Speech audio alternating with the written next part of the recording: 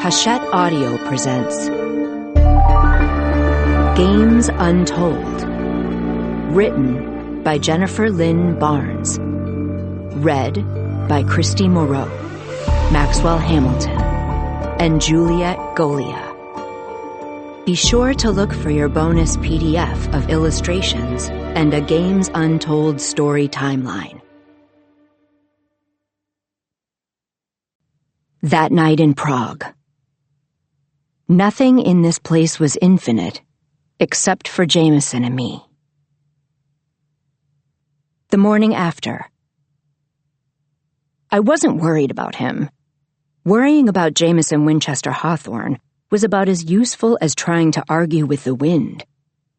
I was smart enough to know that there was no sense in shouting at hurricanes, or worrying about a Hawthorne with a love of Hail Mary passes, semi-calculated risks, and walking right up to the edge of incredible drops.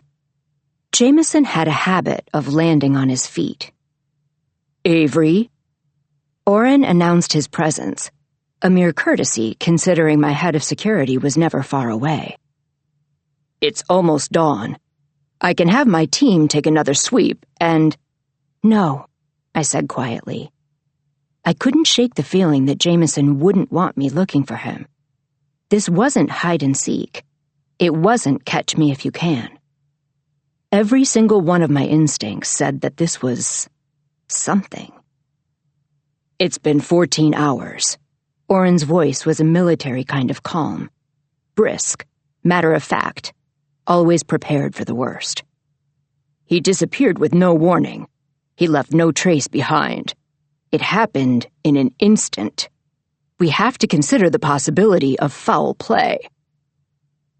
Considering nefarious possibilities was Orrin's job. I was the Hawthorne heiress. Jameson was a Hawthorne. We attracted attention, and sometimes threats. But deep down, my gut was saying the same thing it had been saying from the moment Jameson had disappeared. I should have seen this coming. Something electric had been building in Jameson for days. An unholy energy. A powerful drive. A secret. Memories flashed rapid fire through my head, moment after moment after moment, from the day I'd stepped foot in Prague. The spire, the knife, the clock, the key. "What are you up to, Hawthorne? You have a secret. What is it?" "Give it an hour," I told Orrin. "If Jameson's not back, then you can send out a team." When it was clear that my bodyguard, and sometimes father figure, wasn't going to argue with me, I made my way to the foyer of our luxury hotel suite. The royal suite. I took a seat in a chair made of crushed red and black velvet and stared at a wall that wasn't just a wall. My mind working its way through this puzzle for the 100th time. A decadent gold mural stared back at me. "Where are you, Jameson? What am I missing?" My eyes found the well-masked seams in the wall. A hidden door. Its existence was a reminder to me that Jameson's deceased grandfather, Tobias Hawthorne, had once owned this hotel. That the royal suite had been built to the exacting, puzzle-obsessed billionaire's specifications. Traps upon traps, I thought, and riddles upon riddles. That phrase had been among the first words Jameson had ever spoken to me, back when he'd been fighting grief and chasing the next puzzle, the next high, determined not to care about anyone or anything. Back when he'd taken risks in part because he wanted to hurt. As I stared at the wall and the hidden door, I told myself that the Jameson of those early days wasn't the same Jameson Hawthorne who'd pushed my hair back from my face the day before, spreading it out like a halo on the mattress. My Jameson still took risks, but he always came back. I know better than to worry about Jameson Hawthorne.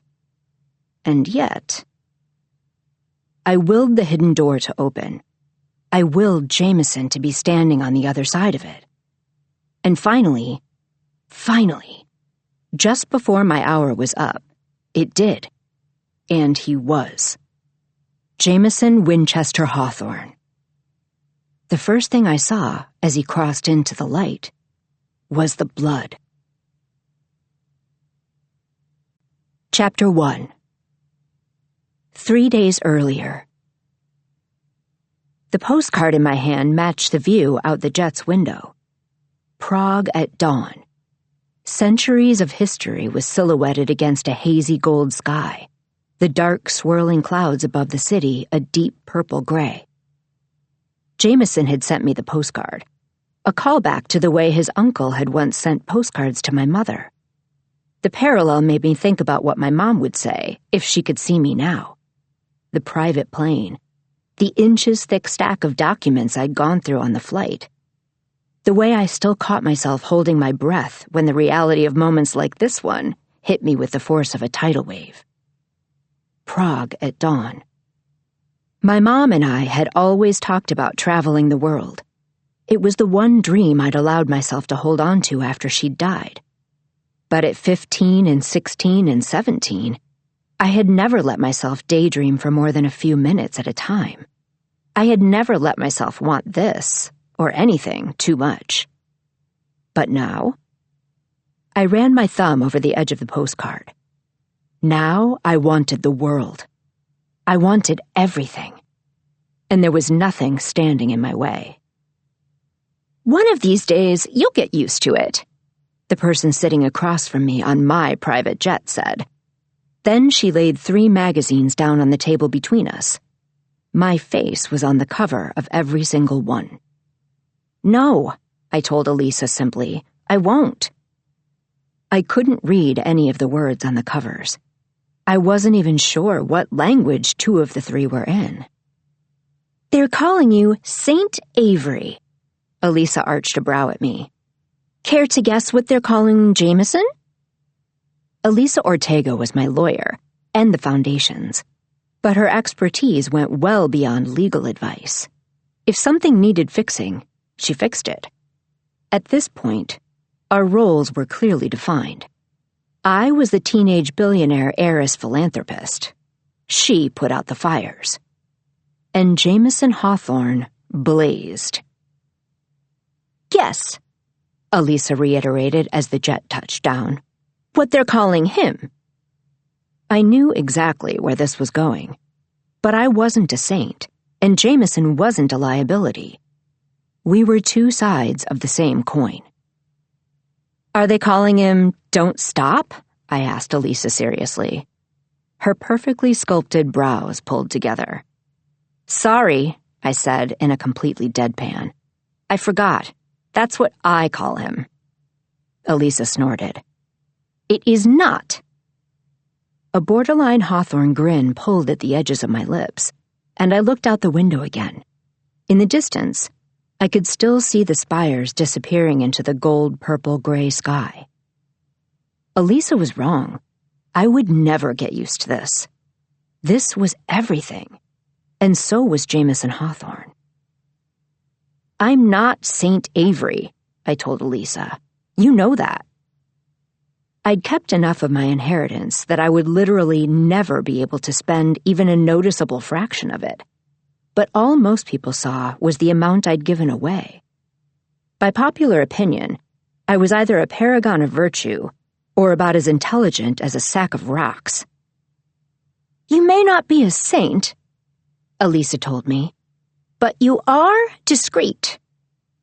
"And Jameson is not," I said. If Elisa noticed the way my lips ticked upward just saying his name, she chose to ignore it. "He's a Hawthorne. Discreet is not in their vocabulary."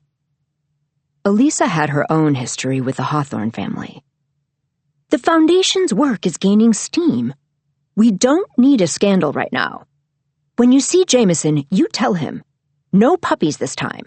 No breaking and entering. No rooftops. No dares. Don't let him drink anything that glows. Call me if he so much as mentions leather pants. And remember, I'm not Cinderella anymore," I finished. "I'm writing my own story now." At 17, when my life had changed forever, I'd been the lucky girl from the wrong side of the tracks, plucked from obscurity and given the world at the whim of an eccentric billionaire. But now, I was the eccentric billionaire. I'd come into my own, and the world was watching. Saint Avery. I shook my head at the thought. Whoever had come up with that moniker clearly didn't realize that the biggest difference between Jameson and me, when it came to dares and games and the thrill of the moment, was that I was better at not getting caught. Within minutes, the plane was ready for us to deboard. Security first, then Elisa, then me. The instant I had both feet on the ground, I got a text from Jameson. I doubted the timing was a coincidence. Very few things with Jameson were.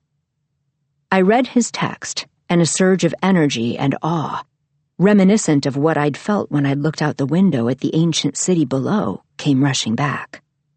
A slow smile spread over my face. 2 sentences. That was all it took for Jameson Hawthorne to make my heart start beating a little harder, a little faster. Welcome to the city of 100 spires, heiress. Feel like a game of hide-and-seek? Chapter 2. Our version of hide-and-seek had 3 rules. The person hiding couldn't ditch their phone. GPS tracking had to be enabled. The person seeking had an hour.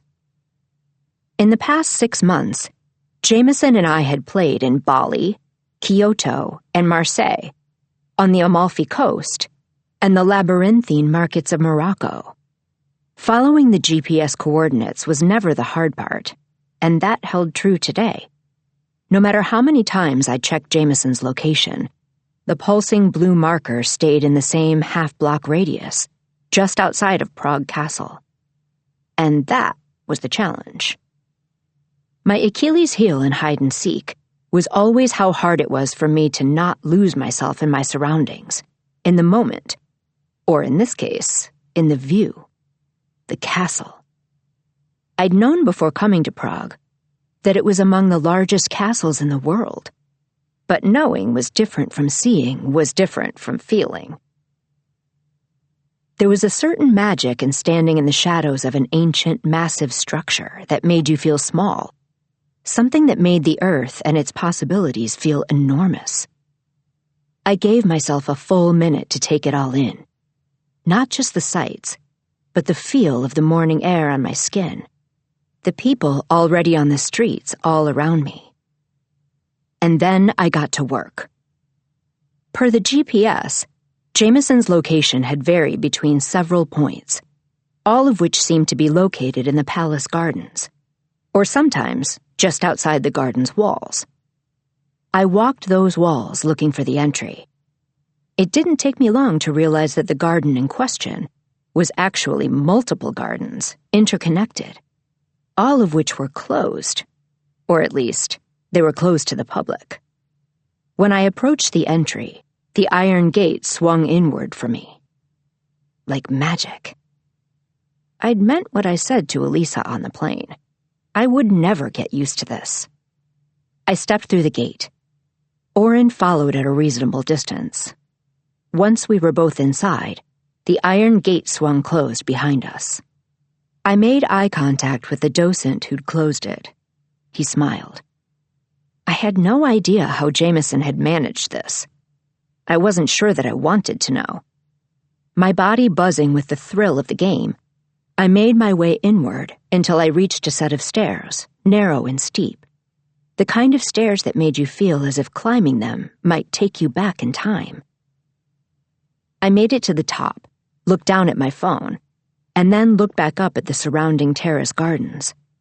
And up and up and up. My brain automatically started trying to calculate the number of stairs, the number of terraces. I looked down at my phone again and took a turn off the beaten path, jogging forward, then turning again.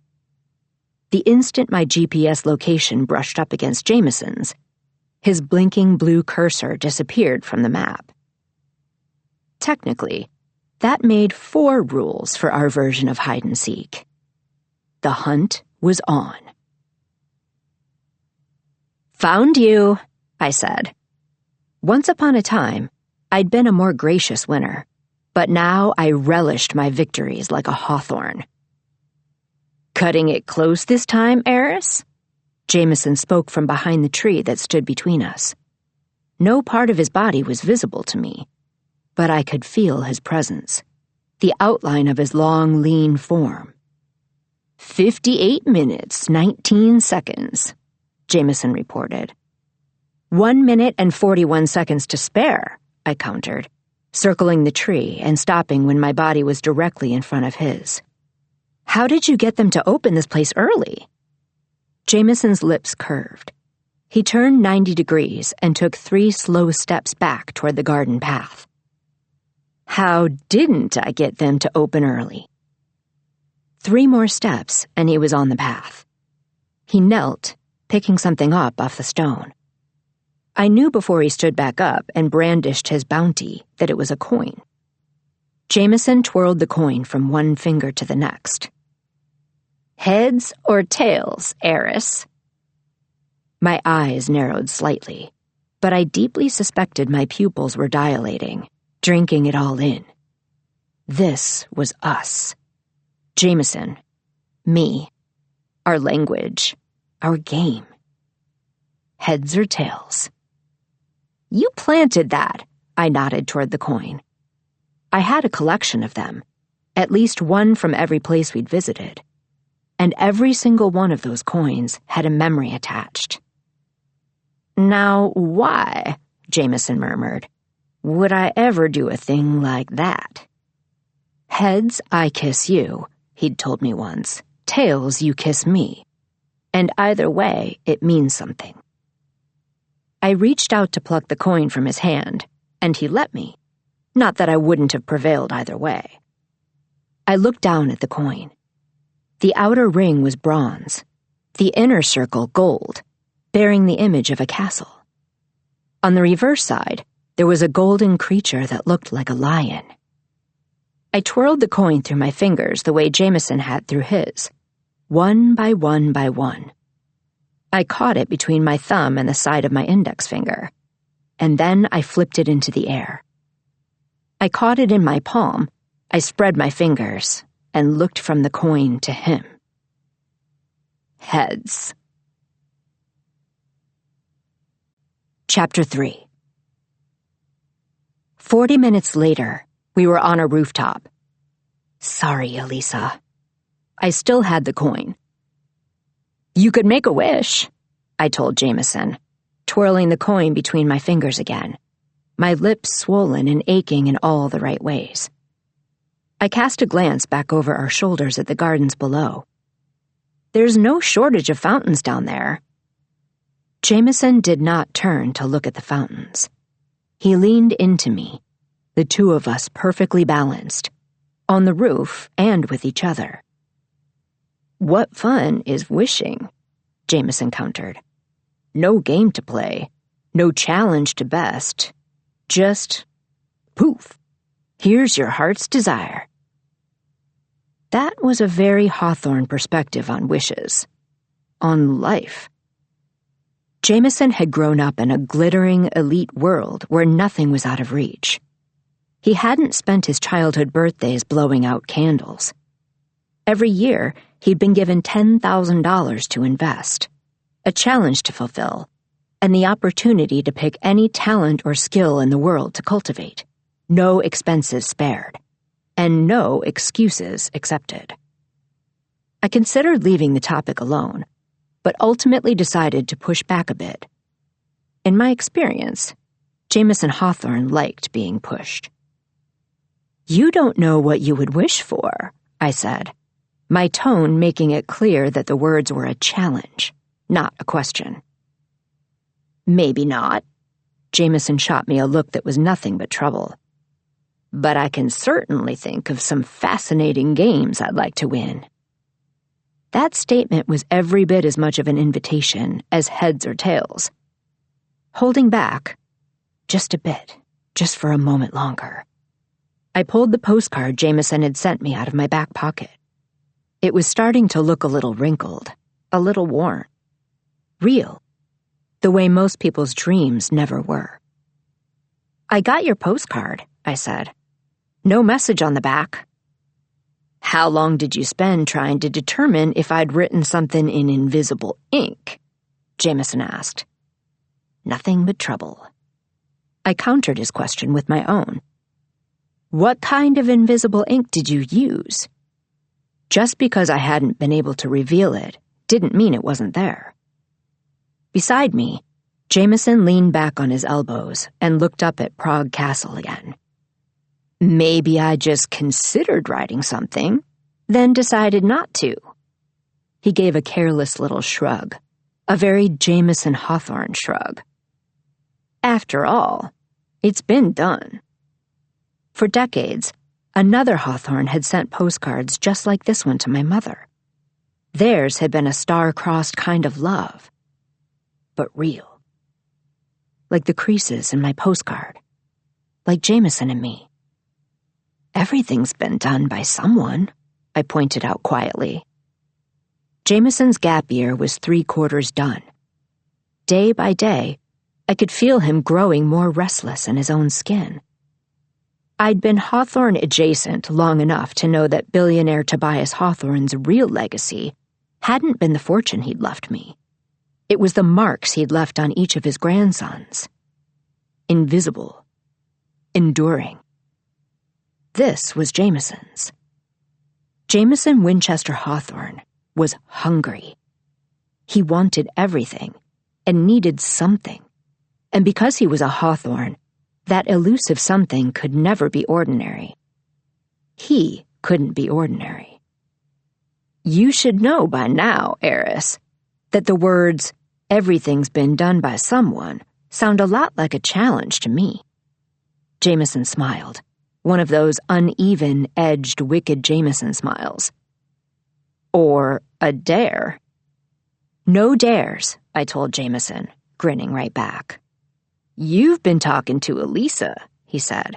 Then he cocked an eyebrow. "Saint Avery." Jameson could read at least 9 languages that I was aware of. He almost certainly knew exactly what the world was saying about him. "Don't call me that," I ordered. "I'm no saint." Jameson straightened and pushed my hair back from my face, the tips of his fingers banishing tension in every muscle they crossed. My temple, my scalp. "You act like what you did with your inheritance is nothing," he said. "Like anyone would have done it. But I wouldn't have. Grayson wouldn't have. None of us would. You act like what you're doing with your foundation isn't extraordinary. Or like, if it is, it's because the work is so much bigger than you. But Avery, what you're doing, it's something. A Hawthorne kind of something. Everything. It's not just me," I told Jameson fiercely. "It's all of us." He and his brothers were working with me on the foundation. There were causes Jameson had been championing, people he'd brought in to sit on the board. "And yet," Jameson dragged the words out, "you're the one with meetings today." Giving away billions, strategically, equitably, and with an eye to outcomes, was a lot of work. I wasn't naive enough to try to do it all myself, but I also wasn't about to coast on the blood, sweat, and tears of others. This was my story. I was writing it. This was my chance to change the world. But for another few minutes, I brought my hand to Jameson's jaw. "It's just you and me. On this rooftop, at the top of the world and the base of a castle, it felt like the two of us were the only people in the universe. Like Oren wasn't standing guard down below. Like Elisa wasn't waiting outside the gates. Like I was just Avery, and he was just Jameson. And that was enough. "I don't have meetings for another hour," I pointed out. Jameson's adrenaline-kissed smile was, in a word, dangerous. "In that case," he murmured, "could I interest you in some shapely hedges, a statue of Hercules, and a white peacock?" I didn't have to look back at the palace gardens below to know that they were still closed. Jameson and I still had this magical, lifted-from-time place to ourselves. I smiled an adrenaline-kissed smile of my own. "Elisa said to tell you no puppies." "A peacock is not a puppy," Jameson said innocently. And then he brought his lips to just almost graze mine. An invitation. A gauntlet thrown. An ask. Yes. With Jameson, my answer was almost always yes. Kissing him set my entire body on fire. Losing myself to it, to him, I felt like standing at the base of something much more monumental than a castle. The world was big, and we were small, and this was everything. "And heiress?" Jameson's lips moved down to my jaw, then my neck.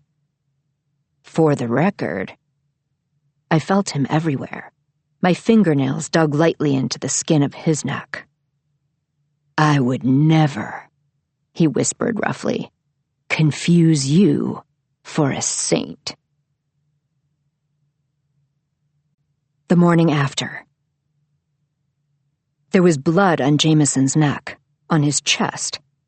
It took me a moment to realize that most of it was dry, and another small eternity, during which time seemed to stand still, to see the source. A deep cut at the point where his collarbone dipped in the front, right at the base of his neck. I surged forward, and as my hands went to the sides of Jameson's neck, I realized that although the deepest part of the cut was small, longer red lines traced his collarbone on either side, shallow cuts that gave his wound an almost triangular shape. "Someone did this to you." I couldn't speak. The only thing that could make a cut like that was a blade wielded by someone who knew exactly what they were doing.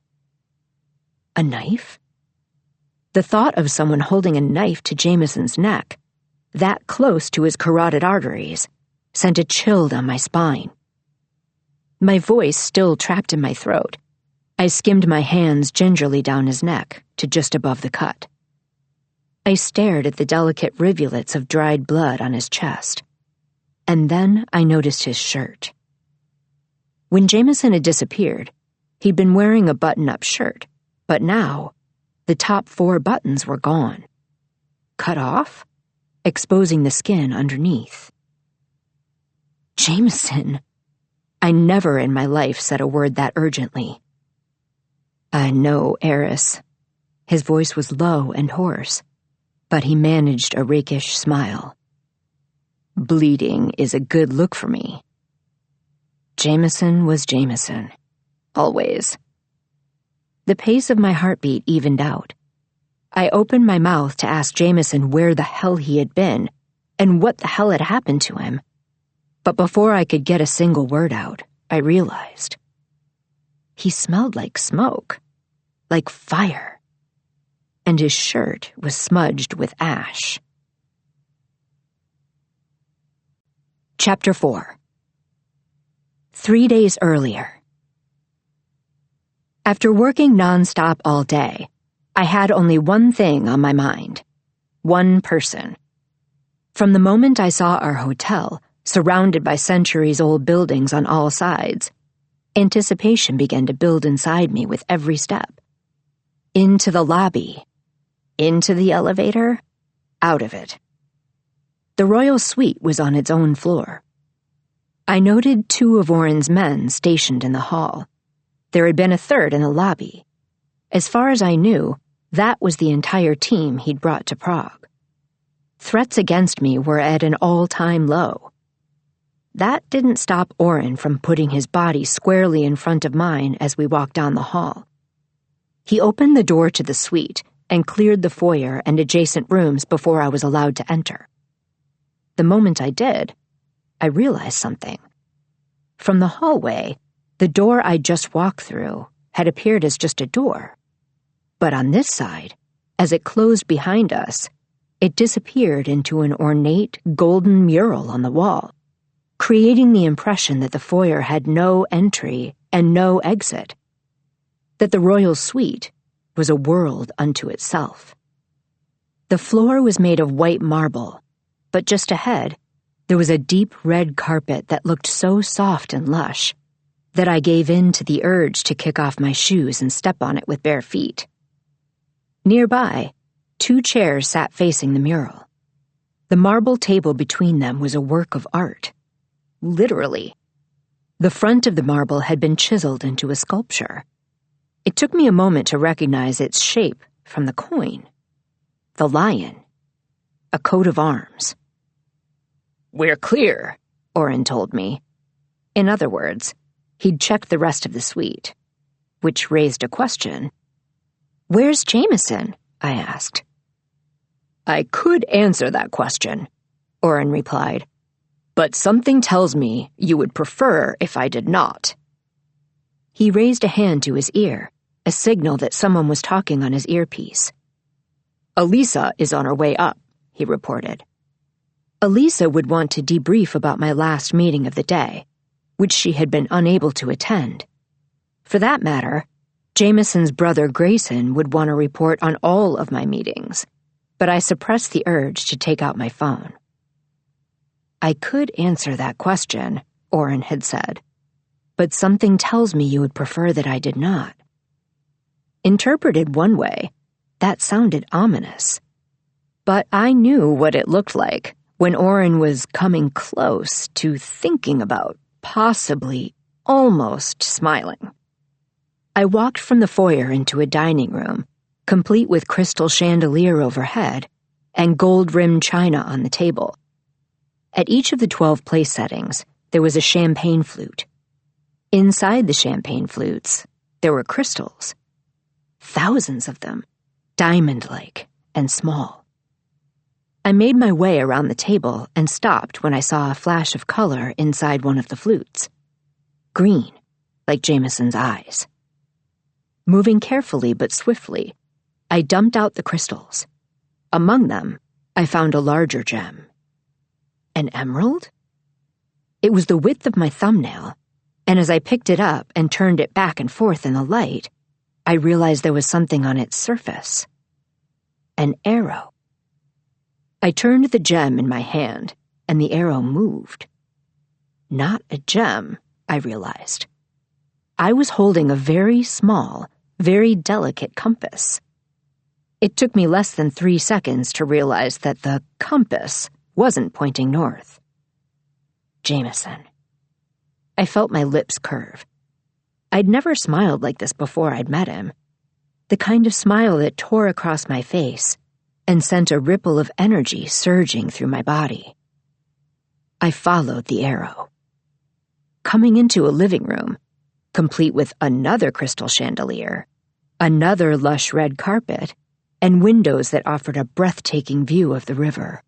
I scanned my surroundings and saw another work of art level marble coffee table. On that table, there was a vase. I let my gaze linger on the flowers. Roses. 5 black, 7 red. I turned back toward the room, looking for that combination of colors, for something to count. And then I realized that I was falling into a Hawthorne trap. I was complicating things. Bending down, I reached into the bouquet. Victory. My fingers latched around something cylindrical and metal. "Do I want to know?" I heard Elisa ask Oren in the room behind me. "Do you really have to ask?" he replied. Flashlight. I registered what I held in my hand, gave it a twist, and then corrected myself out loud. Blacklight. Jameson wasn't making this particularly hard, which made me think that the challenge wasn't the point. The anticipation was. "Can one of you turn off the lights?" I called back to Oren and Elisa. I didn't look back to see which one of them fulfilled that request. I was too busy having my way with the blacklight. Arrows appeared on the floor. It was just like Jameson to not even bat an eye at the idea of invisibly defacing the single nicest hotel suite I'd ever seen. Keyword invisibly, I murmured under my breath, as I followed the arrows out of the room and into another, and out onto a balcony. The arrows took me to the edge of the balcony, and that view of the river, and then they turned back toward the building, and up the closest wall. The exterior of the hotel was made of stone, not brick, and that meant there were handholds, footholds, possibilities. Still barefoot, I began to climb. "I distinctly remember saying no roofs," Elisa called after me. I was too busy climbing to respond, but Oren offered a response of his own. "Threat assessment low." I stifled a grin, which proved to be a losing endeavor when my head of security continued. "I believe I saw a champagne bottle in the kitchen with your name on it, Elisa. Literally." Jameson's handiwork, I thought. He had distracting Elisa down to an art form. The last thing I heard as I latched my hand over the edge of the roof was Elisa's response to Oren's thinly veiled amusement. "Judas!" I might have laughed if that hadn't been the exact moment that I finished my climb and the rooftop came into view. The tiles were a red-orange color, the exact shade of the setting sun. On top of the roof, there was a metal dome that gave way to a spire. On top of the dome, one hand on the spire, was Jameson Winchester Hawthorne. Only the gentle angles of the roof and the fact that there was a small stone terrace below the dome could even remotely justify Oren's assessment that there was no danger here. Or maybe he just knew that Jameson and I had a habit of landing on our feet. Carefully making my way across the rooftop, I arrived at the stone terrace. The railing looked like something an archer might have shot an arrow through once upon a time. Stepping up onto the terrace, I did a 360-degree turn, taking it all in. Jameson stayed up on the dome a moment longer, then swung himself down to join me. "Found you," I murmured, "twice in one day." There was something a little lazy and entirely devilish about the way Jameson's lips curled slowly upward. "I have to admit," he told me, "I am becoming very fond of Prague." Taking in every single detail about the way he was standing there, I noticed a tension to his muscles, like he was primed and ready, like he was still standing up on the dome. "Do I want to know how you spent your day?" I asked. I was sure of one thing. Jameson hadn't spent it here. I doubted it had taken more than a half an hour for him to set all of this up. My gut said that something had driven him to do that. Something had put him in the mood to play. I could feel an energy buzzing just beneath his skin. "You most definitely do," Jameson smirked. I heard what he was really saying. I definitely wanted to know how he'd spent his day. And just as definitely, "You're not going to tell me." Jameson looked out at the Vltava River, then turned in a circle, the way I had earlier, taking in the rest of the view. The city. "I have a secret, heiress." I Have a Secret had been one of my mom's favorite games, one of the longest-lasting games that we'd played together. One person announced that they had a secret. The other person made their guesses. I'd never guessed my mom's biggest secrets, had only discovered them after she was long gone and I'd been pulled into the world of the Hawthornes. But she'd always had a knack for guessing mine. I let the full force of my gaze settle on Jameson's vivid green eyes. "You found something," I guessed. "You did something you weren't supposed to. You met someone." Jameson flashed his teeth in a there-and-gone smile. "Yes." "To which guess?" I said. Jameson adopted an innocent expression, far too innocent. "How were your meetings?" I could practically feel the rush of adrenaline through his veins. He was so alive, up here in this moment, right now, that a low, humming intensity rolled off him in waves. Jameson definitely had a secret. "Productive," I answered his question, and then took a single step toward him. "I don't have any meetings tomorrow. Or the next day. Or the next." Jameson's voice went a little low, a little husky. "Feel like a game?" I grinned, but I was smart enough and had enough experience with Hawthorns to approach that proposition with a certain amount of caution. "What kind of game?" "Our kind," Jameson told me. "A Hawthorne game. Saturday mornings, clue to clue to clue." Jameson angled his gaze toward the stone railing behind me. I turned, and sitting on top of it, I saw two objects. One I recognized immediately, and one I'd never seen before. A knife, a key. The knife was Jameson's, obtained during one of those long-ago Saturday morning games with his billionaire grandfather. The key was old, made of wrought iron. "Just two objects?" I raised a brow. Usually, in games of this type, there were more. A fishing hook, a price tag, a glass ballerina. "I never said that." Jameson mirrored my expression, raising a brow right back at me. Once upon a time, he had considered me nothing more than a part of one of his grandfather's games.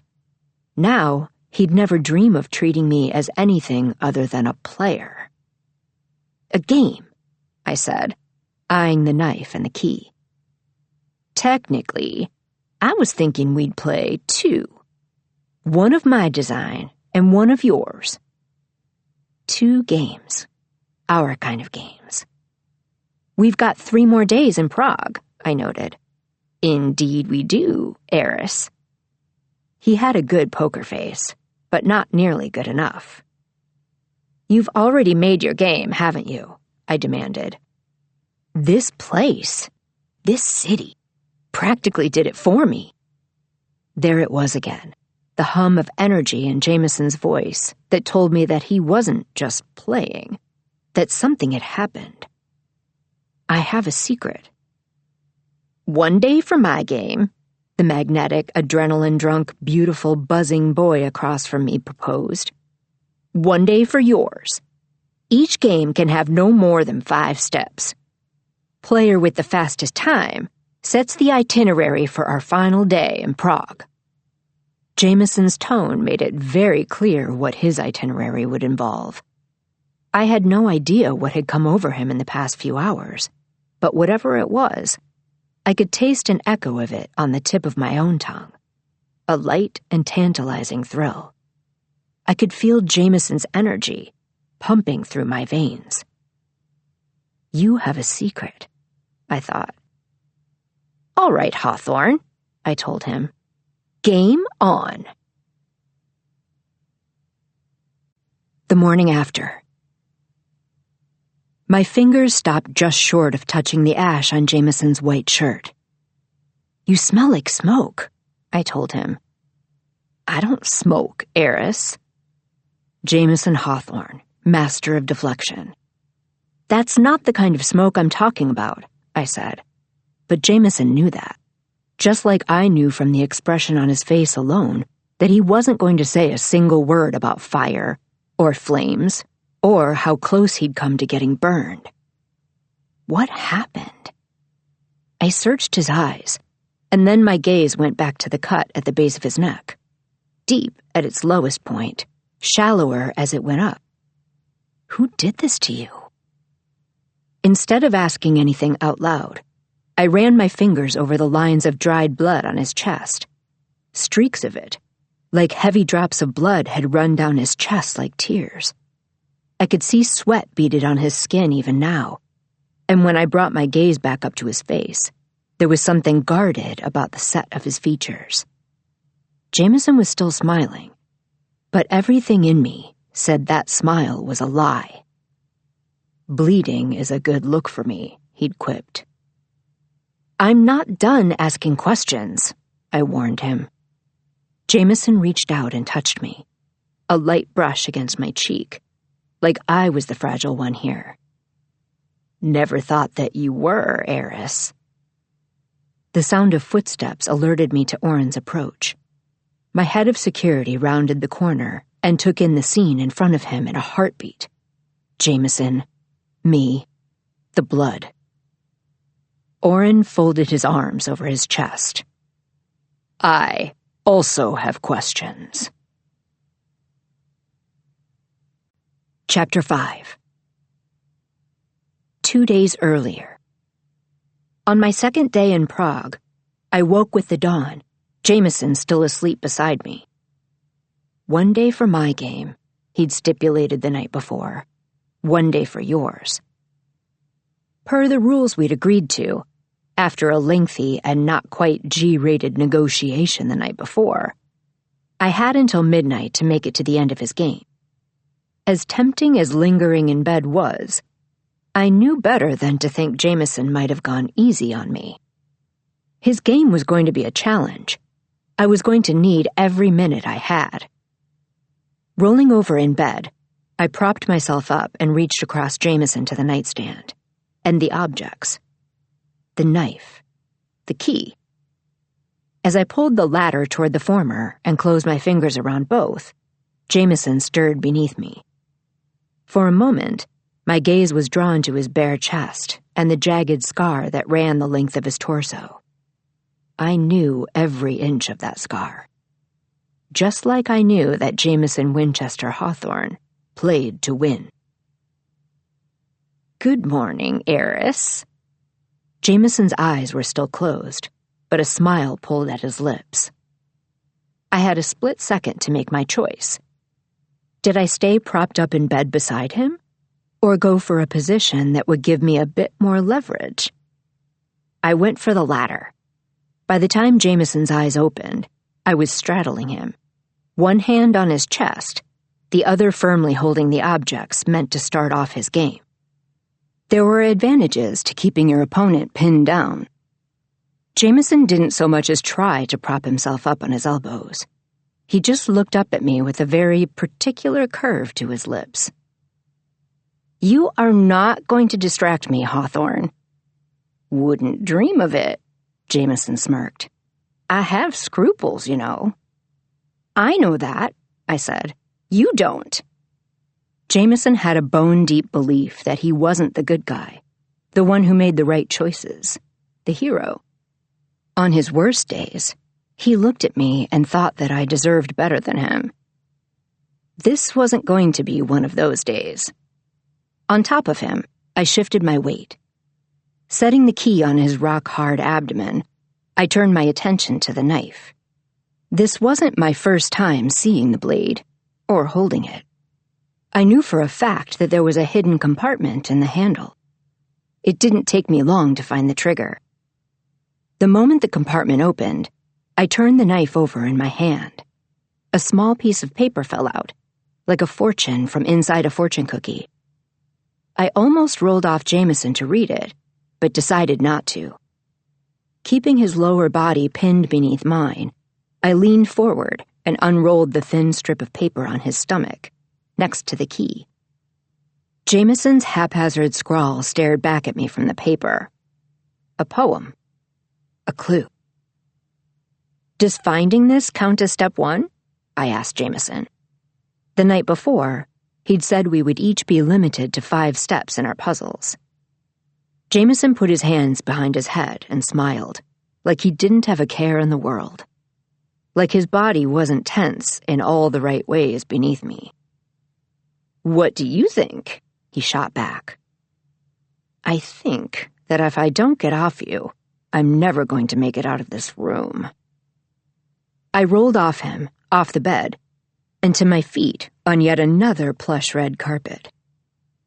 "I think," I told Jameson, "that this is step 1. I skimmed the words of my first clue, a poem.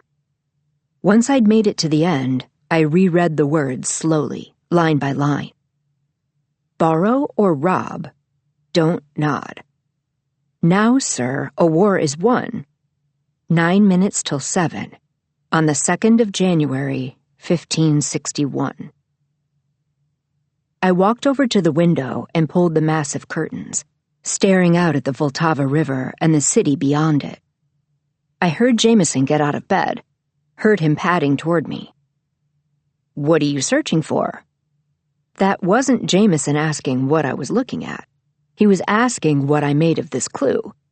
His clue. He was testing me. I looked back down at the words. Borrow or rob, don't nod.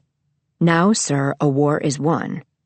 9 minutes till 7, on the 2nd of January, 1561. One word jumped off the page, and the gears in my mind began to turn. Maybe I was getting ready to run headfirst down the wrong path. But in a Hawthorne game, sometimes you had to go with your gut. I stared out at the Vltava for a moment longer, my resolve crystallizing. And then I turned back to Jameson and his question. What was I searching for? What part of this clue did I intend to focus on first? I met his gaze and threw down the gauntlet. War. Chapter 6. An internet search using the terms Prague and war quickly revealed that most of the search results focused on the same war, World War II, the Prague Uprising, the liberation of Prague. Different versions of the same historical account came up over and over again. The dates didn't match the one given in my clue. Not the month, not the day, not the year. But I'd played enough Hawthorne games to know that the date in my riddle might not be a date. It could very well be a numerical code. And while the Prague Uprising hadn't happened in 1561, it had coincided with the end of a war. Now, sir, a war is won. I looked back down at the clue.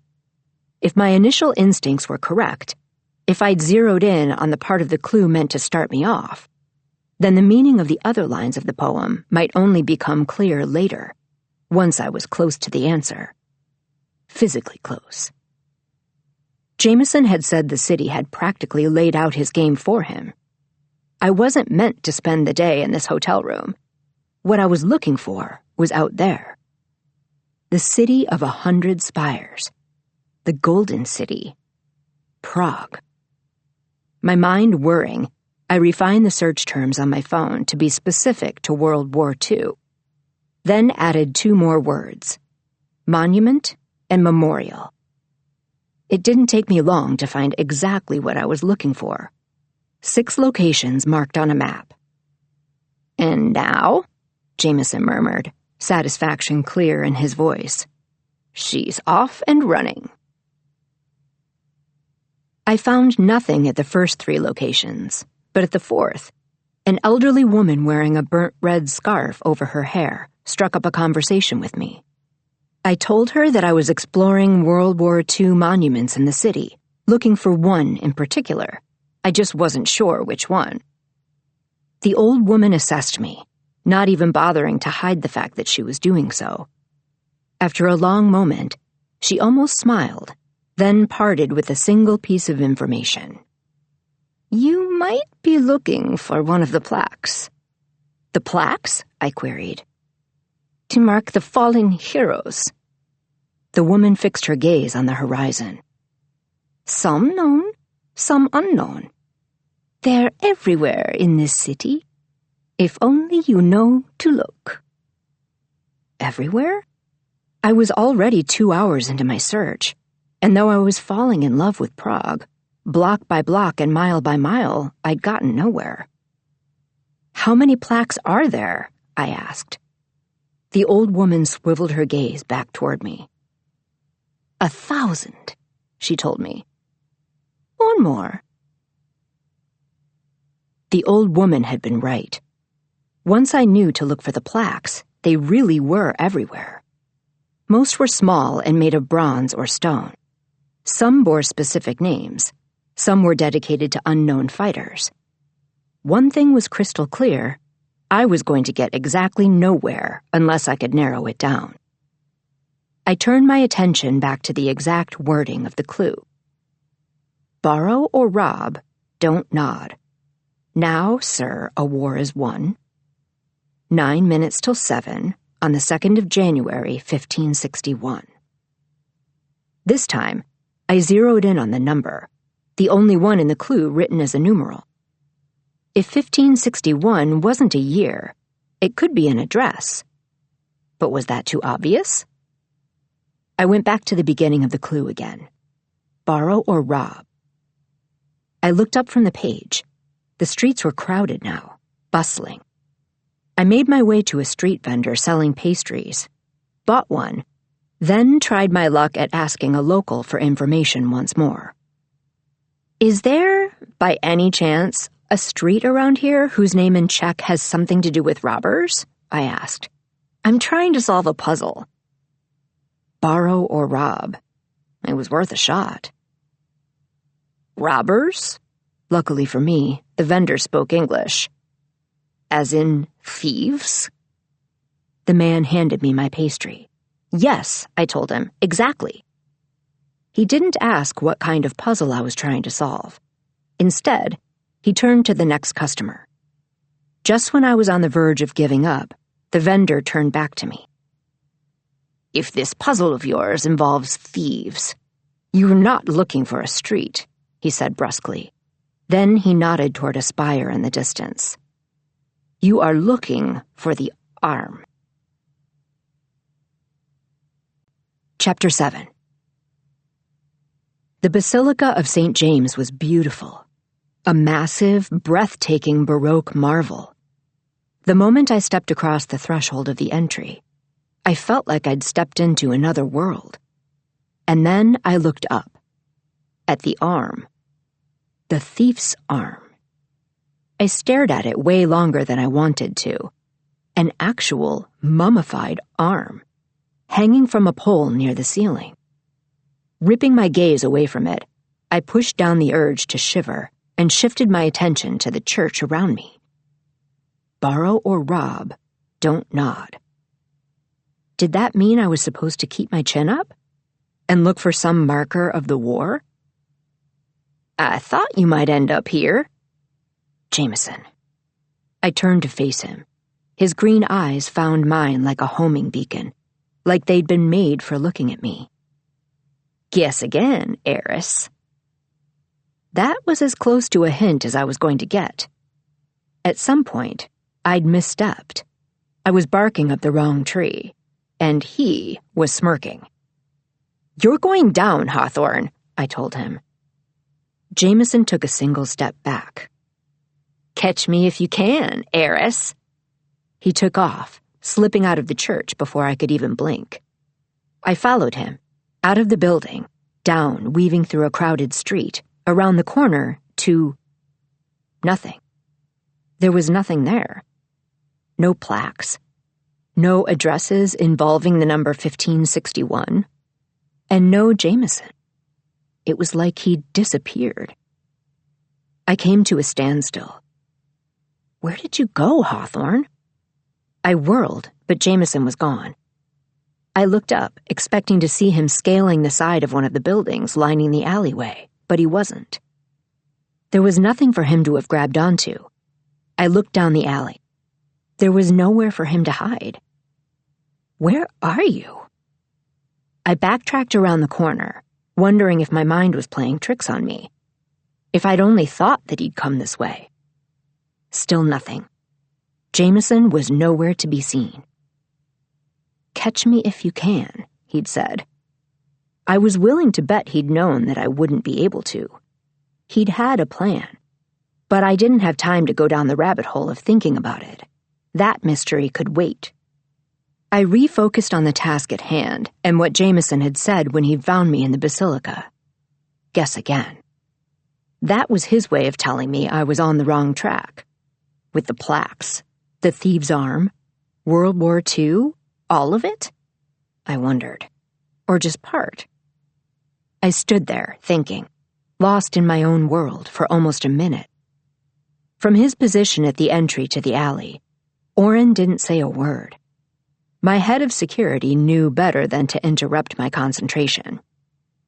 Based on experience, I knew that in a puzzle like this one, when you hit a wall, figuratively or literally, the best thing to do was go back to the beginning and question every assumption and choice you'd made. I retraced my steps back to the church, but didn't go in. Closing my eyes, I thought back to that first internet search I'd done in my hotel room for Prague and war. Most of the results had been focused on World War II. Most, but not all. There were at least 2 different battles referred to as the Battle of Prague, one that had occurred in 1648 and another in 1747. When I searched for monuments related to those battles, I found 3. I hit the third around noon, Charles Bridge. It was one of the most recognizable and iconic locations in Prague. It was also crowded with tourists. At the ends of the ancient stone bridge, there were towers. Carved into one of the towers, there was a memorial to the Battle of Prague, an inscription. I found it, just as Jameson found me. I wondered how long he'd been watching, and then I wondered how he'd managed to lose me before. Catch me if you can, Eris. I emphatically shut the door on my memory of that moment and braced myself for his next distraction. Jameson stepped beside me, his body brushing mine, then nodded toward the words inscribed on the tower. He translated them out loud. Rest here, Walker, and be happy. You can stop here willing, but... With a smirk, Jameson trailed off and turned his gaze from the inscription to me. You can guess the rest, he said, far too satisfied with himself, and with his game. The basic gist is that bad guys were stopped here against their will. Victory! Huzzah! I narrowed my eyes. Huzzah? Jameson leaned against the stone wall. For the record, Eris, you're getting warmer. I didn't trust the way he said those words. For the record, I told him, I know that look. It was a look that said, I'm going to win. It said, you don't see what's right before your eyes. It said, aren't I clever? And yes, he was. But so was I. The mention of war, I said, searching his face, reading him the way that only I could, is a distraction. A very Hawthorne kind of distraction in a city with 1,000 plaques. This time, when I pulled out my phone, I tried different search terms, nothing but the date. January 2nd, 1561. One result came up over and over again. One name. Francis Bacon. Apparently, the so-called father of empiricism had been born on January 2nd, 1561, at least according to some sources. I glanced up at Jameson, who was watching me with something like anticipation in his eyes. Narrowing mine at him, I turned back to my phone and did a search for Francis Bacon and Prague. In less than a minute, I discovered that there was an Irish artist who shared the name. There was also a gallery in Prague that had auctioned off a significant collection of that Francis Bacon's art. Hitting the gallery took me back through the old town square. Navigating my way down side streets, I managed to find the gallery without too many wrong turns. Within seconds of my stepping inside, a gallery employee in a very expensive suit fixed me with a piercing look. It was the kind of look that clearly said a teenager in jeans and a worn t-shirt had no place browsing in an establishment like this one. The kind of look that disappeared the moment Orrin stepped into the building after me. There was nothing like a military-trained bodyguard to make people second-guess their first impressions. As I made my way through the gallery, looking for something, the haughty man in the suit tried to mask the way that he was looking at me. but eventually his eyes widened. I knew that stare. I'd been recognized, and as far as I could tell, there was nothing here. Another wrong turn. Before the gallery employee could begin rolling out the red carpet for the Hawthorne heiress, I ducked out of the store. I thought I saw Jameson again, through the crowd, on the move. I followed him, picking up my pace, dodging through groups of people. But the second I hit the old town square, I lost him. As I scanned the crowd, I noticed that all around me, people's bodies were orienting in one direction. Toward the clock. It was a massive, old work of art. Disc layered over disc. Turquoise and orange and gold. "Here in just a moment," a tour guide said from somewhere behind me. "At the top of the hour, you'll see a rotating procession of apostles. And there, to the right, that skeleton is Death. The other figures you see around the clock are Catholic saints. In addition to keeping time, the astronomical clock lives up to its name. The smaller ring depicts astronomical charts that allow the clock to display the positions of the sun and the moon, while the clock struck 1. Like the rest of the crowd, I looked up as the procession began. Statues emerged from behind a window in the clock. All around me, phone cameras were raised, trying to capture the moment. And all I could think, suddenly, was 9 minutes till 7. I'd been given a time, and here was a clock. A very famous clock, obviously. I stopped myself there. I couldn't afford to go down the wrong path again. I'd burned enough time already. I only had 11 hours left, and I was still on the first clue. I needed to focus.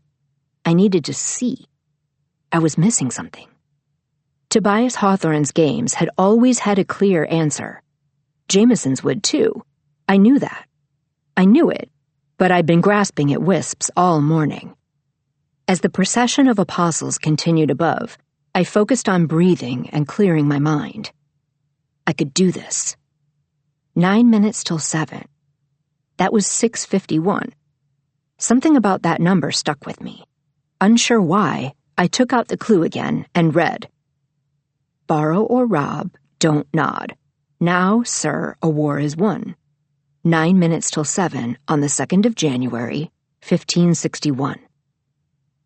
I stared at the last line of the poem. 1561. My heart skipped a beat. 1561 and 651 contained 3 of the same numbers. I turned to Orrin. "Do you have a pen?" He didn't, but someone near us did. The only paper I had was the clue itself, so I turned it over and scribbled down the year and the time, and then added 2 more numbers.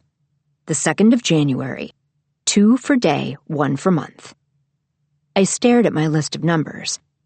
1651, 651, 2 and 1.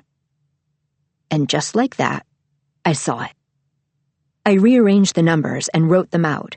Year first, then day, then month, then time. 156121651. It was a palindrome. My gaze darted up to the first line of the poem. Borrow or rob? I cursed under my breath, half in frustration with myself for not seeing it until now, half in awe at the extent to which Jameson Hawthorne was a tricky mastermind of a man. Borrow or rob, don't nod. Now, sir, a war is won. Those sentences were all palindromes, the same backward as forward. Jameson freaking Hawthorne. I, of all people, should have seen it. I looked up, certain that somewhere in the crowd, Jameson Winchester Hawthorne was watching. And there he was, lifting some kind of cylindrical pastry to his mouth, a very self-satisfied grin on his face. The moment Jameson's eyes met mine across the crowd, he knew. Just from looking at me, he knew that I'd cracked it. Jameson raised his pastry in salute. Snorting, I turned to find the tour guide I'd heard speaking earlier. If I said the words Prague and palindrome to you, would that mean anything? The tour guide puffed up a bit, like after, lo the many years, his time had finally come. Of course it would. Chapter 8. Back at the Charles Bridge, on the tower on the east side, I found what I was looking for, a number. 135797531. The palindrome was a date, like the one in my clue. In 1357, on the 9th of July at 5:31 a.m., the first stone for this bridge had been laid. A superstitious king, a mathematical advisor, a palindromic date. It was quite a story. Jameson hadn't been kidding when he'd said that the city had practically made his game for him. On a scale of 1 to 10, do you hate me or hate me very much right now? Jameson said, coming to stand next to me. That cat-eating-a-canary smile of his. You've been listening for a while now. Let's take a short break, just about a minute, to rest your mind and breathe.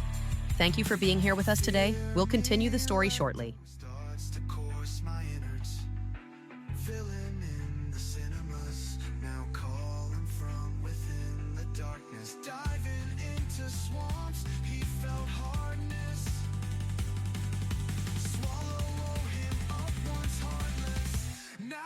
I'm cautious not to draw up the divine design hiding in the scenes. Resides inside me, and now I'm ready to creep and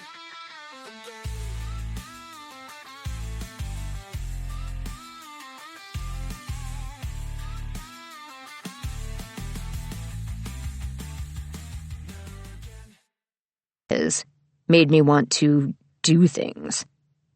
Very, very much, I told him, but I stayed on task. I was in the right place, but I still needed to find the next clue. It took me another 10 minutes of running my hands over the bridge before I hit pay dirt. Something caught between two stones. A very small, very delicate, metal something. I lifted it level with my gaze to examine it further. A silver charm. The shape was unmistakable. I flicked my gaze to Jameson. The Eiffel Tower? The morning after. I'm going to need a location, Orrin told Jameson. Specifics, names if you have them. Jameson offered my head of security his most rakish, ne'er-do-well smile. And I am going to need a shower. This was the Jameson who liked living on the edge, the one who didn't bat an eye at going too fast or too far, the one capable of wielding every little smirk like a shield. Orrin might have bought the act, but I didn't. I could practically feel Jameson's heart pounding from where I stood. He had very few tells, none that I could pinpoint in words, but I knew him. I knew him. He went to brush past me, and I stopped him with a single word. Jameson. He turned his head toward me like he couldn't help it, like I was his north. Avery. Something about the sound of my given name on Jameson's lips, combined with everything else, almost undid me. He said Avery like a plea, and a curse, and a prayer. He'd said it like he'd said it to himself, while blood streamed down his chest. I saw the rise and fall of his chest as Jameson considered his next words. You could make me tell you, he said quietly. No smirks, no smiles, just truth. I knew exactly what Jameson was saying. One little word. Tahiti. And I could make him tell me anything. But I'm asking you, Jameson continued in that same low tone, not to. I could make him tell me everything. That was the rule between us. It was too easy for him to don masks, too easy for me to lie to myself.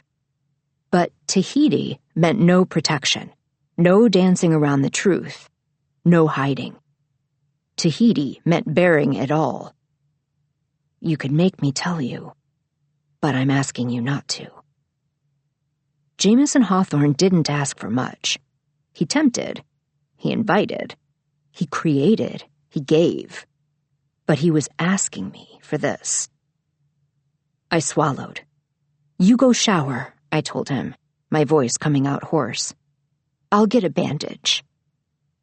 On my way to find the first aid kit, I shot Oren a look. We aren't going to push this, I telegraphed silently. Not yet. Chapter 9. 2 days earlier. The Petrine Lookout Tower was a 1/5 scale, not quite replica of the Eiffel Tower, located on the tallest hill in Prague, overlooking the castle. Decoding the meaning of Jameson's second clue wasn't the hard part. The hard part was figuring out what to do once I got to the top of Petrine Hill. Coming to a stop at the tower's base, I looked from the silver charm in my hand up to the real thing in front of me. There were differences, but the resemblance was unmistakable. I was in the right place. Now I just had to figure out what I was looking for, and where exactly to look for it. Inside the tower? Outside the tower? The surrounding hill? I summoned an image of Jameson in my mind. A little windblown, a little wild. He would have climbed Petrine Hill himself, instead of hitching a ride on the funicular the way I had. And once he'd made it up here, with the city of Prague spread out below, I had no doubt that he would have climbed the tower to the top. Jameson was fond of heights. I paid the modest entry fee and made my way inside the tower, and up. 299 stairs spiraled their way around the inside of the tower, up and up and up. When I hit an observation deck, I went into full-on observation mode. What would Jameson do? I ran my hands over the wood paneling on the walls, examined the frame drawings that hung on those walls, scanned every inch of the floor, and then I went outside. Wind whipped at my hair as I walked to the iron railing. A breath caught in my throat. For as gray as the sky had been the morning before, it was crystalline now. The whole of Prague stretched out in the distance, the combined height of the hill and the tower allowing me to see for miles. Quite a view. Jameson stepped into my peripheral vision and leaned against the railing. I turned my head toward him. Yes, it is. I gave myself a few precious seconds to take in a different kind of view. The tilt of his lips, the dangerous spark in his eyes. Then I turned back and looked up at the peak of the tower. Steel lattice would be easy enough to climb. Hypothetically speaking, how many laws am I going to have to break to find my next clue? I asked. Jameson flashed me a glittering smile, then produced an apple, seemingly out of nowhere. None. He took a bite out of the apple, then held it out to me. Hungry? My eyes narrowing, I took the apple. Making a study of Jameson and determining that he wasn't lying, I bit into the apple he'd given me. Crunchy, crispy, sweet. If there was a law-abiding way of finding my clue, that meant scaling the outside of the tower was out. Jameson walked to a nearby telescope, mounted on the railing. He bent down to look through it, then adjusted the view. I knew an invitation when I saw one. Crossing to stand behind him, I bent to look. Jameson leaned in behind me, nudging the end of the telescope down farther and farther. I felt the heat of his body, and ignored it. Mostly. The telescope was pointed at the hillside now, not the view beyond it. I prepared a picnic, Jameson told me, and then he turned to whisper directly in my ear. Come find me once you find the box. The box? My heart jumped as Jameson took his leave. A woman on a mission, I searched the observation deck again, then took the remaining stairs all the way up and did the same. Nothing. No loose panels in the wall, no loose boards in the floors, nothing wedged in the lattice of the railing.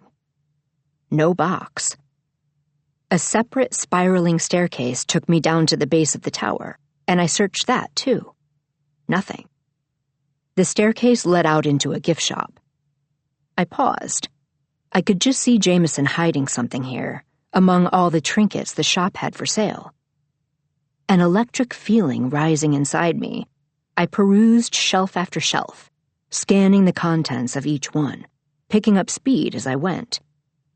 Jameson had told me what I was looking for, but a box could be any number of things. I stopped in front of one of the largest glass cases, drawn to what I saw inside. A porcelain model of an elaborate labyrinth filled with arching doors. It wasn't a box. There was no reason for me to linger on it. But I did.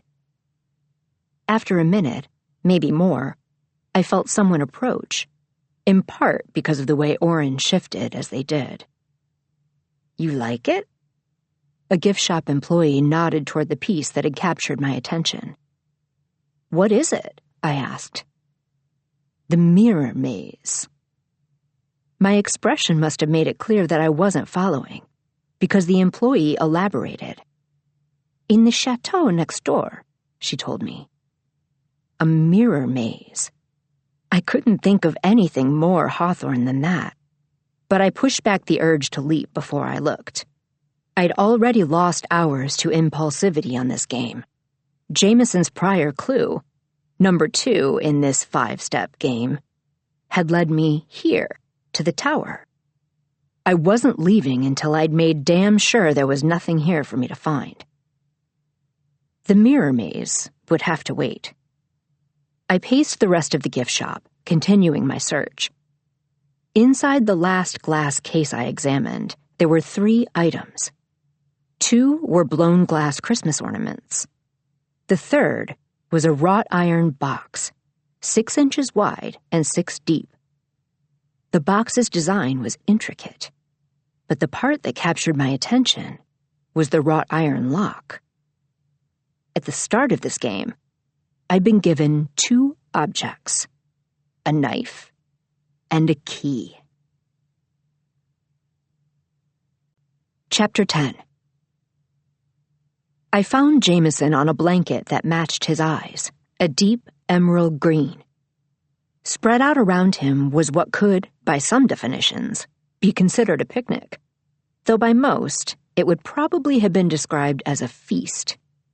I counted 6 kinds of cheese, 9 kinds of fruit, 5 spreads, 8 dips, a half a dozen meats, a seemingly unlimited variety of bread and crackers, and what appeared to be the vast majority of the contents of a mid-sized gourmet chocolate shop.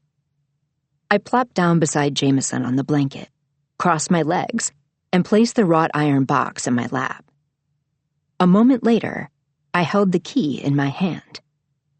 Beside me, Jameson held out an open pomegranate, brimming with jewel-like seeds. "Playing Hades?" I asked him wryly. Jameson leaned back on his elbows, the sun turning his brown hair almost gold. "Come on, Persephone. What harm could a few bites do?" Despite myself, I smiled. Jameson Hawthorne was temptation personified. But right now, I was more tempted by the puzzle. The game. Our kind of game. I inserted the key in the wrought iron lock and turned it.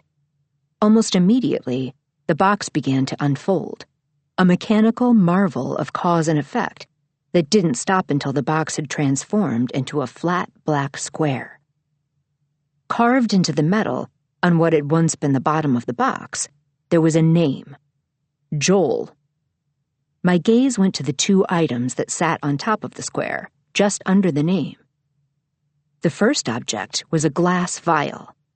I picked it up, examining the cloudy white liquid inside. There was a label on the vial. HN4O. I glanced up at Jameson, then back down at the second item. Setting the vial aside, I reached for it.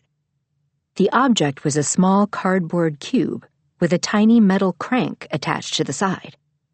I took the crank between my middle finger and my thumb and turned it. Notes played, one after another, for a total of 4. 4 notes. I stopped, then started turning the delicate crank again, and the same combination of notes repeated itself. I didn't recognize the song. 4 music notes, a vial of some kind of chemical solution, and a name. "Sure you're not hungry, Eris?" Jameson asked. Without a word to him, I grabbed some cheese, and some chocolate, and the pomegranate. The last clue had been easy enough to solve, but this one felt more like the first, and I only had 8 hours until midnight. I needed fuel. I also needed to look at the big picture. Within minutes, I had a working space set up on the blanket. Beside the items from the box, I laid out the ones I'd been given at the beginning of the game. The knife I had used. The key I had used. I thought back to Jameson's response when I'd questioned the fact that there were only 2 objects. I never said that. It took me a moment to see the catch there, the trick. I'd been given more than just the knife and the key. The postcard. If there was any chance that Jameson had been planning this game for more than a day, it had to be included on the list of pre-game items. I pulled it out of my back pocket and put it on the blanket beside the other objects. A key, a knife, a postcard, and... I racked my mind and then cursed.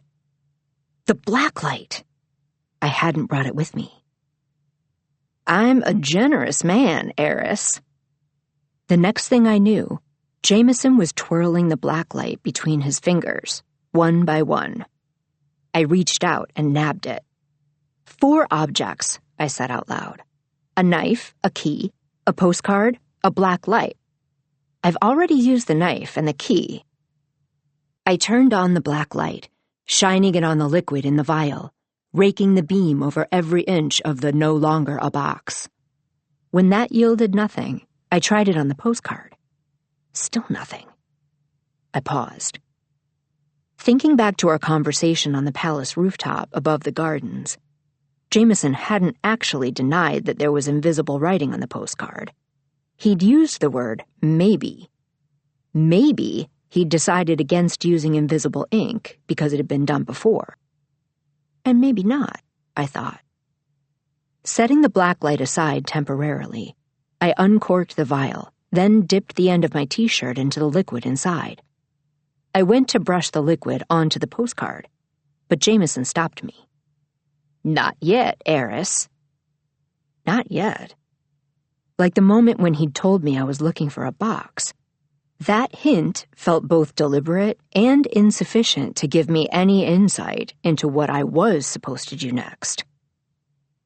It was a very Jameson Hawthorne kind of hint. Still lounging on the blanket, he looked up at me, a deceptively angelic expression on his face. "I could probably be seduced into saying more," he told me. My lips curved, but that didn't stop me from turning his own words back at him. Not yet. Later, I would kiss that smug expression off his face. Later, I would let him demonstrate all the many, many reasons he had to be that smug in the first place. But for now, I know a distraction when I see one. I wasn't just talking about him. I was talking about the liquid in the vial. About Jameson's not yet. If it wasn't time to use the liquid or the postcard, yet, what did that leave? The music box, the name Joel, and the label on the vial, HN4O. I thought through it all. Once, twice, 3 times. I brought my gaze to rest on the label. "They're letters," I said. I looked back to Jameson's face and saw the tiniest of shifts, the barest hint of his smile deepening. I was on the right track. Using the back of the blacklight, I drew a series of letters in the dirt beside me. Joel, I murmured. H-N-4-O. My eyes cheated up to Jameson's. 4 N's instead of N4. This time, his Hawthorne poker face was impeccable, but it was too late. I knew when I was onto something. Joelhnnnno. I moved, swift and sure, reordering the letters, unscrambling them, and writing them anew in the dirt below the original. John, I paused, then saw the rest of it. Lennon. John Lennon, I said out loud. Across from me, Jameson sat up and reached for the pomegranate, claiming it back, the expression on his face telling me that he knew exactly what I felt like in that moment. He knew exactly how good it felt to win. I did a search on my phone for John Lennon and Prague. Bingo. Saying bingo is a very good look for you, heiress. That was yet another invitation, yet more temptation. But I didn't take him up on it. Instead, I collected my objects. The knife, the key, the postcard, the black light. I grabbed the vial, too, just in case Jameson's "not yet" meant the contents would come in handy later, even though I'd already used the label. I picked up the music box last. One question. I stood, looking down at Jameson, part of me wishing that I was just a little less competitive and a little bit more easily distracted. What's the song?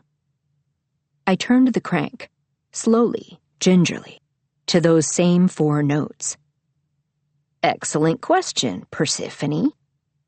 Jameson popped an entire handful of pomegranate seeds into his mouth. As it happens, that particular John Lennon song is called Do You Want to Know a Secret?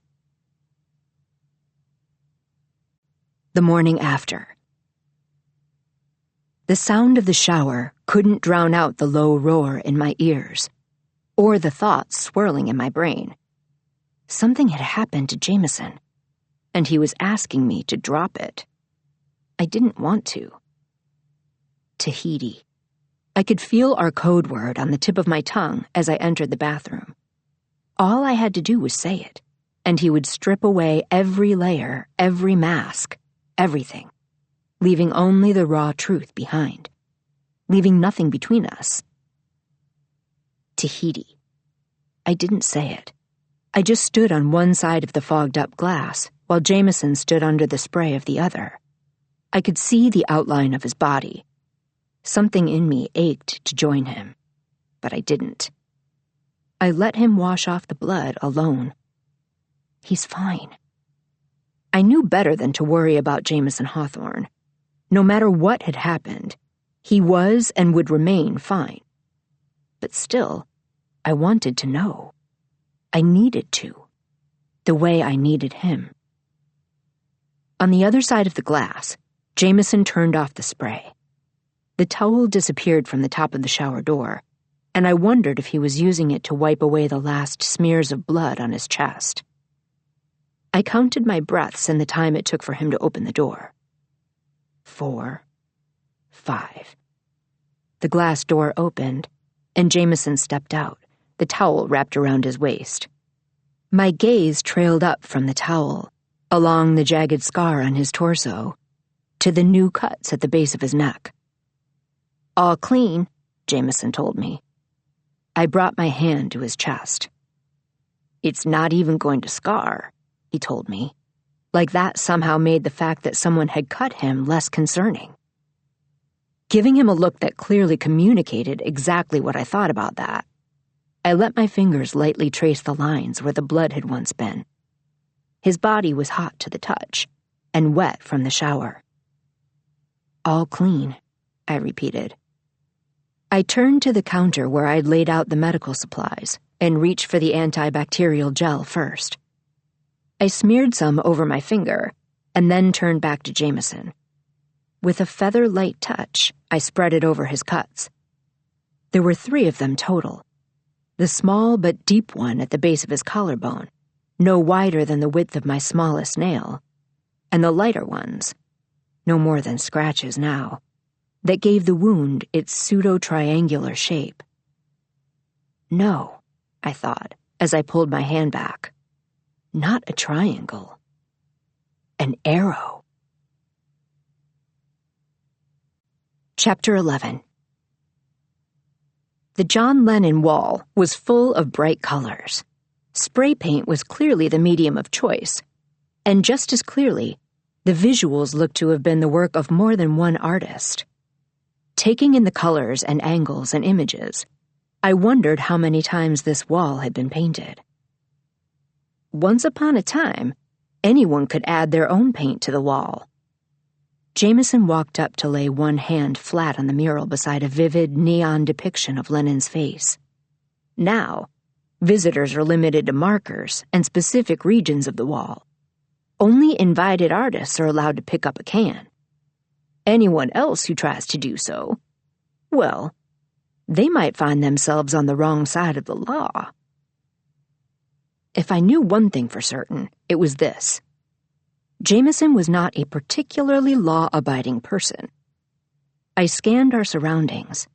There was no shortage of cameras. I could feel a dare coming on. I waited for Jameson to issue it, but he said nothing, and I read into that the obvious. Somewhere on this wall there was a clue. Given the size of this larger-than-life canvas, finding it was going to be like looking for a needle in a haystack. I spent a full minute sorting out my strategy, then started at the bottom of the wall, in one of the sections where writing was allowed. I read message after message, and language after language, looking for something that appeared to be Jameson's handiwork, and I found nothing. Same in the next section. Same in the next. Eventually, I stopped focusing on the parts of the wall that people were allowed to write on, and started looking at the parts where unauthorized graffiti was no longer allowed. I hope you weren't caught on camera, I told him. Elisa was not going to be happy if he had been. Jameson smiled. Perish the thought. Shaking my head, I got back to work. An hour ticked away, then 2, as I lost myself in colors and symbols, writing, art. And then I heard the music. A busker. She was playing Do You Want to Know a Secret? I made my way to her. She smiled at me, a nearly Hawthorne kind of smile that had me following her gaze to the top of the wall. Balanced on the very edge, there was a can of spray paint. Chapter 12. Scaling that wall was impossible. It was at least 20 feet tall, with no hand or footholds, and cameras everywhere. But I knew better than most. Some people lived for impossible. Jameson, me. If I ended up on the news for this, Elisa was going to kill me. And Jameson. Probably Orrin, too, for standing by and letting it happen. But what was life without a little risk? I waited until dark. I made a plan. I executed it. And in the end, I ended up with the spray paint. I had the distinct sense that even holding the can near the wall might get me arrested. But I didn't have the luxury of hesitating if I wanted to make it through 2 more clues by midnight. For what felt like the 100th time, I scanned the wall. Now that I had the paint, what was I supposed to do with it? A possibility wormed its way into my mind. I turned my left hand over and used my right hand to spray my own palm. Possibility confirmed. Whatever was in the canister, it wasn't paint. My money was on it being a chemical trigger for invisible ink. That made the next question. What part of the wall did I need to spray? In between one heartbeat and the next, I suddenly realized that the answer was none of it. When I'd gone to use the liquid in the glass vial on the back of my postcard, Jameson's response had been, "Not yet." As in, the postcard hadn't come into play yet. Going on instinct, I put 10 feet of space between me and the wall, and then I removed the postcard from my back pocket. It was more worn now than it had been before. With a grin, I flipped it over. I shook the canister in my right hand, then sprayed the back of the postcard. Letters appeared almost immediately. 3 of them. A single word. Ice. I figured out quickly enough that Prague had a well-known bar where the gimmick was that everything was made of ice. At the door, a bouncer handed me a full-length parka and a pair of white leather gloves. "Yours to keep," the bouncer told me, in a tone that made me think this was very much not the normal order of things. I slipped on the parka. It was snow-white and went all the way to my ankles, with a hood lined with faux fur that was mind-blowingly soft to the touch. I slipped on the gloves next, a perfect fit. Clad for deepest winter, I entered the bar. Small, sparkling, freezing. I pulled up the hood and took a moment to breathe it all in. Everything around me was made of ice. The bar, the lone table positioned in the middle of the room, the walls, the ice sculptures staring at me from all sides. Jameson was standing behind the bar. He placed a glass on its icy top, and it took me a moment to realize that the glass was made of ice too. Without warning, the lights in the room changed color, casting the ice in a deep purple-blue glow. As small as the space was, I felt like I'd stepped into the Arctic. Like it was just Jameson and me at the ends of the earth. "What can I get you?" He placed his elbows on the bar and leaned forward, fully committed to playing the bartender. He wasn't wearing a parka, but if he felt the cold at all, he didn't show it. I leaned forward and pushed the hood back from my face. "How about my 5th and final clue?" I proposed. "That you'll have to work for," Jameson smiled. It was cold enough that I could see his breath, and my own, in the air. Separated only by the solid ice bar, the 2 of us were close enough that my breath caressed his, the briefest, lightest touch. "What can I get you?" Jameson repeated. "To drink." "Surprise me." Jameson turned and reached for a glass bottle on an ice shelf, and my gaze lit on the back of his pants. More specifically, to the chisel tucked into his waistband. Ice plus chisel plus having to work for my next clue. The math there wasn't hard, but getting the chisel away from him might be. By the time Jameson was pouring a mystery drink into my carved-from-ice glass, I'd formulated a plan. I took off one of my gloves and ran my finger around the edge of my glass. Slowly, deliberately. Jameson's gaze lingered on my finger. I picked up the glass and took a drink. As cold as the liquid was, it burned all the way down. Across from me, Jameson poured himself a drink. I needed to get him to this side of the bar. Setting my ice glass down, I pulled my glove back on. Slowly, deliberately.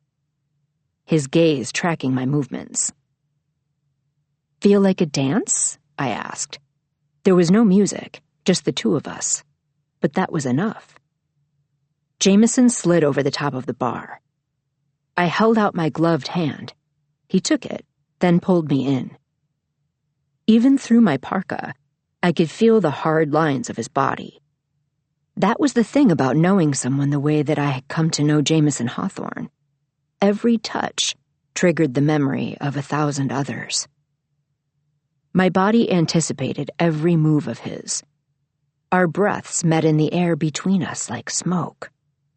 I could almost hear music starting to play as the 2 of us began to slow dance. I felt it. The music that wasn't playing, and the thing rising between us like a living, breathing force. I, too, was becoming very fond of Prague. "Feel like playing I Have a Secret?" Jameson asked as we danced. "You still haven't guessed mine." I recognized the distraction for what it was, but didn't shut it down. I knew as well as Jameson did that the two of us were playing more than one game right now. Earlier, I'd identified 3 possibilities for his secret: that he'd found something, that he'd done something, that he'd met someone. "You found something," I made my guess, committing to one possibility of the 3. "Multiple somethings, actually." Jameson dipped me backward. The air in the room was so cold, but I barely felt the chill against my face as he brought me back up, as he pulled my body and my lips so close to his that I felt his next words as much as heard them. "But I think you can do better than that, Eris." I knew a challenge when I heard one. "How long have you been in Prague?" I threw out a question, my tone daring him to answer it. Jameson Hawthorne was very susceptible to dares. "Not long." He spun me out and back in the grand scheme of things. In other words, on a scale of months and years and centuries, he hadn't been here long at all. Not exactly illuminating. But given that it had been 3 days since I'd seen him last, I had to assume he'd spent most of that time here. "You didn't set this game up in a day," I argued.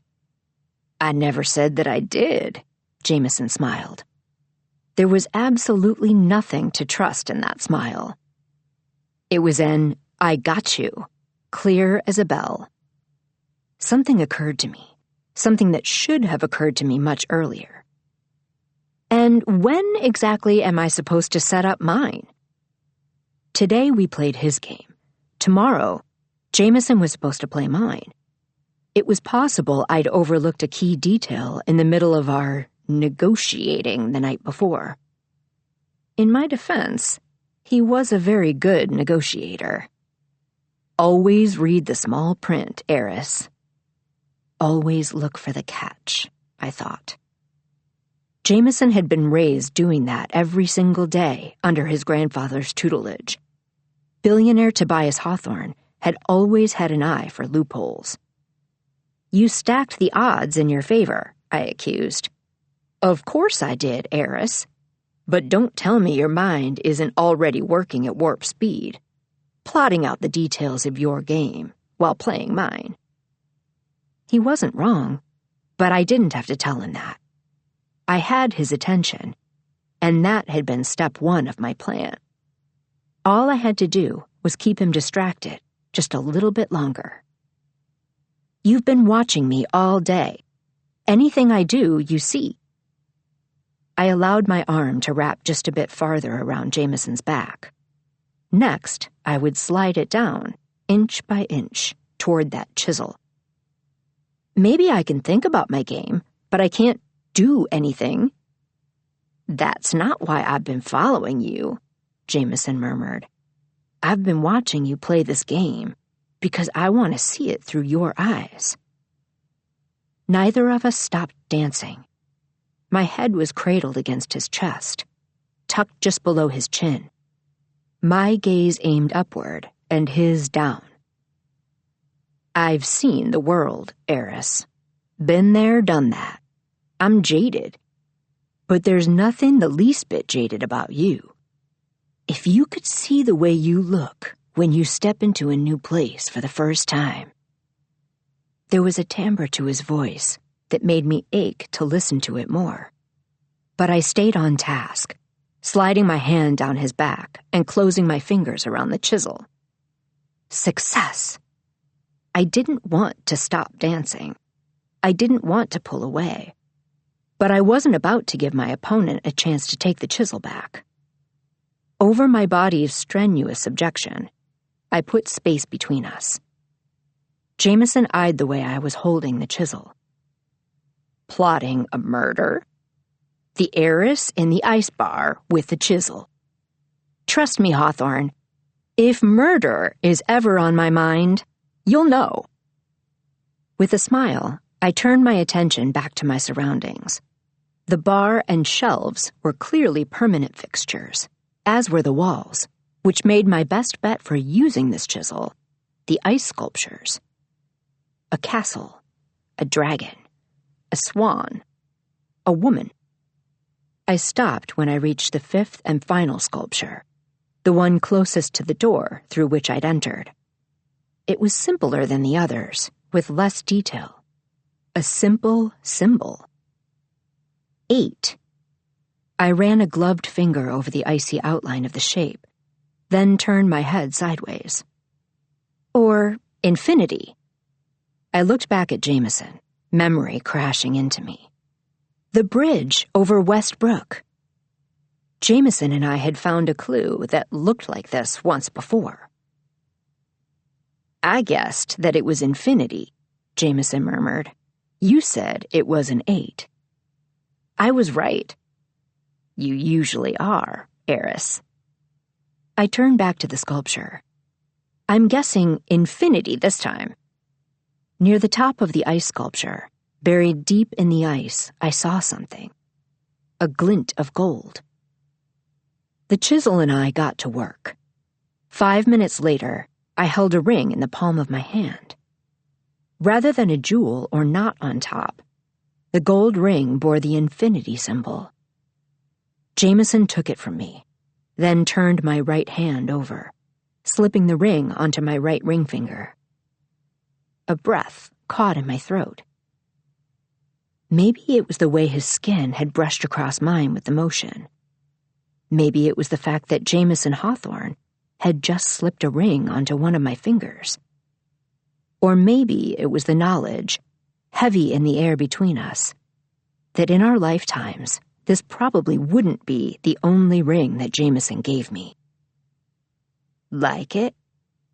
You know I do. I met his eyes, and then I narrowed my own. I see you, Jameson Hawthorne. Multiple birds, one stone.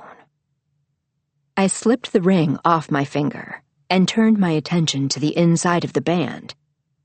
4 words had been engraved across the gold. Look in your pocket. I slipped the infinity ring back onto my right ring finger, and then did exactly as the note had instructed. In the pocket of the parka, I found a note, written on spiral notebook paper and folded in half 4 times, reminding me of the kind of note one middle schooler might slip to another. I opened it, and the words Jameson had written there took my breath away. Like the sun and the moon, I loved her. Saint Avery. Until death and beyond. The morning after. I reached for the bandages on the counter at the exact same moment that Jameson reached for me. Chapter 13. Like the sun and the moon, I loved her. Saint Avery. Until death and beyond. I stared at Jameson, keenly aware of the ring on my right hand. Infinity. Until death and beyond. This is not a proposal, Jameson said quietly, but it is a promise. I'm 18, I told him. You're 19. You're practical, Jameson replied. I'm not. Infinity. Until death and beyond. This is not a proposal. The old man liked to say that I was a work in progress, Jameson told me. That we all were. He acted like someday Nash, Grayson, Xander, and I would be done. That in his eyes, we would finally be enough. But we never were. You are more than... I started to say. But Jameson pressed 2 fingers lightly to my lips, and I felt that brush of contact in every inch of my body. I'm not done, heiress, Jameson said intently. I'm not the person I'm going to be. I know that. But someday I will be. He took my hand in his. I'll be that person, and you'll be you.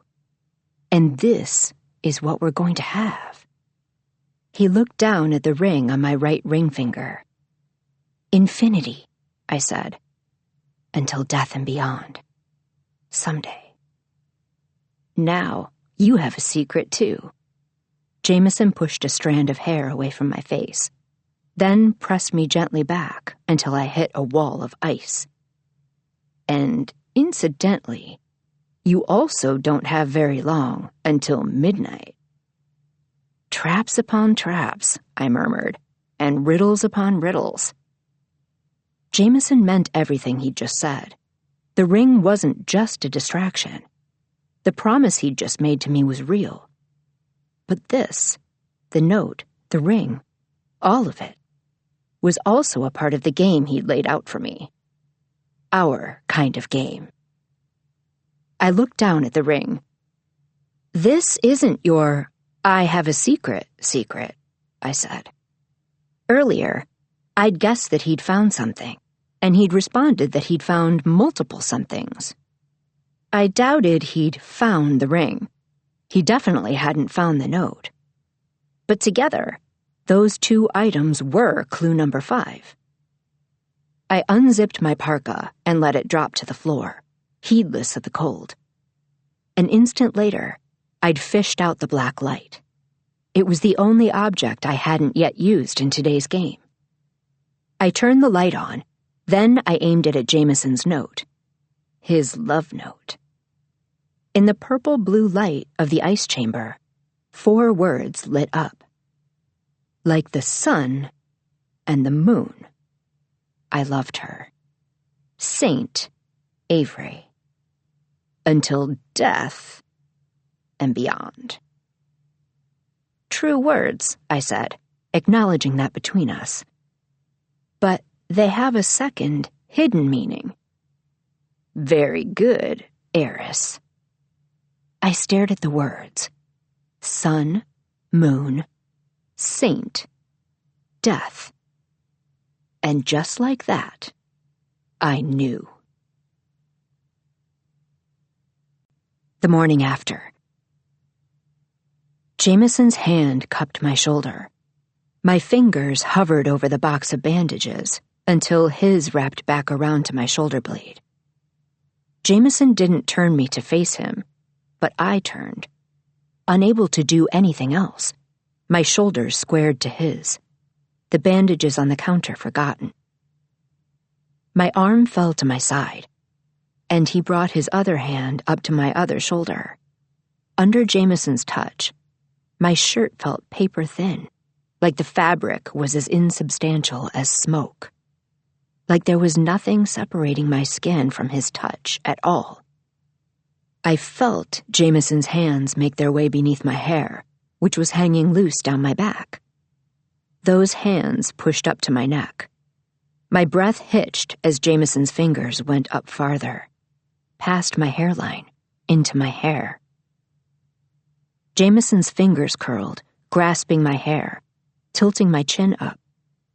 I met his eyes, and what I saw there made it that much harder to breathe. Need. Jameson didn't need me to worry about him. He needed this. Brutally. Desperately. His thumbs worked their way forward to trace the lines of my jaw. And then, suddenly, his hands were tracing their way down my front, past my collarbone. A promise. A hint. A beckoning. No. I found my voice. It came out strong, low, rough. Jameson stopped the instant I said the word no. Before he could even think about stepping back, I brought my hands to his neck, pulling his body even closer to mine. I traced his jaw. There was rough stubble along his jawline, and the feel of it under my touch was almost enough to make me forget that Jameson had a secret. Yes.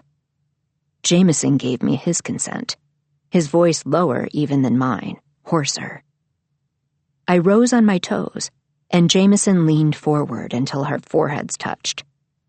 My back arched, and so did his, putting just enough space between our torsos for my hands to continue to work the way down the front of his body. "Your hair still smells like smoke," I murmured. But he was here. He was fine. He didn't want me to ask him anything. He didn't want me to call Tahiti. I let my mind linger on the word I wasn't saying as I felt his pulse jump beneath my touch. I searched his eyes. "What happened to you?" Jameson said nothing, and I reached for the bandages once more. Chapter 14. Late at night, the old town square was empty. I stood at the base of the astronomical clock, Jameson beside me, Orrin a shadow somewhere in the dark. Sculptures of death and Catholic saints adorn the clock. The astronomical portion of the clock was designed to show the positions of the sun and the moon. Sun, moon, saint, death. And so, the game ends. There was a richness to Jameson's tone, a depth, an unspeakable something that I felt all the way to my bones. I'd beaten Jameson's game, but there were still more games to play. With the two of us, there always would be. "Shall we wait for the clock to strike midnight?" I asked. "As it happens," Jameson told me, "the clock doesn't go off at midnight. Last official procession of the day is at 11. And right now, it is 11:44. He gave me a loaded look. In other words, yes, I'd beaten his game, but only just. "I'm liking my chances tomorrow," he told me. I took that as an invitation to open negotiations. "Give me until noon," I said, and then I sweetened the deal. "In exchange, I will agree to having 3 steps in my game instead of 5. You'll still have until midnight to solve it." Jameson looked down at me in the dark. I could barely make out the outline of his face, but my mind filled in everything my eyes couldn't see. "It's possible that I could be talked into those terms," Jameson told me. "Do go on." "Well," I latched my hand onto the front of his shirt and pulled him toward me. "If you don't agree to give me until noon, I'll have to work all night to get my game ready. I won't be going back to the hotel with you." "Straight for the jugular," Jameson said. "I approve." I arched a brow. "You'll give me until noon?" Jameson smiled. "I can live with those terms." Without a single word of warning, I pushed him back and took off running into the night. "Catch me if you can, Hawthorne." The morning after. Bandaging the wound just above Jameson's collarbone, I felt my pulse jump in my own neck, an unrelenting, uncompromising ticking up of my heart rate. Once I was done, I put my palms flat against Jameson's bare chest once more. Eris. This was Jameson asking me to keep going. Jameson asking me for everything. He might as well have asked the sun to burn. No matter the secrets he was keeping, no matter what had happened to him in the past 12 hours, there was an inevitability to him and me. My hip bones brushed against his body as I pushed him slowly back against the bathroom wall. "Tell me you're okay," I ordered. "I am," Jameson said with unmatched intensity. "Better than okay." I brought my lips to his. Tahiti, Tahiti, Tahiti. It took everything in me not to say it. Instead, I dragged my hands down his chest. Down, down, down. My heart sped up. Time slowed down. Jameson pushed off the wall, The next thing I knew, his lips were devouring mine. "If you're going to say it," Jameson pulled roughly back, and I could feel the intensity with which he didn't want me to call Tahiti. "Say it now, Eris." He didn't want me to, but I could. Chapter 15. One day earlier. Laying out my own Hawthorne-style puzzle sequence confirmed what Jameson had said about Prague. There was just something about this city. It was made for our kind of game. On the roof of the hotel, on the top of the dome at the base of the spire, I gave Jameson 4 objects: the knife and the blacklight, recycled from his game, and 2 others, a steamer and a marker. With just hours to plot things out, I hadn't been able to get that creative. I had, however, managed to be sufficiently devious. Beside me, Jameson gave each object its due. He started with the pen, examining the words embossed on its side in raised lettering. A very risky gamble. Elisa hadn't even asked me why when I'd requested she procure it. Jameson uncapped the pen and lifted his eyes to mine. "A pen with your name on it?" A very risky gamble, rearranged, was Avery Kylie Graham's. "Give me your hand, Eris." I schooled my face not to show the stab of victory I felt when he interpreted those words the way I'd meant for him to. "Which hand?" I asked innocently. An hour and a half later, Jameson had ascertained that the pen wrote in invisible ink that was revealed by the blacklight. He had also ascertained that there were no clues inked onto my skin, anywhere, invisible or otherwise. His search had been thorough. "You are fiendish, Avery Kylie Graham's. As far as distractions go, that one wasn't even fair." I shrugged. "I play dirty." "You know what Nash says," Jameson told me. "There's no such thing as fighting dirty if you win." Even just mentioning one of his brothers seemed to bring out Jameson's competitive streak. He shifted his attention back to the pen. "Hypothetically speaking, what would happen if I asked you to write something with this pen?" "Hypothetically speaking," I told him, "that would depend on when you asked me to do it, and how much time had passed since the start of the game." Jameson studied me and didn't bother to hide the fact that he was doing so. He relished taking in the lines of my face, the tilt of my lips. "In other words, the pen doesn't come into play yet," he concluded. With a twisted little grin, he set it to the side, then did the same for the blacklight. He spent 5 minutes on the steamer, then turned his attention to the knife. Inside the hidden compartment, he found a bronze chain. On that chain, there dangled 11 small charms, each one a bronze letter. Elisa also hadn't asked why when I'd requested she help me find the right artisan to get them done in time. As I watched, Jameson unhooked the chain, then held it up, allowing the letters to slide off, one by one, into the palm of his hand. A, O, U, I, Y, X, W, V, T, M, H. The instant the last letter fell off, Jameson closed his fingers around the entire collection. And just like that, he had a plan. Chapter 16.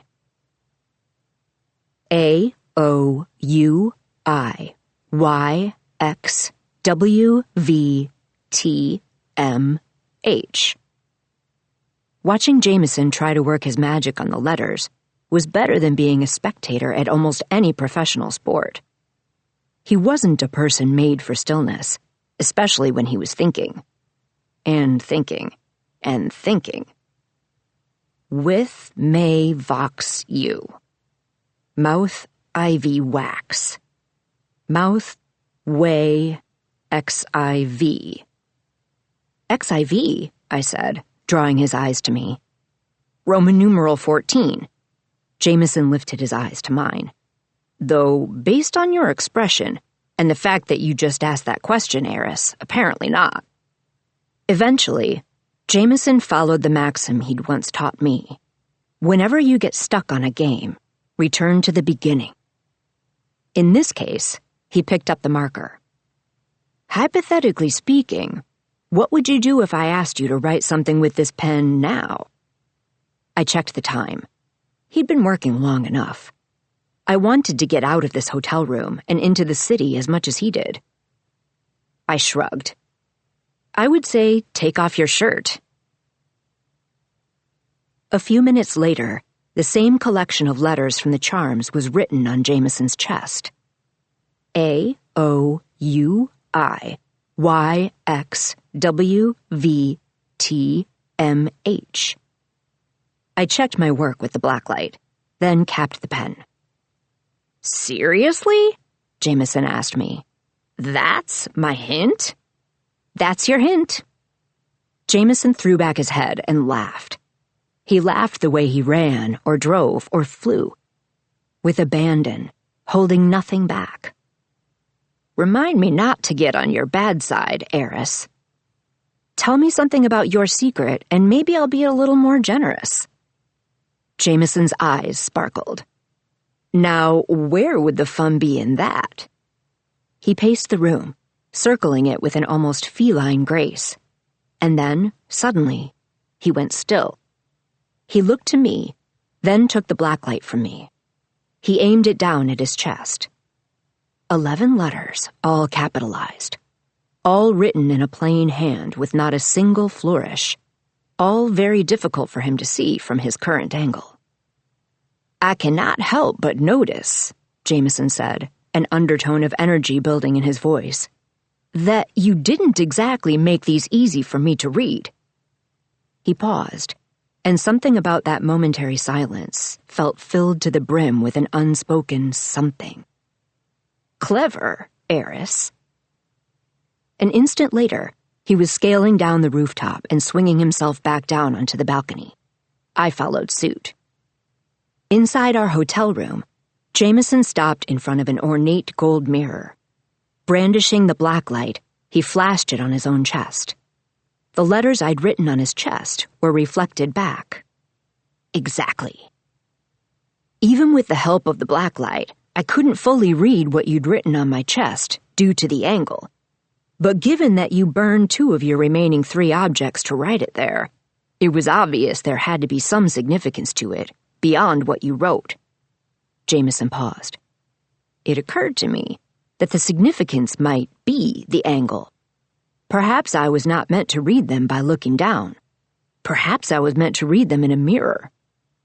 Yes. I didn't say that out loud. Just let him continue on.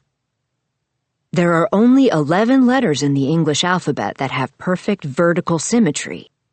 Jameson arched a brow at me. Just 11 letters that look exactly the same when reflected in a mirror.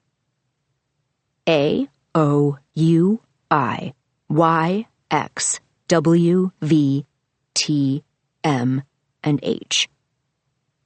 I waited for Jameson to make the next leap. A mirror, he murmured. I saw the exact instant that he realized where he was supposed to go next. Don't forget your last object, I told him. You left the steamer up on the roof. Chapter 17. Seemingly countless columns and arches stretched out in every direction. I felt like I'd been transported into a fairy tale, or a myth where magic was real, and labyrinths were infinite and alive. Logically, I knew that it was an illusion, that nothing in this place was infinite, except for Jameson and me. But the mirrors were very convincing. Beside me, Jameson turned 360 degrees, and all around us his reflection did the same. A mirror maze, he said. Very us. I smirked. I thought so.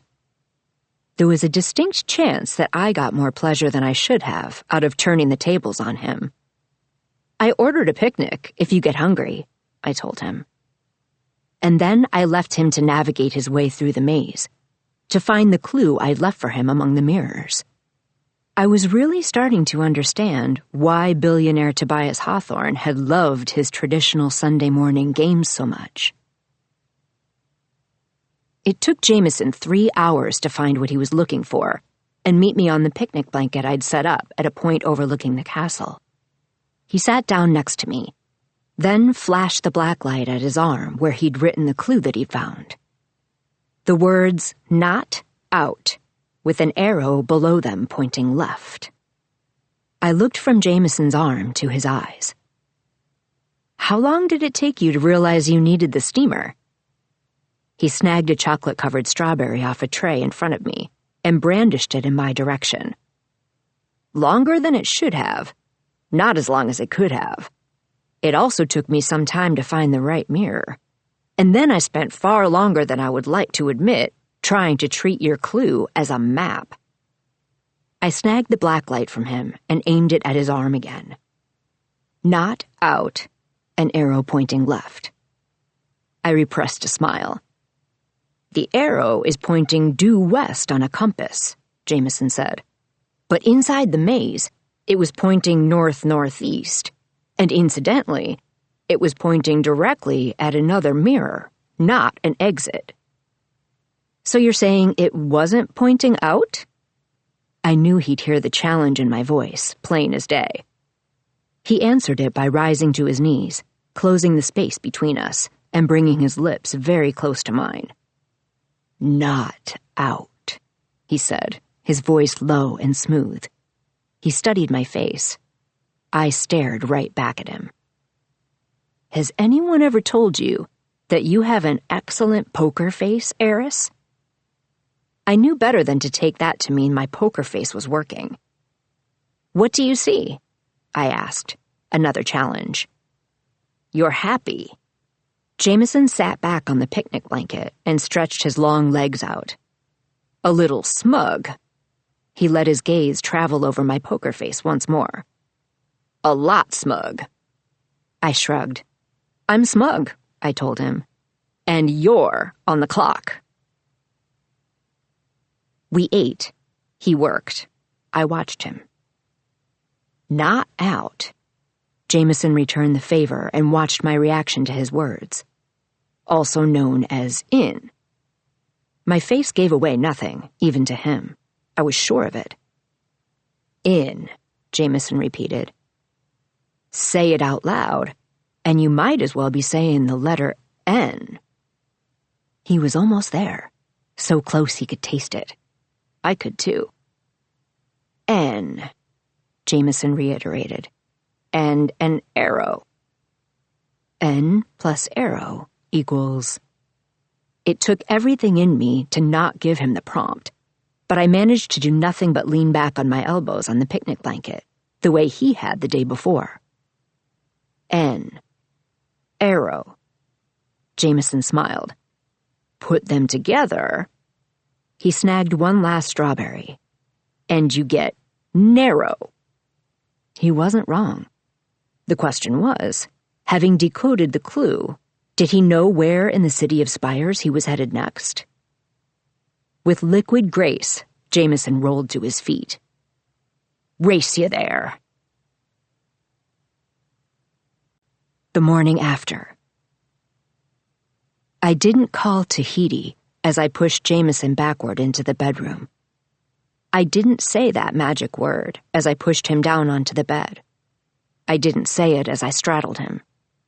I didn't say it as he turned the tables and flipped me over onto the bed.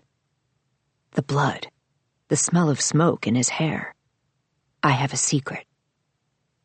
I could have forced the issue, but I didn't. I wasn't going to. Not now, not ever. Because sometimes loving a person meant trusting them. Sometimes it meant taking a no, even when you knew there was a way to get a yes. Sometimes it meant knowing that what he needed mattered more than what you wanted. I wanted answers. He needed me not to ask. "If you're going to say it, Jameson repeated hoarsely. Say it. I surged upward. Kissing him was like unleashing a tidal wave, a hurricane, a wall of fire, power and heat, and more. Like the sun and the moon, I said, my lips on his every breath ripping through me, the touch of our skin electric. I loved him. Jameson looked at me like I was the force of nature, like I was the mystery for the ages, like he could spend a lifetime solving me. Avery. My name escaped his lips. Eris. For better or worse, this was us. Us. Us. Us. Chapter 18. There was a famous street in Prague, less than 20 inches wide. Vinarna Chertovka. It was more like a staircase, really, barely wide enough for one person to walk down, so narrow that it had its own traffic light to ensure that two pedestrians, headed in opposite directions, would not get stuck in the middle. Jameson got there first. He waited for me by the traffic light, in the midst of the oldest neighborhood in Prague. The moment I arrived, he pushed the button to indicate to pedestrians on the other side that he was getting ready to walk through. I doubted he'd find my next and final clue on his first pass. I followed behind him, and even though I was well accustomed to secret passages and hidden rooms, this lone staircase passageway felt too narrow even for my liking. The moment Jameson approached the far side of the passageway, he stopped. Not just stopped, but jerked to a halt, like his entire body had just been turned to stone. Jameson? I didn't even get his full name out before he threw himself forward, running. I jogged through what was left of Vinarna Chertovka, but when I came out the other side, not more than 2 seconds after he did, Jameson was nowhere to be seen. He was gone. I waited for him to reappear. I waited, but he never came back. The morning after. You never finished my game. My head was on Jameson's chest. I listened to his heartbeat as I waited for his reply. I waited, but you never came back, never found the final clue. Do you still have it? Jameson asked, and I felt the quiet rumble in his voice. I'd left it there in the narrow staircase passageway from whence he'd disappeared. Can you at least tell me how you did it? I asked Jameson. He was silent for so long. I didn't think he was going to reply, but then he did. How else? I could hear an echo of a crooked little smile in his voice, layered over something else, something he was trying to hide from me. A secret passageway.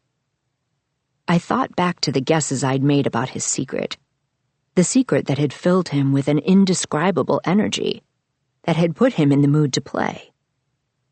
You found something. I repeated my earlier guess, then his correction. Multiple somethings. Multiple passageways. They're everywhere in this city, Jameson murmured. If only you know to look. The hairs on the back of my neck rose then, only I wasn't sure at first why. Then I remembered. The woman in the burnt red scarf. The one who'd told me about the plaques scattered throughout the city. She'd used the exact same words. You won our wager, Jameson said, and I craned my neck to look at his face without sitting up. You solved my game before midnight. I never finished yours. What did you see at the end of the narrow passage? Why did you take off? What happened once you did? What the hell did you stumble into, Jameson? By the terms of our wager, that means I get to decide what we do on our last day in Prague, I said. I pushed myself up off his chest, crossed my legs, and sat there in bed for a moment, just looking at him. Do you want there to be a last day in Prague? I asked. Do we need to get out of here? Jameson responded like someone who hadn't a care in the entire world. He stayed exactly where he was in bed, looking at me with a smile I knew all too well. I hear Belize is nice this time of year, he said. That was Jameson, pretending that this didn't matter, pretending that he didn't need to leave. I got out of bed and sent a brief text to Elisa, then turned back to the boy on the bed, the boy with the bandages at the base of his neck. Jameson Winchester Hawthorne. Belize it is, I said. The same backward as forward. Sometimes when I look at you, I feel you like a hum in my bones, whispering that we are the same. Chapter 1. There was an art to being invisible. In this town, with my last name, it took effort to be nobody, to make people look right through me. I was quiet. I never wore makeup. I kept my hair just long enough to pull back into a nondescript ponytail. When I wore it down, its sole purpose was falling into my face. But the real key to being the right kind of invisible, the thing that mattered far more than making myself quiet and nondescript, was You've been listening for a while now. Let's take a short break, just about a minute, to rest your mind and breathe. Thank you for being here with us today. We'll continue the story shortly.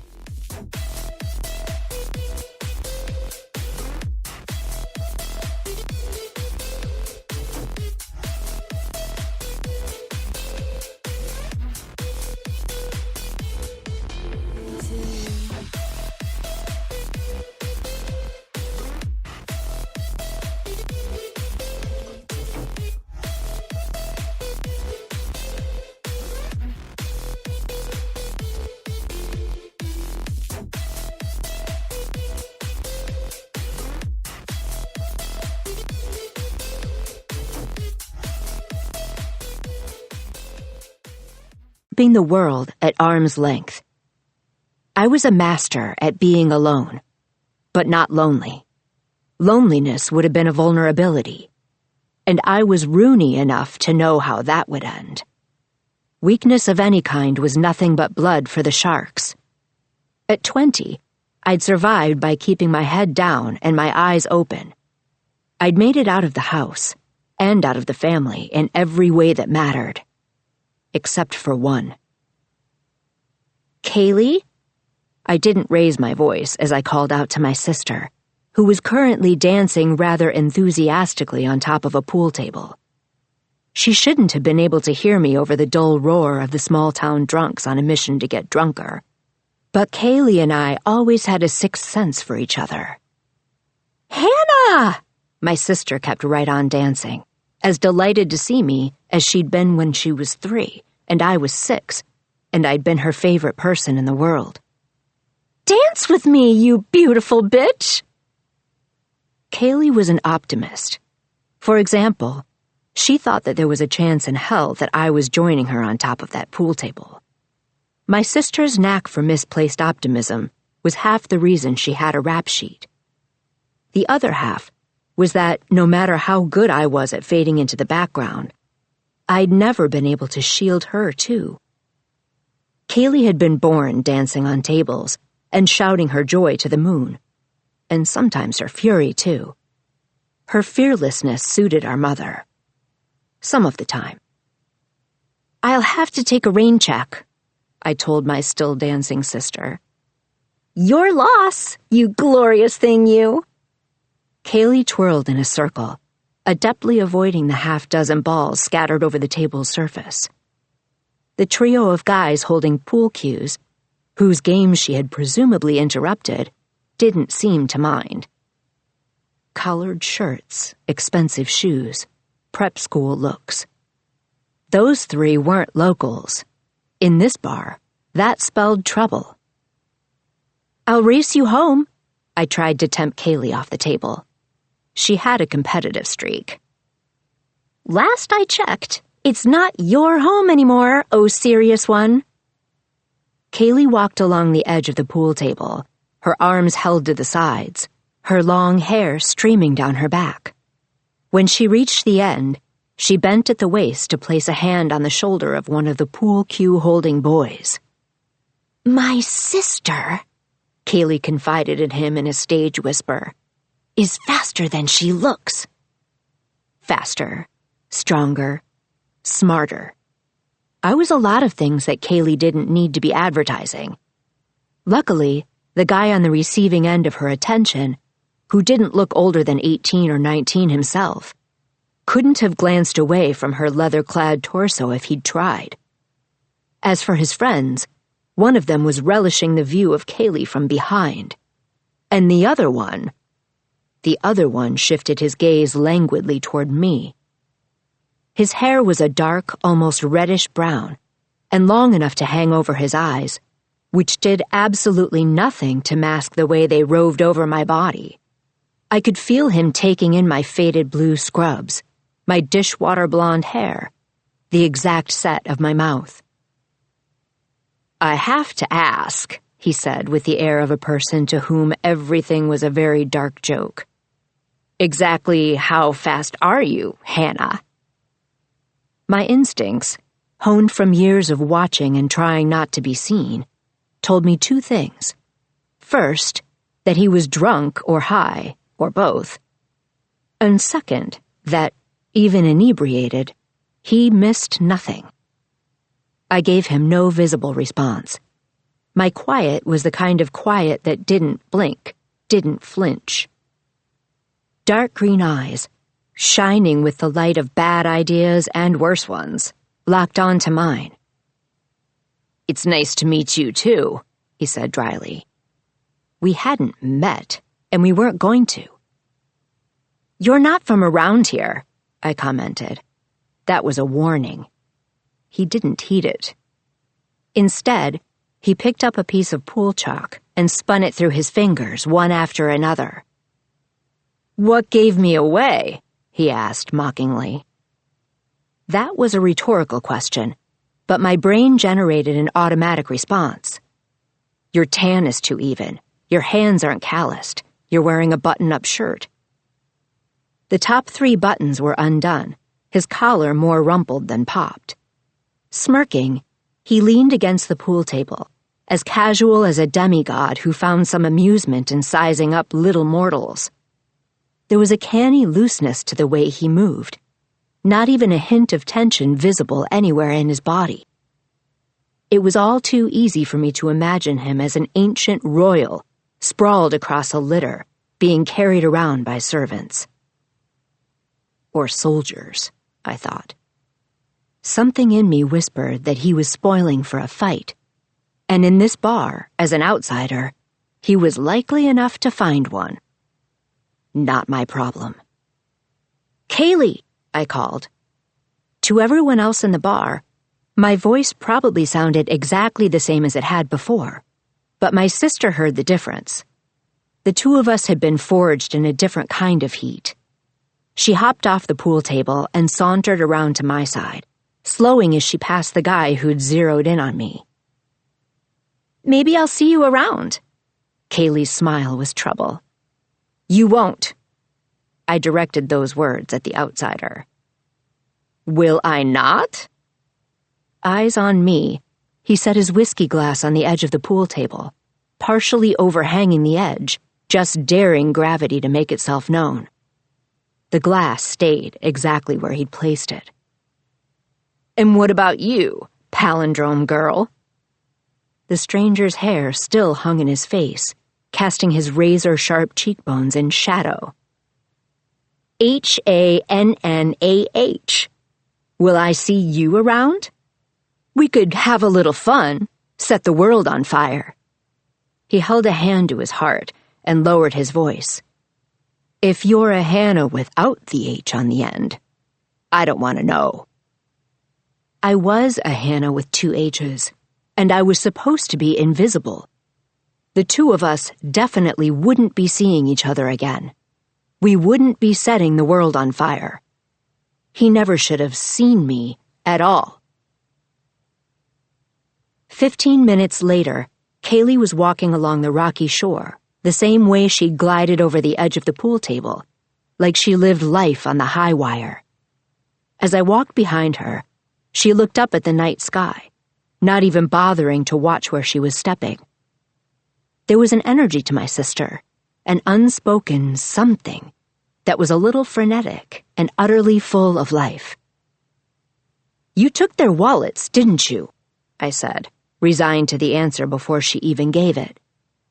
Kaylee glanced back and smiled. "Only one." I didn't have to ask which one. She'd slowed as she'd passed him on the way out. The two of them a study in contrasts. His darkness, her light. Razor-sharp angles versus full, teasing lips. "Do you want to know his name?" Kaylee's grin deepened, bringing out twin dimples as she brandished the stolen wallet between two fingers. "No," I said immediately. "Liar," she smiled again, wickedly this time. Based on past experience, I had about 100 reasons not to trust that smile. "You need to be careful," I told her quietly. "You have a record now." I needed her to keep her hands clean for another year. That was all. By the time I finished nursing school, Kaylee would be 18, and I was going to get her out. We'd move far, far away, to a place where no one had ever heard of Rockaway Watch or the Rooney family. She just needed to keep her head down until then. "Honestly, Hannah, I'm not the one who needs to be careful. You don't have a record." Kaylee did a little one-footed spin to face me. In the moonlight, I could see the thick kohl rimming her cornflower blue eyes, the dark lipstick she'd somehow managed not to smear. "You should go before we get much closer to the house," she said. "You don't want anyone to see you. Out of sight, out of mind." Kaylee was the one chink in my armor. She always had been. I'd given in to the impulse to check up on her tonight, but we both knew that I was never more visible than when I stood in range of her glow. "Be careful, Kaylee," I repeated, and this time, I wasn't just talking about stealing wallets or dancing on top of tables. I was talking about the rest of it, the family business. With a roll of her eyes, my optimistic little sister tilted her face skyward once more. Brave and brash and invincible. Always. Until she wasn't. I couldn't help thinking that maybe I should have left her at the bar, dancing and free, and beckoning trouble toward her for the hell of it. But even if Kaylee had made it through the night without incident, even if she'd walked away soaked in adrenaline and unscathed, word of her night out would have gotten back. It always did. And Kaylee being wild and free only served my mother's interests, the Rooney family's interests, to a point. Chapter 2. My apartment honestly wasn't much of one. I could reach the kitchen counter from the bed. My 3 measly kitchen cabinets held more books than pans. On good nights, I read until I fell asleep, wrapping myself in fantasy worlds like they were blankets. Tonight, I fell back on an older habit instead. Ripping a blank page out of one of my clinical's notebooks, I folded the top right corner of the paper down, and then I just kept folding. Growing up, there had been times when having my nose in a book would have made me a target. I'd had to find other ways of being elsewhere, tricks for daydreaming without ever losing track of the here and now. I'd taken to carrying scraps of paper in my pockets, a focus, something to occupy my hands. Even now, alone in the apartment where I'd lived for the last 2.5 years, there was something steadying to me about the familiar motion of folding a piece of paper in on itself, again and again and again, in different ways. The end result this time was an odd, jagged little shape. I threw it away when I was done, and went to sleep. In the dead of night, A voice jerked me back to consciousness, like ice-cold water tossed over my prone form. "Get up!" The voice was gravelly. This is not a dream. I had no recollection whatsoever of opening my eyes, but suddenly they were open. My kitchen lights had been turned on. My mother was standing over me, and she wasn't alone. "You!" Her voice hardened. "Get up!" Eden Rooney wasn't in the habit of asking anyone to do anything twice, so I took that as the warning it was and slipped out of bed, putting space between us and taking in the person standing in my mother's shadow. My cousin Rory was scowling and bleeding. "Fix him!" My mother didn't make requests. I eyed Rory's injuries, but all I could think was that it had been 2.5 years since I'd moved out. I hadn't asked for my mother's permission to leave. She hadn't come after me. She'd let me get comfortable, and now... Fix him. I kept my heart rate even and my face carefully blank.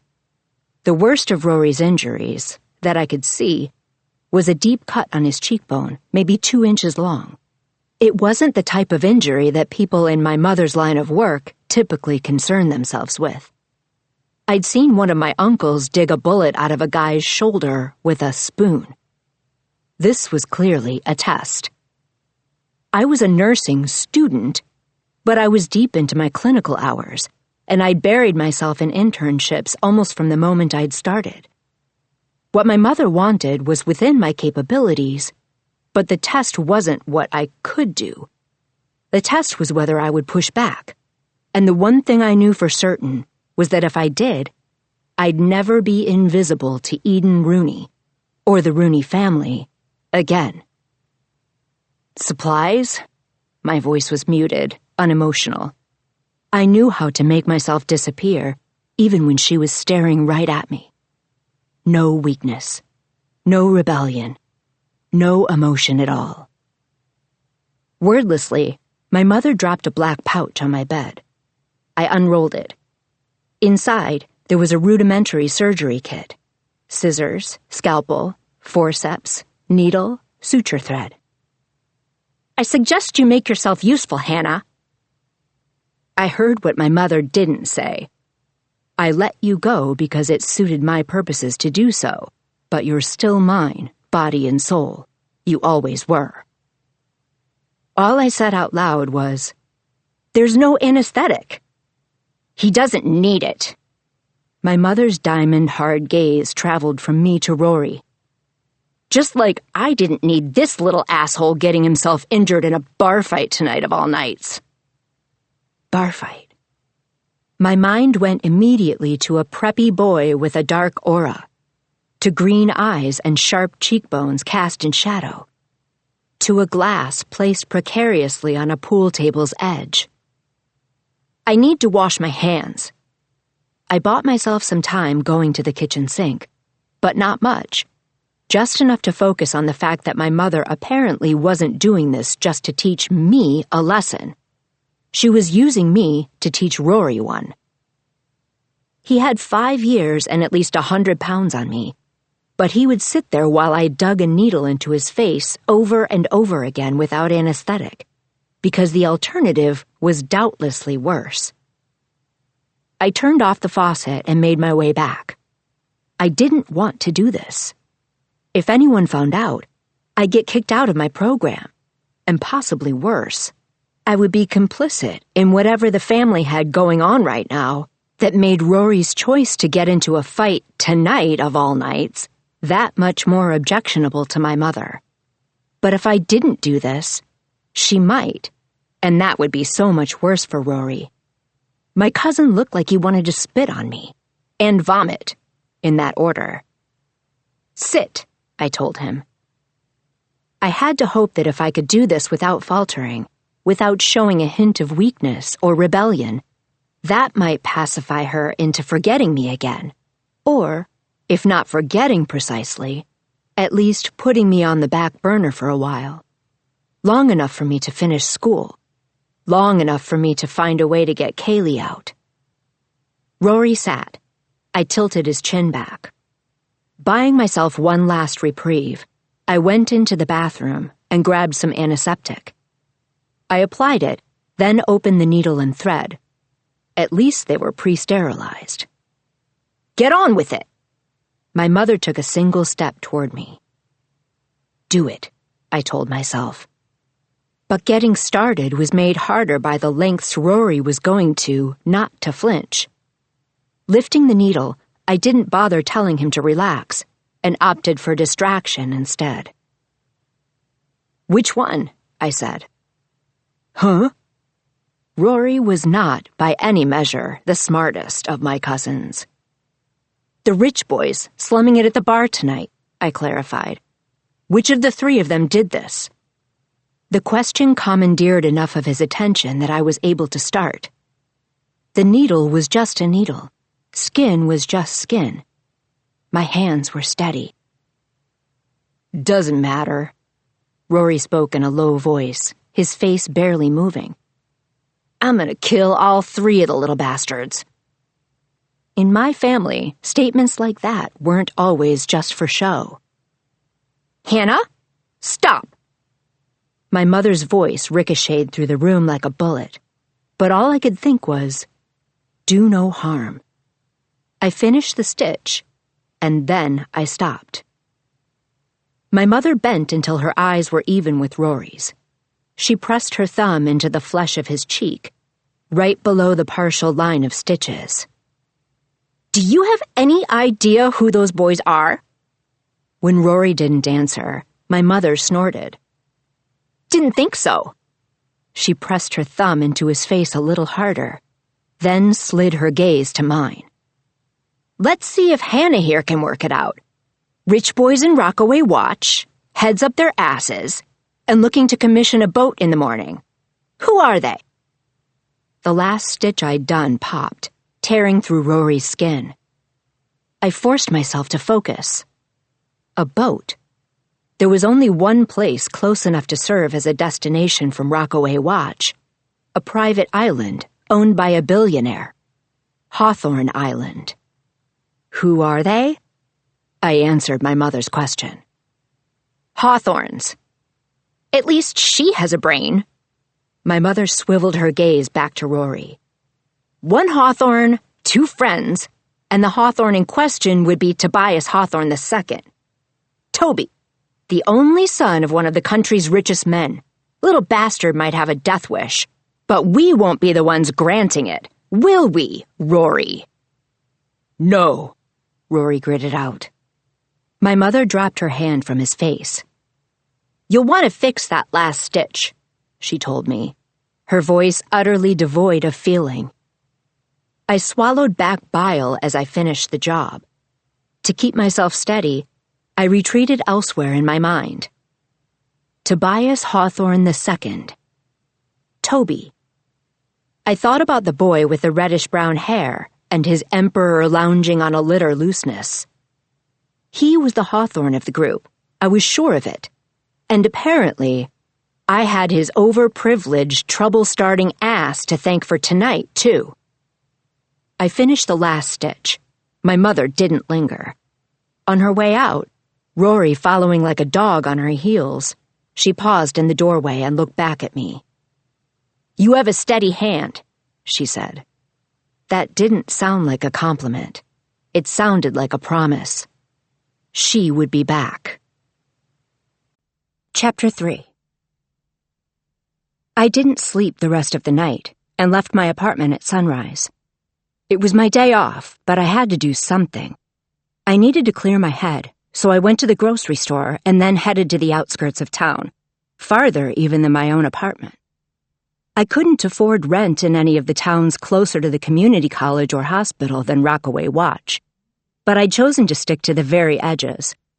The only thing farther out was an abandoned lighthouse and terrain so inhospitable that no person in their right mind would have tried to live there. Which is not to say that no one did. I knew better than to approach Jackson's shack, so I left the groceries I'd bought on the steps of the lighthouse, which had been built sometime in the 1800s and looked like it had been battered by saltwater and storm-force gales every day since. The roof had, at one point, been blue, the tower some shade of white, but the whole thing was faded and overgrown now.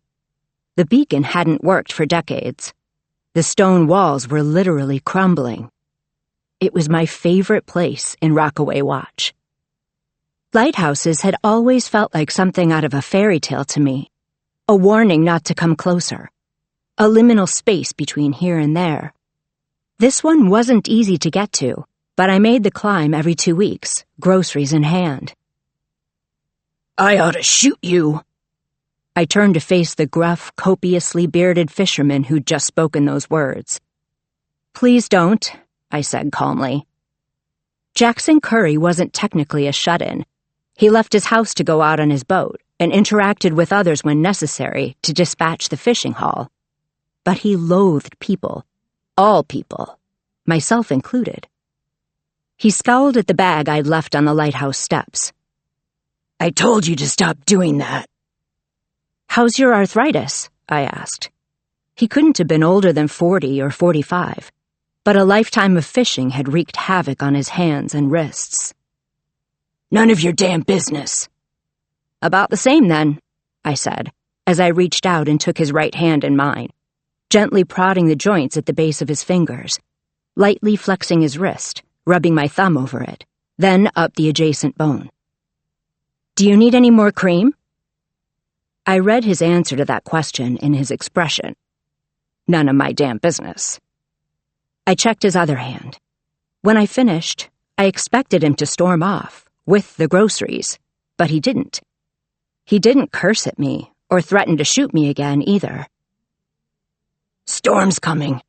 Jackson turned toward the ocean. The sky was clear, stretching down to meet the gently rolling blue-green waters of the Pacific. "Gonna be a big one." Something in his tone made it hard for me to doubt him, no matter how blue the sky was. "If there's a storm coming, I'm assuming you're in for the day?" I said. "Or that you'll be going out and coming back in before it hits?" Jackson snorted. He was the type of person who would have arm-wrestled a lightning bolt if he could have. He turned his head to look at me, his brown eyes executing a grid search of my features. "What's wrong with you today?" he demanded. Bringing Jackson Curry groceries had never felt like letting the world in, specifically because he hated people, myself included, so much. His question was gruff, but the fact that he'd asked it at all hit me hard. "Nothing," I said.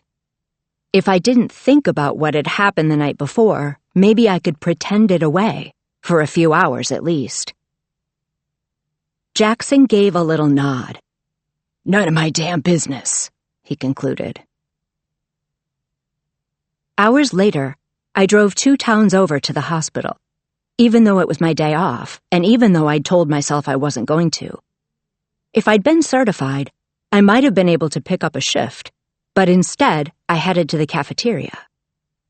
Hospitals were an easy place to disappear. Everyone had something else to worry about. By late afternoon, the sky outside had turned not just purple, but black. It hadn't started raining yet, but the wind was a feral creature. The hospital was far enough into the mainland that I couldn't see the ocean, but in my mind's eyes, I conjured an image of dark waters. Lightning tore across the sky. Surely Jackson wasn't out in this. Surely. I stood and grabbed my tray, and it was only by chance that I was still looking out the window when lightning struck again in the distance, and what looked like a massive fireball shot up into the sky. An explosion? It had come from the direction of Rockaway Watch. I broke into a run, my heart pounding in my throat with every step. I made it to my beat-up old car in record time and drove until I made it back to town, then kept driving until I could see ocean. A fire raged in the distance, out on the water, like a mansion-sized torch in the dark. Hawthorne Island. Chapter 4. Jackson showed up on my doorstep 80 minutes later, soaked to the bone. The second I opened the door, he spoke. "Hannah!" He'd never said my name before, had never sought me out, Never sought anyone out, as far as I knew. "You need to come with me." The recluse's voice was raspier than normal. He didn't appear inclined to explain his demand. I didn't ask. It wasn't until we were halfway to the lighthouse that Jackson spoke again. "I should have most of what you need," he gritted out. I had to push myself to keep up with him. "Most of what I need for what?" "Boy's half dead." Jackson picked up speed, his stride and his words both erratically paced. "Head injury. Burned. Nearly drowned." Burned. Drowned. Boy. My mouth got there before my brain did. Hawthorne Island? "Explosion threw him from the cliff," Jackson practically growled. "I fished him out of the water." One of the outsiders. In my mind, I could see a boy whose dark green eyes shined with bad ideas and worse ones. I could hear a dry voice inviting me to have a little fun, to set the world on fire. "It's a damn miracle the kid survived." Jackson's voice grew hoarse. "Fishing's good on that side of the island, especially during a storm, so I was close. The way that the mansion blew when the lightning struck, there was nothing natural about it." "What are you saying?" I came to a halt. "Jackson, when you find someone half dead, you take them to the hospital." Why hadn't I ever bought a cell phone? The money hadn't seemed worth it, but... "We need to turn back and call 911. "Can't." That one word was as harsh as a blow. "Why the hell not?" I demanded, and for once there was nothing quiet about my voice, nothing soft or understated. Jackson grabbed my arm, pulling me onward. "Only word he's said, screamed, since I pulled him out, is kerosene." Kerosene. Set the world on fire. Nothing natural about it. My brain churned like stormy waters. "There were 3 boys," I said. 3 outsiders. The others... "There are no others anymore." Jackson's voice broke the way the surface of an icy pond breaks if you hit it with a hammer, cracking in unexpected places. "They're all dead, except him." Which him? I didn't ask the question. What did it matter? "We have to go back to town," I said. "We have to call..." 4. Jackson came to a standstill. I stared at him, not understanding what he was saying. "I saw the boat that took their group over to the island this morning." The fisherman's words came out stilted. "There weren't 3 passengers on that boat, Hannah. There were 4. Suddenly, I knew. I knew why Jackson's voice was cracking. I knew why he kept saying my name. I knew who the 4th person on Hawthorne Island was. "Maybe I'll see you around," my sister had told the outsider boy. "Kaylee," I whispered. Jackson Curry might have been a recluse, but he still knew the people in this town, and everyone knew the Rooneys. And Kaylee, she glowed. "No," I said. Jackson was acting like there weren't any other survivors, like there couldn't have been. But there was more to Hawthorne Island than the mansion. If she'd been far enough away when the house blew... I wrenched my arm from the fisherman's hand. I had to find a boat. I had to get to my sister. "Coast Guard's out there fighting the fire," Jackson told me. "Cops will be there soon, if they aren't already. And I'm telling you, Hannah, there's no way." He closed his eyes. 4 kids went into the mansion. Only 1 came out, right before it blew. Only 1, and not her. Air felt like shards in my lungs. The world threatened to spin. Jackson caught me by both arms this time, forcing me to look at him. "He's in agony, Hannah. He's dying. And if he and his friends cost a member of the Rooney family her life..." My ears rung. Who the hell did Jackson Curry think he was to talk about my sister being dead? Not Kaylee. Not my Kaylee. "What do you think happens if I take him to the hospital?" Jackson pressed. If we so much as call an ambulance or the cops, what do you think happens next? I didn't want to hear that question. I didn't want to give it purchase in my mind. All I wanted to do was prove to myself that Jackson was wrong. Kaylee hadn't gone out to Hawthorne Island with those boys. And if she had, she'd survived. She was dancing. Somewhere. With wild abandon. Or she was at home, sleeping curled in a little ball beneath the covers, the way she had since she was a little girl. She was laughing, or hungover, or both. She was fine. But my brain answered Jackson's question, all of its own accord, like she wasn't. What do you think happens next? My family had a saying, blood for blood.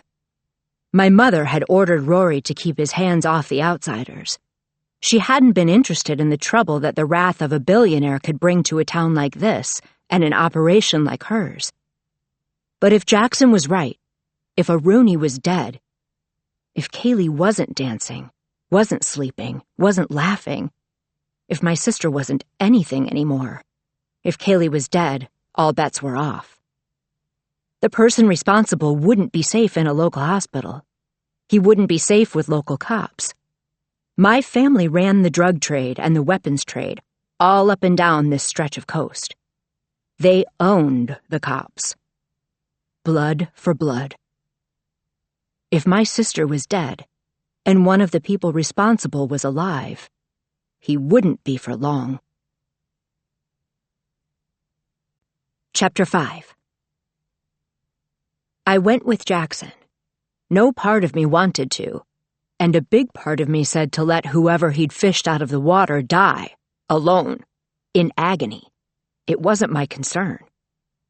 But I kept thinking about what I'd been forced to do for my mother the night before. I kept thinking, do no harm. I kept thinking about Kaylee, and trying not to. So I went with Jackson. I didn't ask or even wonder which of the 3 outsiders had survived. But when I stepped through the metal door of Jackson's shack onto a knotty wood floor, when I saw the unconscious body on a pile of blankets on that floor, the first thing I noticed was his hair. Reddish brown. It no longer hung in his face. It was matted to skin so pale I thought he might already be dead. Instinct took over, and I knelt beside him. I was in no way qualified to do this. I wasn't a doctor. I'd never worked in a burn unit or emergency room. I didn't even have my nursing degree yet. But I was here, and he was on the floor. I pressed my index and middle finger to his carotid artery. His pulse was racing. A jolt cut through my body with every beat. I held a hand over his mouth. He was breathing. I lowered my head and turned it sideways, listening to those breaths with my face close to his. His breathing was labored, but clear. I pulled back enough for my hand to snake in and put pressure on his chin, opening his mouth. The next thing I knew, a flashlight had been placed in my free hand. Jackson. Tell me what else you need, the fisherman grunted. I needed a doctor, an actual nurse. Anyone with the experience to do this, but barring that, I needed to finish checking my patient's airways. Clear. What now? I looked for the head wound, pushing my fingers back into a thick and tangled mess of damp hair, prodding gently until I found it. Back of his head. If there was any internal bleeding, we were screwed. But I tried not to dwell on that as I used my fingers to spread his hair, taking measure of the wound. I need to clean this, I told Jackson. I'll need something to cut his hair with, a clean washcloth, antiseptic, butterfly bandages if you have them.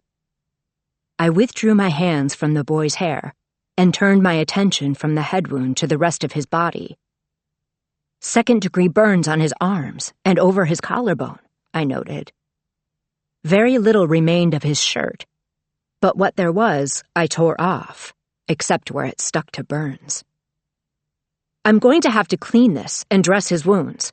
Chest and torso, here. I let my fingers hover over the indicated location. Those burns are 3rd degree. but they're smaller than the others and not on the extremities, which is good. Better blood flow, smaller chance of infection. I took a ragged breath and returned to Jackson's question. What do I need? Gauze, cloths, cool water, any and all pain medication you have. I racked my brain. What else? If we were in a hospital, I'd start an IV. Fluids first, then antibiotics. Jackson left the shack without a word, and just like that, I was alone with an unconscious Toby Hawthorne. Hannah. I could hear him spelling out my name in my memory. If you're a Hannah without the H on the end, I don't want to know. It had been easier when I wasn't thinking of the body on the floor as anything other than a patient, a collection of wounds. Because the second I started thinking of him as someone I'd met, the second I thought about the bar, I flashed back to the way Kaylee had smiled that night. Dance with me, you beautiful bitch. I hadn't danced with her. I hadn't walked her all the way home. I hadn't made sure she didn't go back out. Your loss, you glorious thing, you. The door to the shack slammed open, and Jackson dropped a beat-up suitcase onto the floor. What's this? I asked, the words getting caught in my throat. I like to be prepared. Jackson's voice still sounded hoarse, and it occurred to me to wonder exactly how close to the fire on Hawthorne Island he'd gotten. Smoke inhalation? It wasn't like I had oxygen for either of them.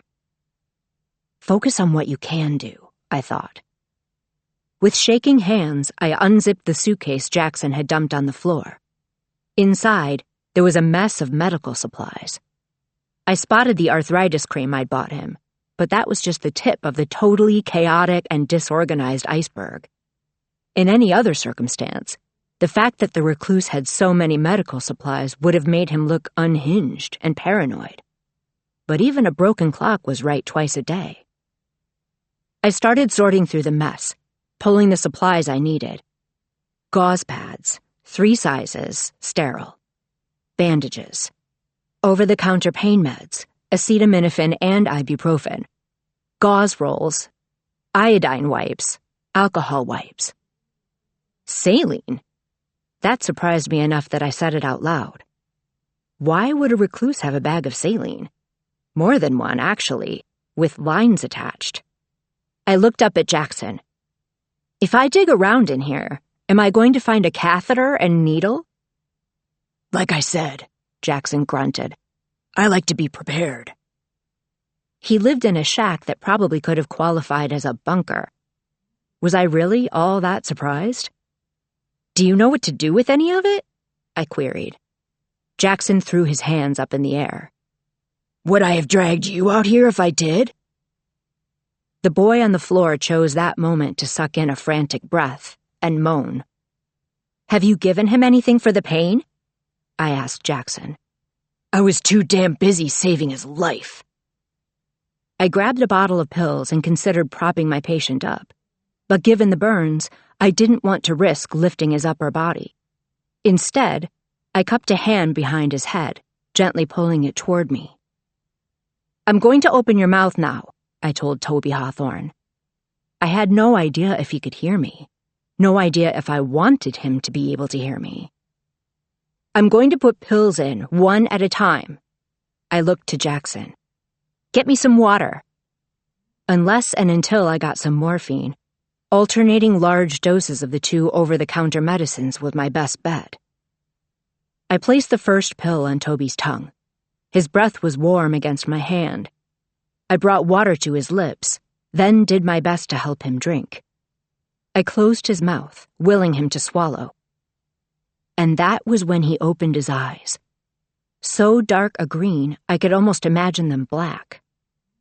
Those eyes locked on to mine.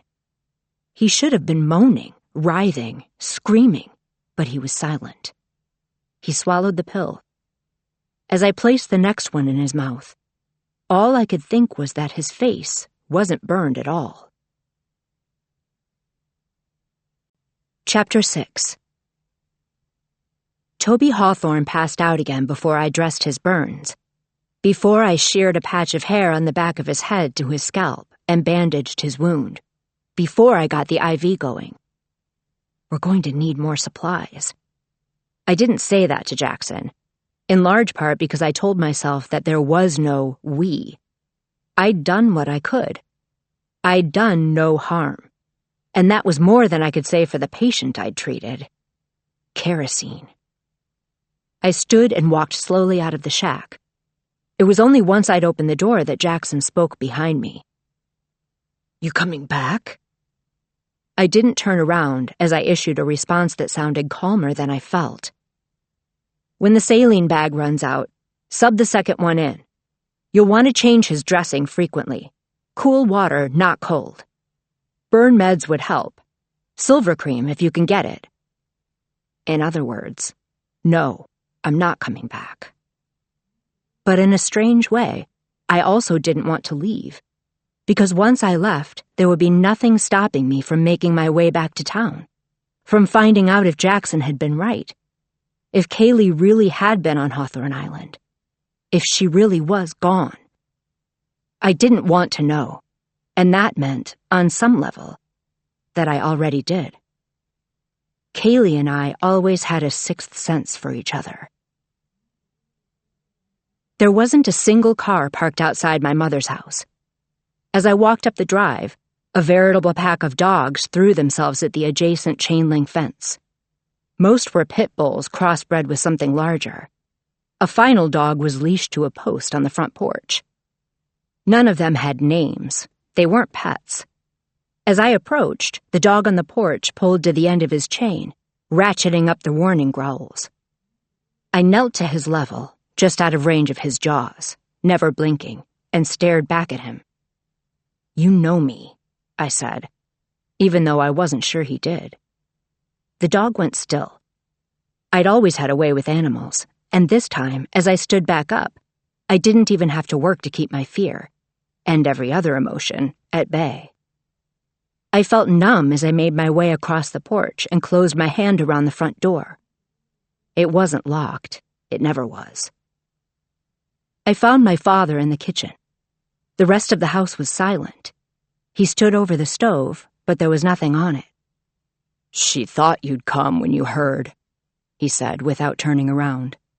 My father's voice was lower in pitch than my mother's, but less gravelly. I could remember moments in my childhood when he'd sung and she'd danced. The family business didn't mean there was no family here. It meant that family was everything. Or else. I didn't ask where my mother and her troops were. I just breathed in and out and replied to my father's statement. "Heard what?" I said, willing him to tell me, willing it not to be true. My father turned around. "You knew your sister was running around with those boys," he accused. I didn't see the backhand coming, and it was only by the grace of God that it didn't knock me to the floor. "Did you know what those rich little bastards were playing at, Hannah?" In my entire life, he'd never hit me. He'd been an enforcer for the family once, but when my mother had taken over, she'd made it clear that she found his brain more useful. He knew too much to be put in the line of fire these days, so his was a steadier presence, a calmer one. I lifted a hand to my cheek. I couldn't summon up an ounce of anger, or even hurt.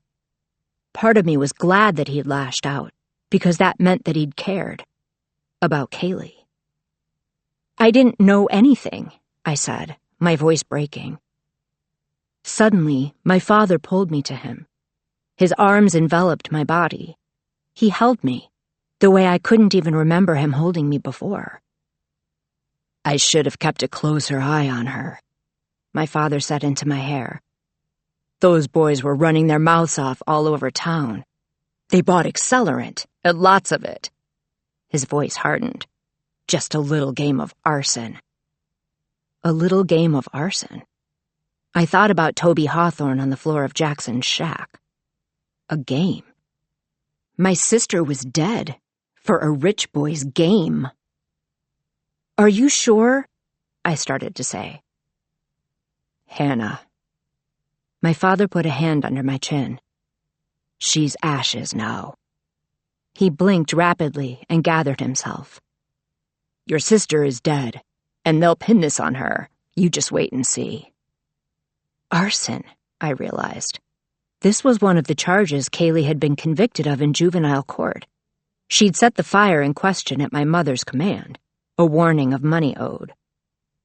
My mother. Where is she? I asked, my own voice hardening. My father knew based on my tone that I wasn't talking about whatever remained of my sister. I was talking about the head of the Rooney family. Where is she? My mother sure as hell wasn't here, mourning, and something told me she wasn't out on Hawthorne Island, frantically demanding the truth either. It had been clear the night before. She had something planned for today. My father's arms dropped to his sides. You a part of this family now? I looked away. No. After a long moment, he pressed a kiss to my forehead, then pulled back. That's what I thought. I knew a goodbye when I heard one. He loved Kaylee.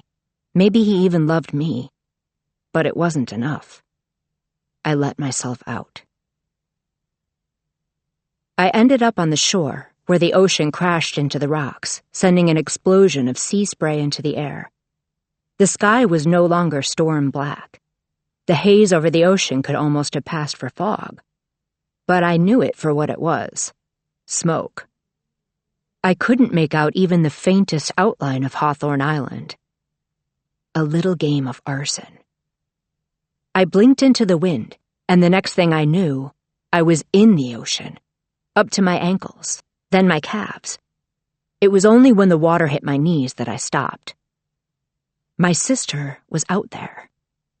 Dead or alive, and I knew at that point that she wasn't alive. I knew, but I couldn't keep from hedging my thoughts. I needed to get to her, even if she was ashes. It was too far to swim, and I wasn't far enough gone to try, so I went back to the bar instead. I opened the door, and almost immediately the entire place fell silent. For better or worse, I wasn't invisible now. I was a Rooney of Rockaway Watch, and one of my family's own was dead. Someone is going to take me out there, I said. All eyes were on me. I didn't repeat myself. I just waited for one of the men at the bar to stand. The boat didn't get within 100 yards of Hawthorne Island before the Coast Guard turned us back.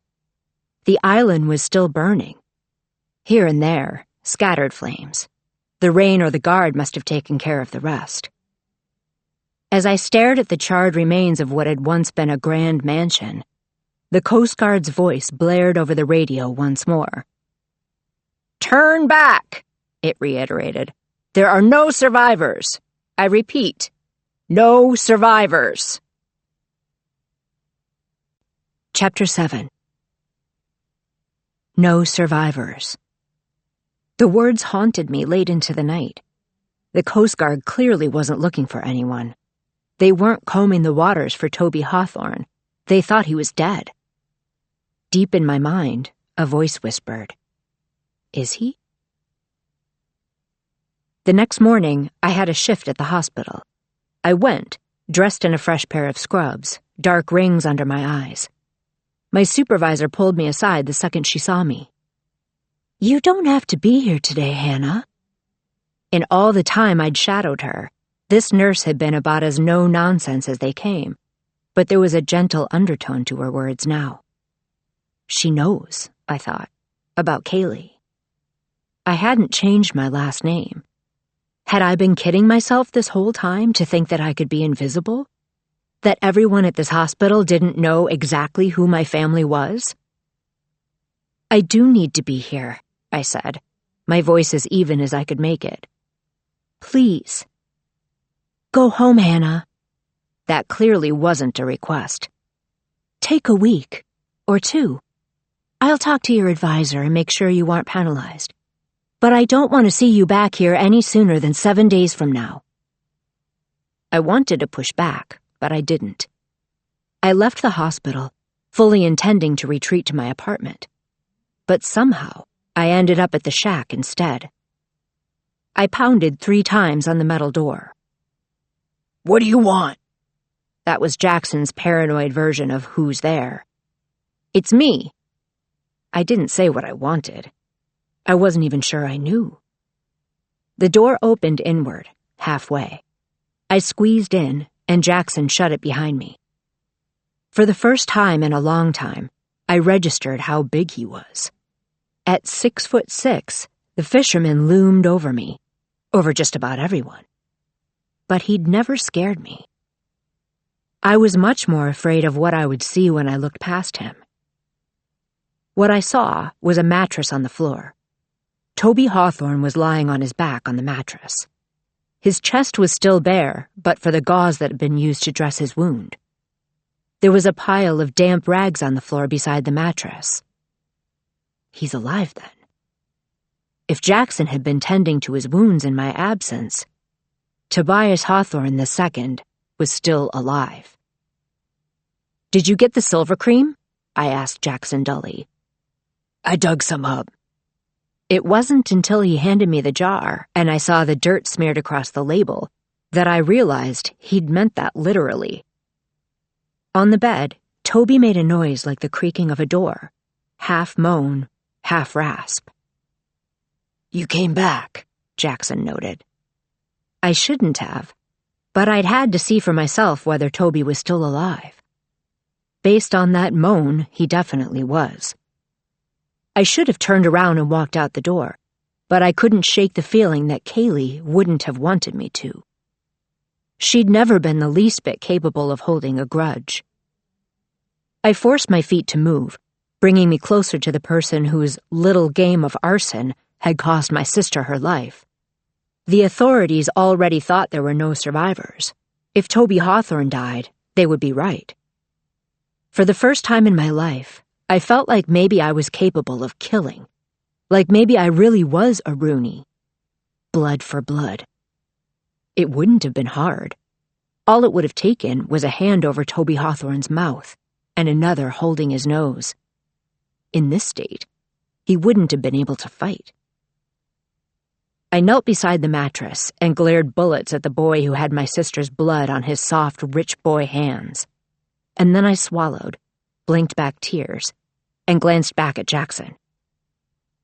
"I need some cool water." Soon enough, there was a basin of it sitting beside me, though how Jackson had managed running water out here was anyone's guess. On a nearby table, I spotted a pile of clean cloths and the suitcase of medical supplies. I helped myself to more gauze with one hand and grabbed the cloths with the other, and then I got to work. I soaked the cloths in cool water and thought, "I hate you, Tobias Hawthorne II." I peeled the dressing back from his wounds. "I hate you."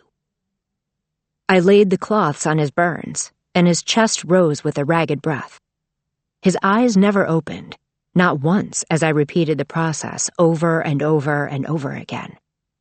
Not when I unscrewed the top of the silver cream. Not when I applied it to his biceps, his collarbone, the 3rd-degree burns on his chest and stomach. "I hate you. I hate you. I hate you." My touch was gentle, far gentler than he deserved. Pain was visible in the muscles of his chest, taut beneath the clean skin surrounding the burns. Good, I wanted to think. He deserves to hurt. But my touch was light as I continued cleaning and dressing his wounds. And when I was done, I kept vigil.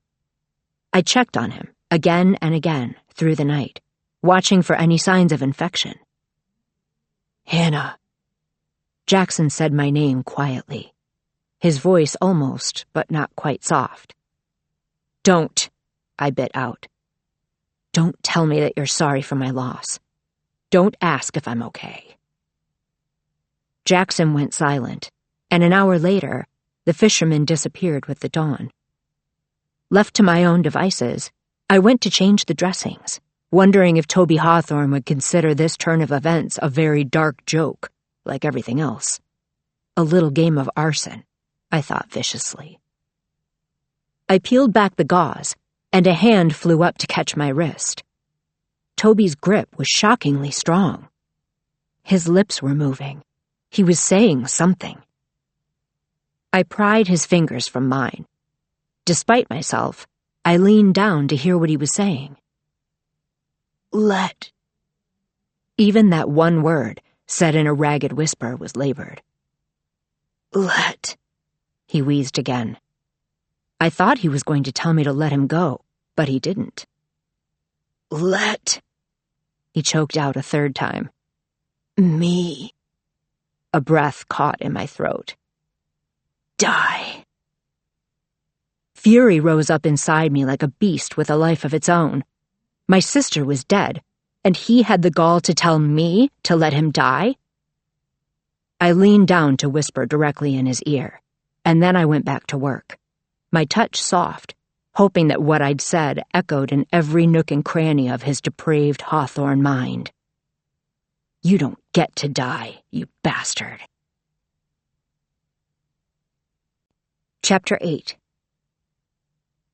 I stayed at Jackson's shack for 3 days straight. There was nothing for me anywhere else. Changing bandages, pressing pills into my patient's mouth, taking his vitals.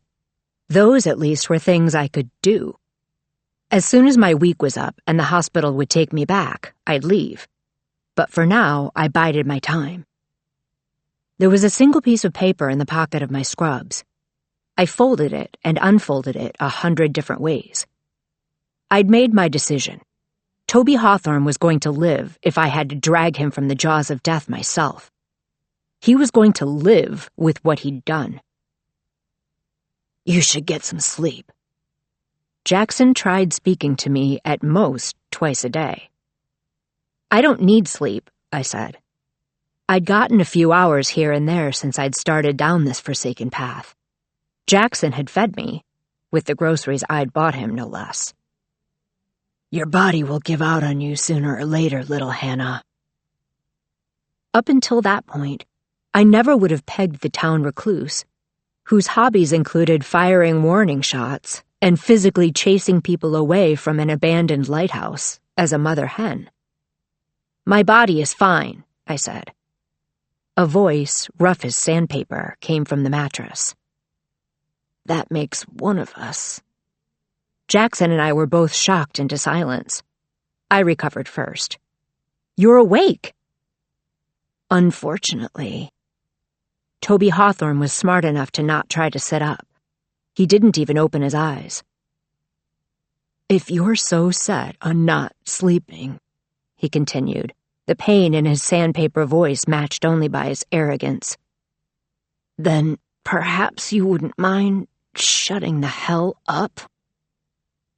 It was like I was right back in that bar, watching him smirk and lean against the pool table, his glass balanced precariously on its edge. Gritting my teeth, I crossed the room and started checking his vitals. Pulse first, my fingers on his neck. Then breathing, the rise and fall of his chest, breath against my palm. Pupil reactivity. I needed to touch his face for that one. His eyes were closed. I pried them open. This isn't what I meant when I told you to shut up. His voice was lower than it had been in the bar, rougher. You don't give me orders. I finished my check of his pupils. Follow the light with your eyes. What will you give me if I do? He quipped. This was the first time I'd been able to do anything approximating a neurological exam, and the asshole apparently didn't intend to make it easy. A quick and merciful death, I snipped. He followed the light with his eyes. I tested the feeling in his fingers and toes, ran my pen lightly over the arch of his foot. His body did all the right things. Pay up, my patient said.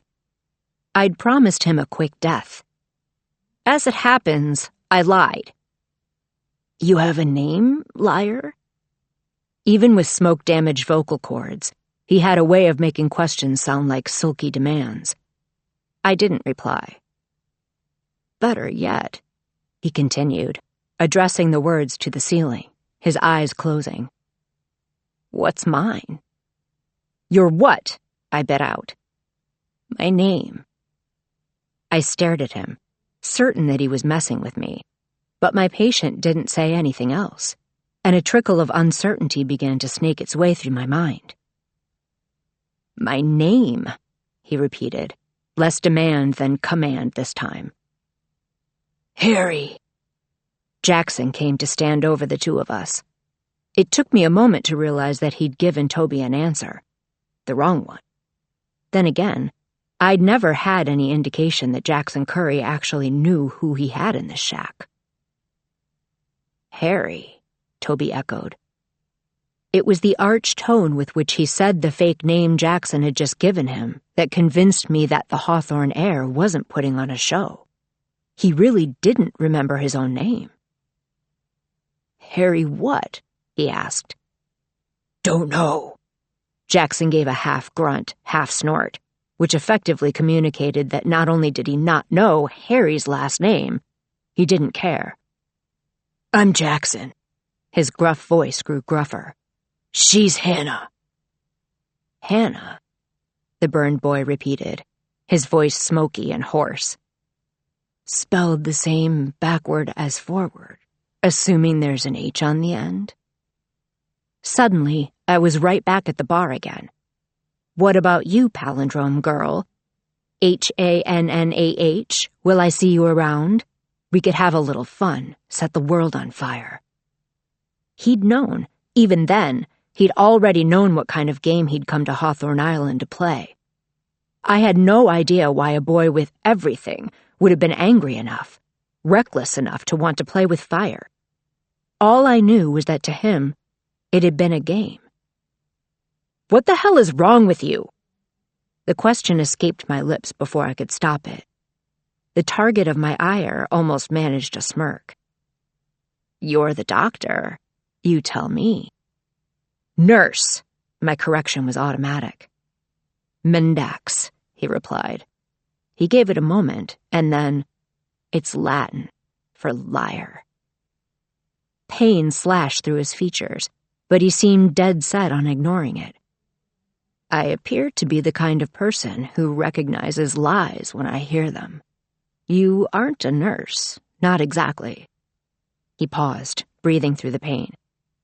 "If I had to make an educated guess about the circumstances that brought me here, and it appears I'm the type to do that too, I would say that I'm most likely a horrible, horrible individual, and someone wanted me dead. Am I getting warm, not Nurse Hannah?" "You don't remember?"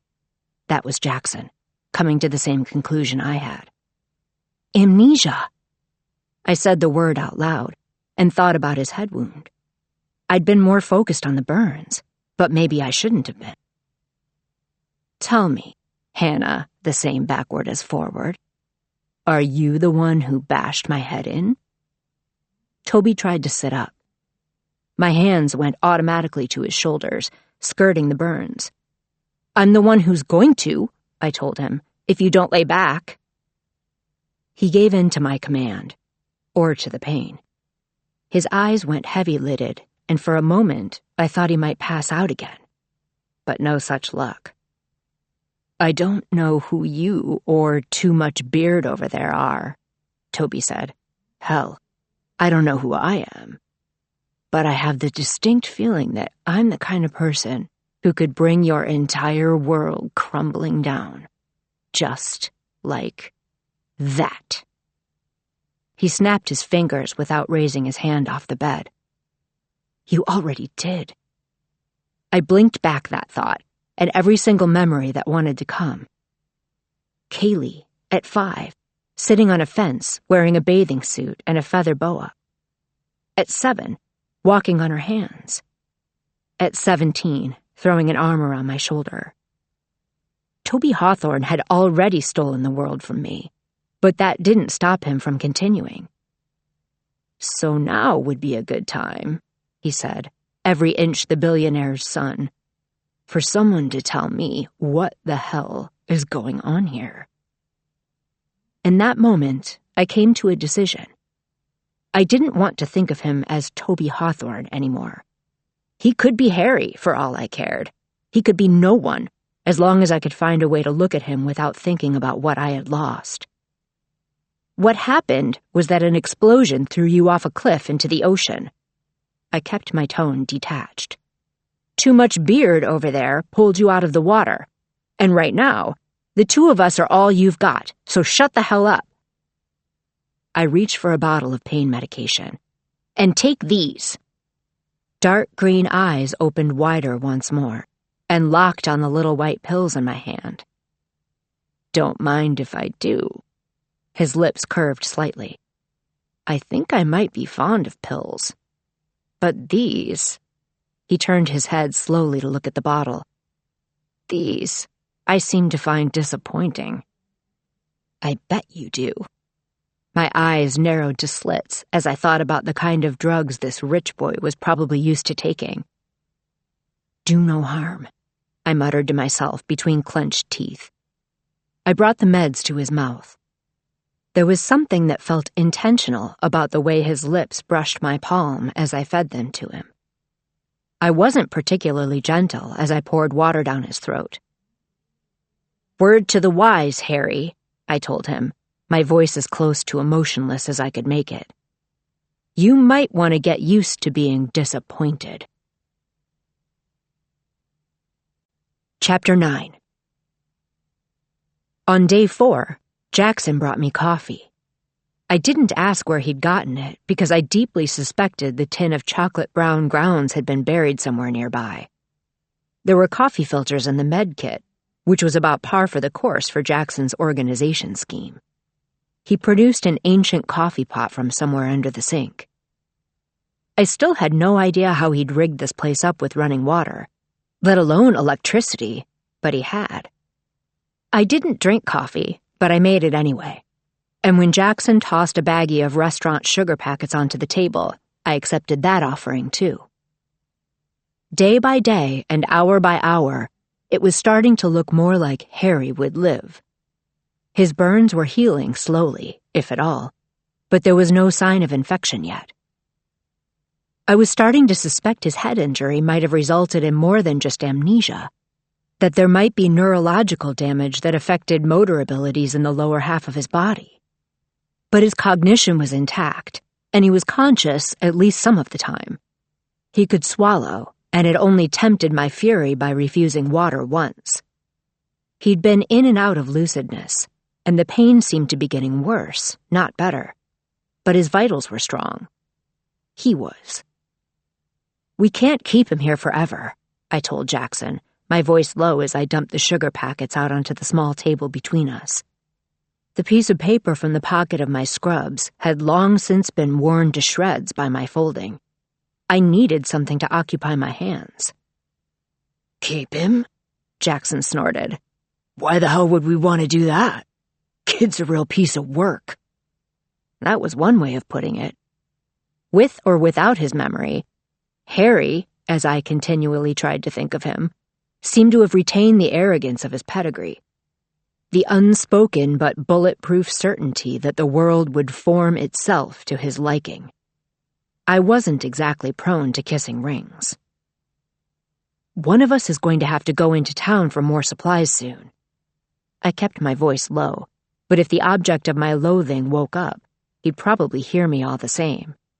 The bunker was 600 square feet total, if that.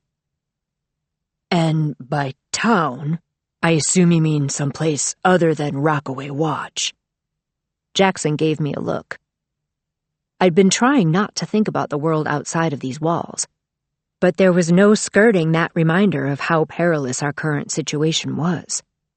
If my family discovered what Jackson and I were hiding out here, who we were hiding, it wouldn't go well for any of us. Someplace else, I agreed quietly. I picked up 2 sugar packets and set them on their ends, leaning the tips against each other in an inverted V, a balancing act that I just barely managed to pull off. I'll go, I said. I turned my head toward the mattress. Harry looked deceptively angelic when he slept. the perfection of his face a sharp contrast to the blistered, weeping burns and blackened skin that I knew lay underneath his gauze. His chest rose and fell as I watched, and I picked up 2 more sugar packets, continuing to build a makeshift, not card castle that I knew could fall at any moment. "I'll go," I said again. "For supplies. Tomorrow." Chapter 10. "I need something stronger." Harry was fury and condescension and pain, and there was a real chance that he was plotting my demise. I fixed him with a stare. "You need to let me work." I'd given him the maximum dose of the over-the-counter pain meds, but we were almost out. Something stronger wasn't an option. I continued to tend his burns.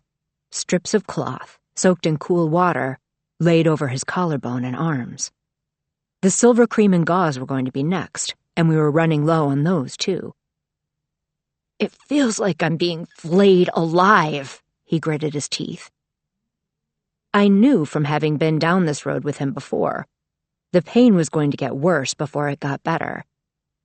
I worked in silence for a minute or 2. And then, "Everything hurts." His voice was more animal than human. I worried that I might need Jackson to hold him still, to keep him from doing himself and his injuries irreparable harm. But then my patient's eyes made their way to mine, and his body settled. Instead of noticing the color of his irises this time, I noticed the clarity in his gaze, the way it searched mine, like I was the patient and he was something else altogether. "Doesn't it?" he murmured. "Everything hurts, doesn't it?" My chest seized, the question trapping stale air in my lungs. Because he was right. Everything hurt. That's why I was here. It was what I was hiding from. Kaylee. "You don't get to ask me questions," I said, and I was surprised at how animal my voice sounded. I was a person who'd learned from childhood to hide my emotions, to make myself small, but I couldn't hide this. I hated him, and I was saving him, and the only way I could even remotely justify that was by hating him some more. "Keep going. Do the work. Gentle now." For a while, there was blessed silence. His eyes closed. "You build little castles out of sugar packets." I pretended I couldn't hear him, but I did. I definitely did. "It's endearing, really. The sugar castles." A twist of his lips made it impossible for me to tell if that was sarcasm or if he meant it. "Do you believe in fairy tales? Hannah the same backward as forward?" There it was again, that name. Was he really so obsessed with palindromes? I opened the jar of silver cream. "I believe in villains," I said flatly. "Villains?" He made a huffing sound, pain etched so clearly into the lines of his face, cheekbones, brow, jaw, that I couldn't look away. "It's funny," he continued. "I don't remember a damn thing about myself. But I would drink to that." "I bet you would." There was a good chance that when he'd said that he needed something stronger, he might not have just been talking about the pain. Pills and booze. He'd shown no signs of chills or seizures, so I didn't think he was in full-on withdrawal, not physically at least. "The only thing you're drinking," I told him, steel in my voice, "is water." If that made me his villain, good. Chapter 11. When I went to leave for the supply run, Jackson followed me out. He obviously had something to say, so I waited for him to say it. "I don't need to tell you about secrets, Hannah." It was just like him to phrase it like that, leaving the warning itself unspoken. No one can find out. "It's only a secret," I replied, "if you have someone to tell. Otherwise, it was just another way of being alone." and I was a master at that. I took a 3-mile hike and then 2 buses to get to a chain pharmacy in a town where I knew no one.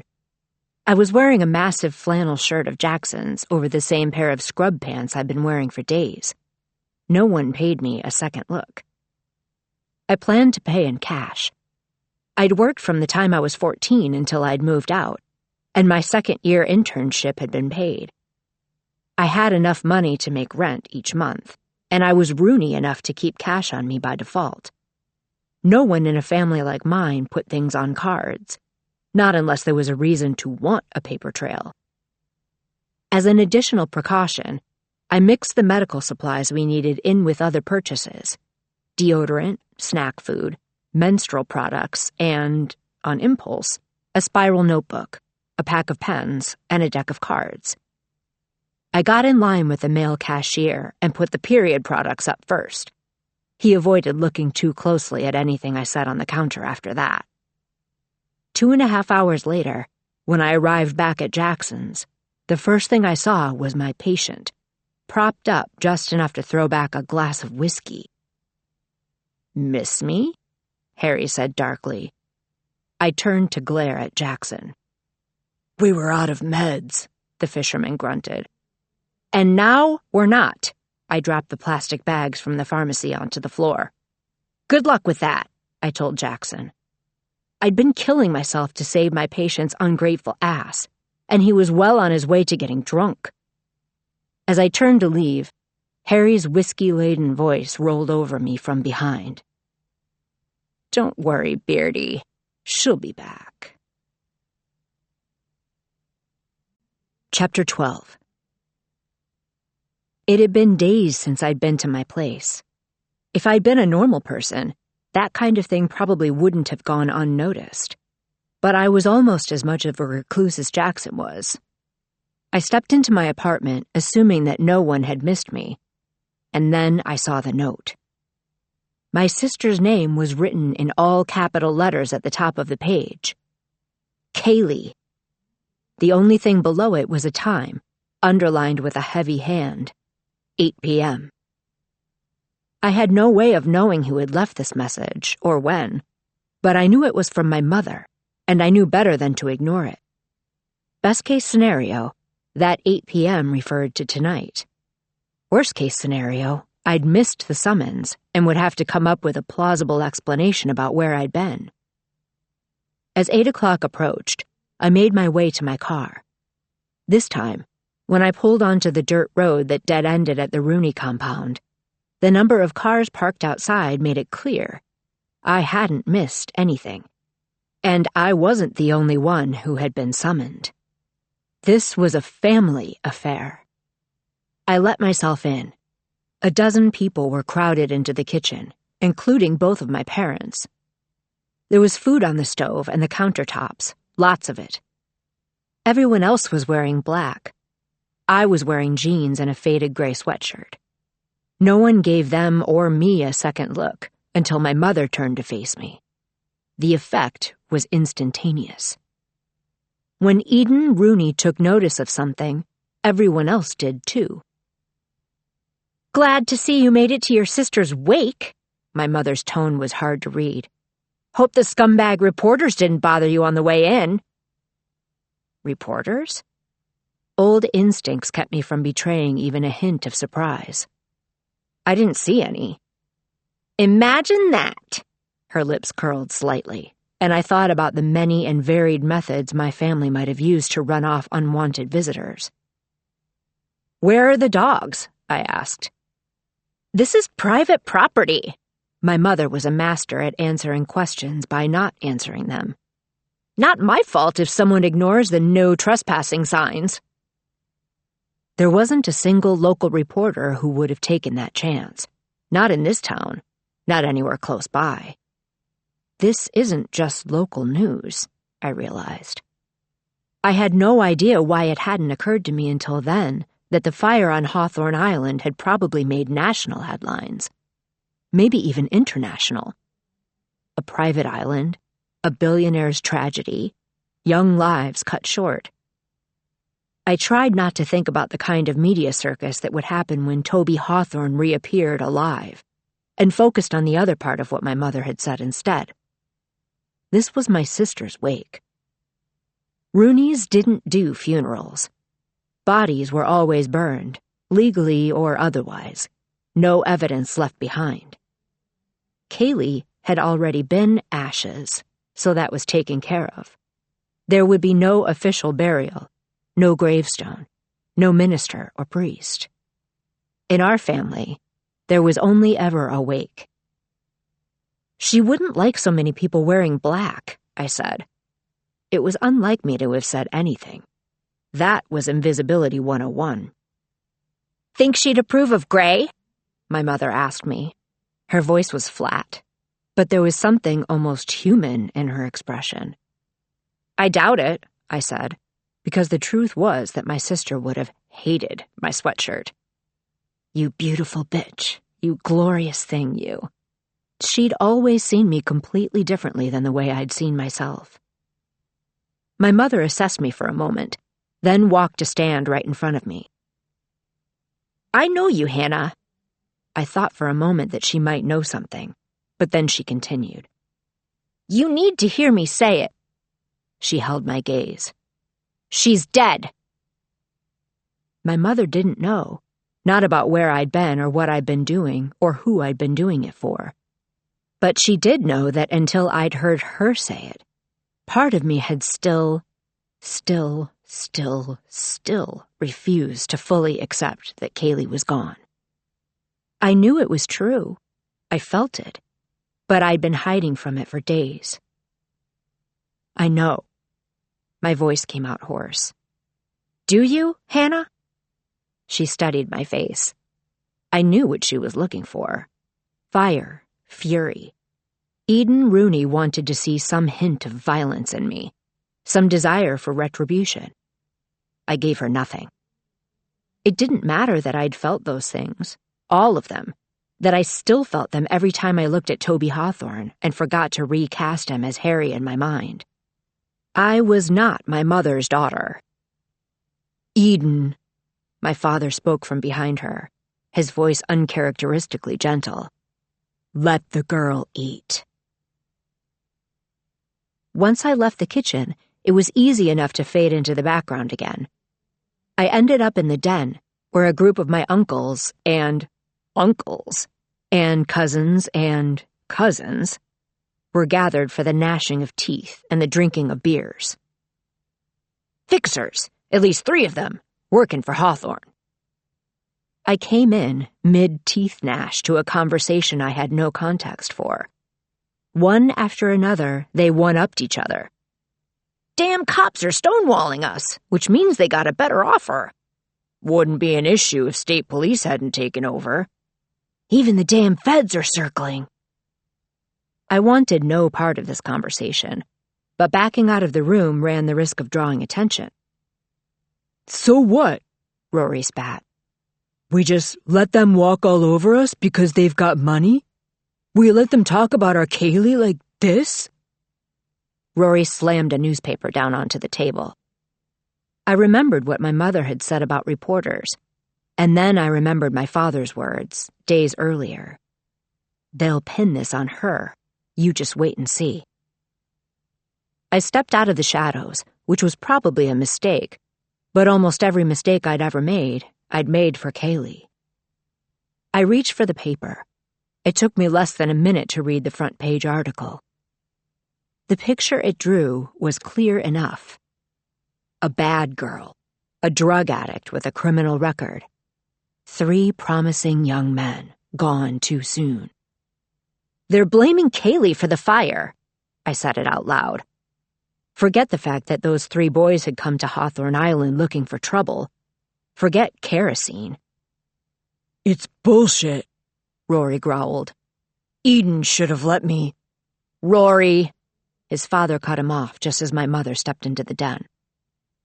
Seems to me, my mother said slowly, that this particular problem has taken care of itself. Those boys are dead.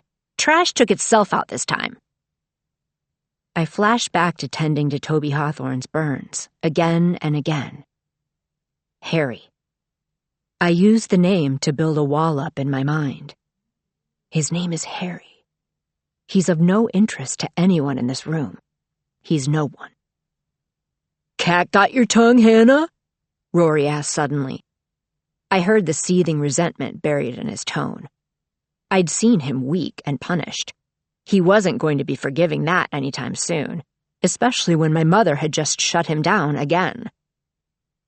I didn't give myself long to debate how to respond. All I had to do was pretend that I wasn't betraying the family every second of every day. "This is supposed to be a wake," I said. Roonies knew how to retaliate, but they also knew how to mourn. Kaylee was... How could I even begin to put my sister into words? "She loved hard," I said quietly. My sister had never managed to keep anyone at arm's length. She'd loved them, and they were monsters. "Kaylee was born hollering at the top of her lungs." That was my mother mourning. "Smiled for the first time when she was 5 weeks old and never stopped." Rory stared at me for another second, then lifted his beer. "To Kaylee," he said sharply. The toast caught on, and someone shoved a bottle into my hand. "To Kaylee," I whispered.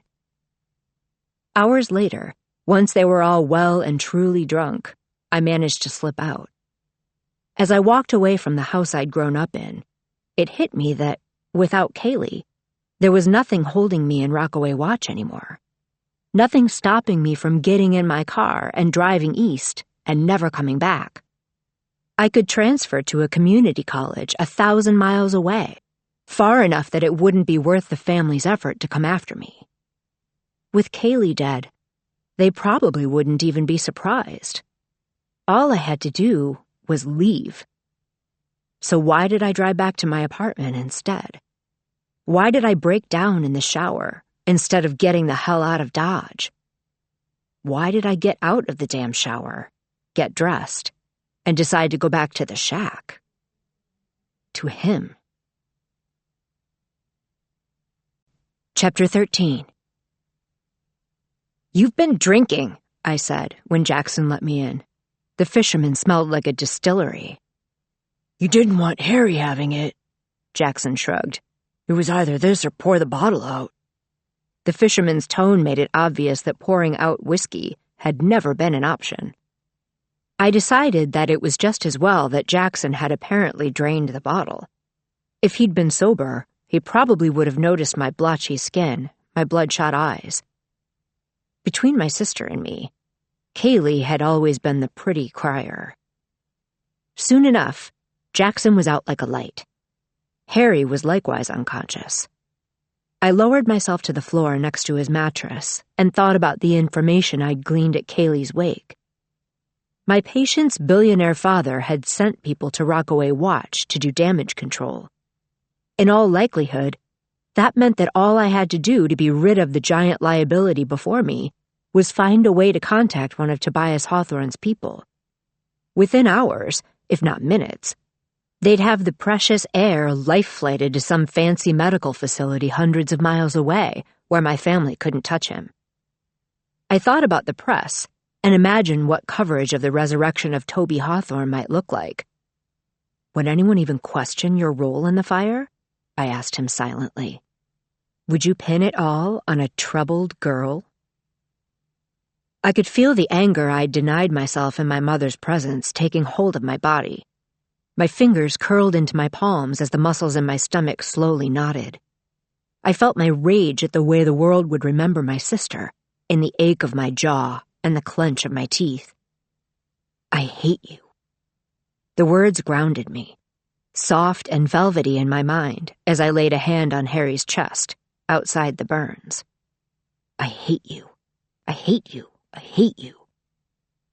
And then I heard the faintest of murmurs. I pulled my hand back and braced my fingers against the mattress. The room was dark, but I could hear his lips moving. I couldn't make out what he was saying. And then he started to thrash, to writhe. I wondered when the last time he'd had pain medication was. I wonder why I even cared. I grabbed the flashlight I'd left on the floor earlier and turned it on. My patient's eyes weren't open. He tossed his head violently back and forth, his whole body racked with the force of that movement. His burns. I did not want to hold him down. "Wake up," I said, working to hold on to my anger. He didn't. "Wake up!" His lips moved again, the volume of his speech growing to the point that I could actually make out the words. The tree. The villain of my life story was more than writhing now. He was going to hurt himself. I caught his head between my hands, my thumbs braced against his jawbone on either side. "Not on my watch, you asshole." It took every ounce of strength I had to keep his head still. But after a moment or two, his body stopped moving too. "The tree is poison!" His eyelids flew open, and just like that, we were looking directly at each other. I dropped the flashlight on the mattress. Its beam did little to disturb the darkness, but somehow, I could see, or imagine, every single line and curve of Toby Hawthorne's face. Granite jaw, slashing cheekbones, deep-set eyes. I didn't see pain there. I saw fury and devastation and more. For a single moment in time, it was like looking in a mirror. And then he came fully awake. The expression on his face changed, like the surface of a lake touched by wind, and his lips moved again. "Deified," he whispered. I thought at first that I'd imagined him saying that word, but then I heard his voice again through the darkness, through what little light came of the flashlight's beam. "Civic. Madam. Race car." His eyes, the color of a forest at night, never left mine. "Rotator. Deed." He was reciting palindromes, the smug bastard, and I was going to kill him. Chapter 14. Soon enough, I was allowed back at the hospital. I went, I worked, I slept, occasionally, and I kept going back to Jackson's. I'd decided not to even try making contact with Tobias Hawthorne's fixers. If word got out that the Hawthorne heir was alive, the first question that everyone, including my mother, would ask was how. I didn't trust the billionaire's people not to land a helicopter right there on the rocks. I wasn't putting a target on Jackson's back, so that left the alternative of getting my patient to the point where he could be moved. 9 times out of 10, I succeeded at thinking of him as Harry. He seemed to take special pleasure in being able to push me to the last 10th. I would have sworn the bane of my existence knew every single time his real name crossed my mind, even though he gave no sign of remembering it himself. "Hearts or spades?" Harry didn't even bother opening his eyes as he issued that question. His voice had fully recovered from the fire and whatever smoke he'd inhaled, and there was something liquid about the way he strung together the words. A silken but somehow pointed laziness that made him irritatingly impossible to ignore. "Are you asking my preference?" I spread cream across his angry red bicep. The second-degree burns were looking better. The ones on his chest, in contrast, hadn't improved. I focused on the work, not on him, and certainly not on the feel of muscles beneath my steady, gentle hands. "Spades are more useful." "For burying the bodies of your enemies?" The treatment had to hurt, but I wouldn't have been able to tell that from the twist of Harry's lips. "You wouldn't be making jokes like that if you knew who I was and what you took from me," I thought. Harry had a habit of replying to my silences like they weren't silences. "Setting aside the questionable uses you have for a literal spade, vicious one, I was asking about the card games.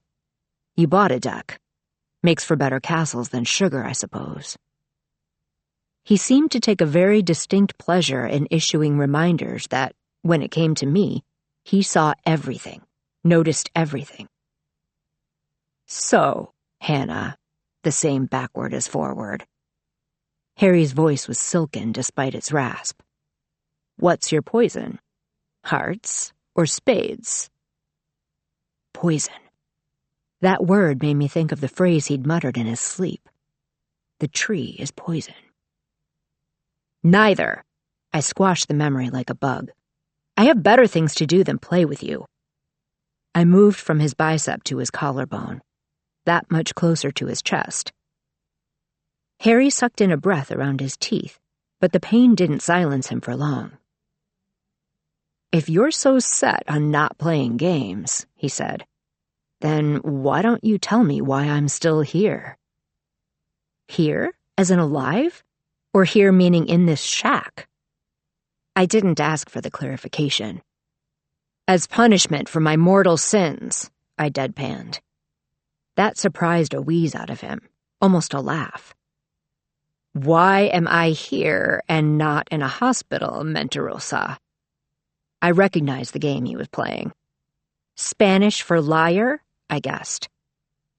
He neither confirmed nor denied that. Is it because of me or because of you? He pressed. It's both, I said. And that, his eyes finally opened, was not a lie. There was power in Toby Hawthorne's gaze, always. You wouldn't be safe at a hospital. I parted with the truth and threw the wall back up in my mind, forcing myself to think of him as Harry again.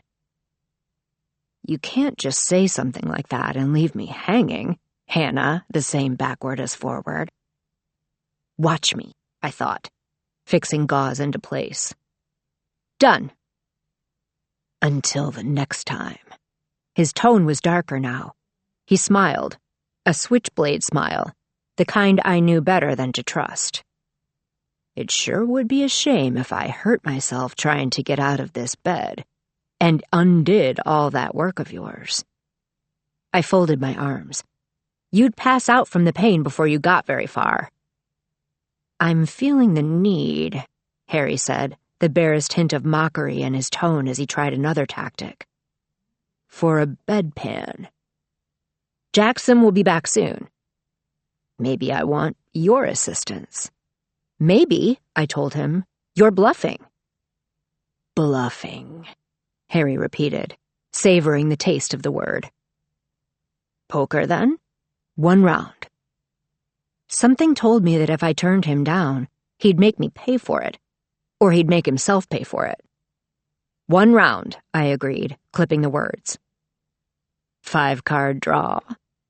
There was the barest hint of a Texas drawl in his voice. Fine. I retrieved the deck and dealt the cards. Beating him was going to be therapeutic. After eyeing my hand, I placed 2 cards face down on the edge of the mattress. I'll take 2. His eyes were only partially open as I drew 2 additional cards from the deck, but I knew in my gut that he saw everything, each and every little tell. I'll hold, he murmured. You're bluffing. I went to lay down my final hand. He stopped me. Nuh-uh, Hannah, the same backward as forward. What would you like to wager? With you? I said. Nothing. How about this?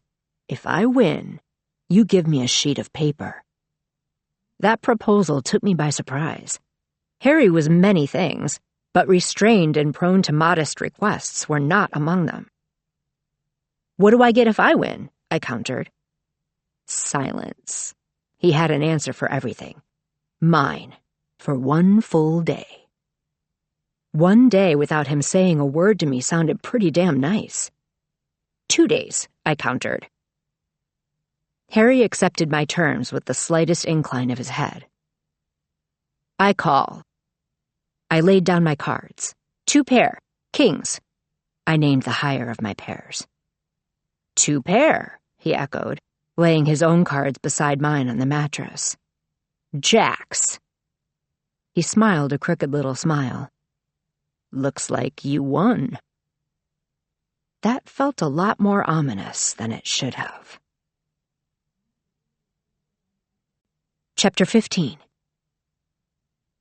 I had long shifts at the hospital the next 2 days, which didn't leave me that much time to collect on my winnings. But true to his word, Harry didn't part with a single mocking statement as I took his vitals and checked his wounds the next night, or the night after that. Instead, he watched me, his eyes on mine, his focus palpable and every bit as liquid and silken as the voice he'd agreed to silence. The more deliberate he became about touching me with his gaze, the more I tried to concentrate on my work, and only my work. The head wound had closed. The hair around it was beginning to regrow. The color looked darker to me, like maybe the mahogany red hue in the rest of his locks was courtesy of the sun. The new hair was coarse. It shouldn't have felt soft under my touch. I shouldn't have felt it at all. I didn't like the look of the third-degree burns on his chest. The others were improving, but not those. The skin was white in places, black in others. Toward the outside of the wound, where third degree gave way to second, the skin was blistered beyond belief. Those nerve endings hadn't been destroyed, so that's where his pain was the worst. But it was the area dead center on his torso that concerned me the most. That was the area still at risk for infection, the area where the damage could go deeper than I knew. I bandaged it and looked away, overly aware even as I did that he was still watching me. Pain in his dark green eyes, and a smirk on his lips. After Harry's days of silence passed, he seemed intent on making up for them, on making conversation. "You work at a hospital." "Brilliant deduction," I replied. "You wound me, Hannah the same backward as forward." "Don't call me that." Harry raked his gaze over my mouth and smiled slightly at whatever he saw there. "Sounds like you might be interested in another wager." Jackson had left me alone with our patient. I had the day off, and the fisherman still had a living to make. The closer the town recluse stuck to his routine, the less likely he was to draw attention. But that meant that I couldn't just be in and out, checking on Harry. I had to stay. I didn't trust my patient alone. 5-card draw, I said. If I win, you ditch the nickname forever and agree not to talk to me and or even look at me for 3 days. Steep price, not looking at you. He raked his gaze over my face, eyes, mouth, lips, jaw, then eyes again. What will you give me in return? I folded my arms. A piece of paper. You drive a hard bargain.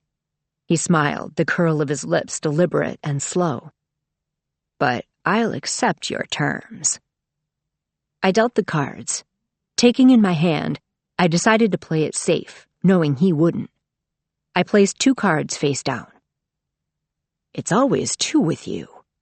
Harry seemed to find some satisfaction in that observation. Too much, really. Let me guess, I said. You don't need a single card. Do you like being wrong? He took 2 as well. I knew from the second he saw his new cards that whatever he'd drawn didn't bode well for me. I call, I said. Harry laid down his cards. Full house. I laid down a pair of aces. Those are the breaks, Hannah, the same backward as forward. The nickname stays.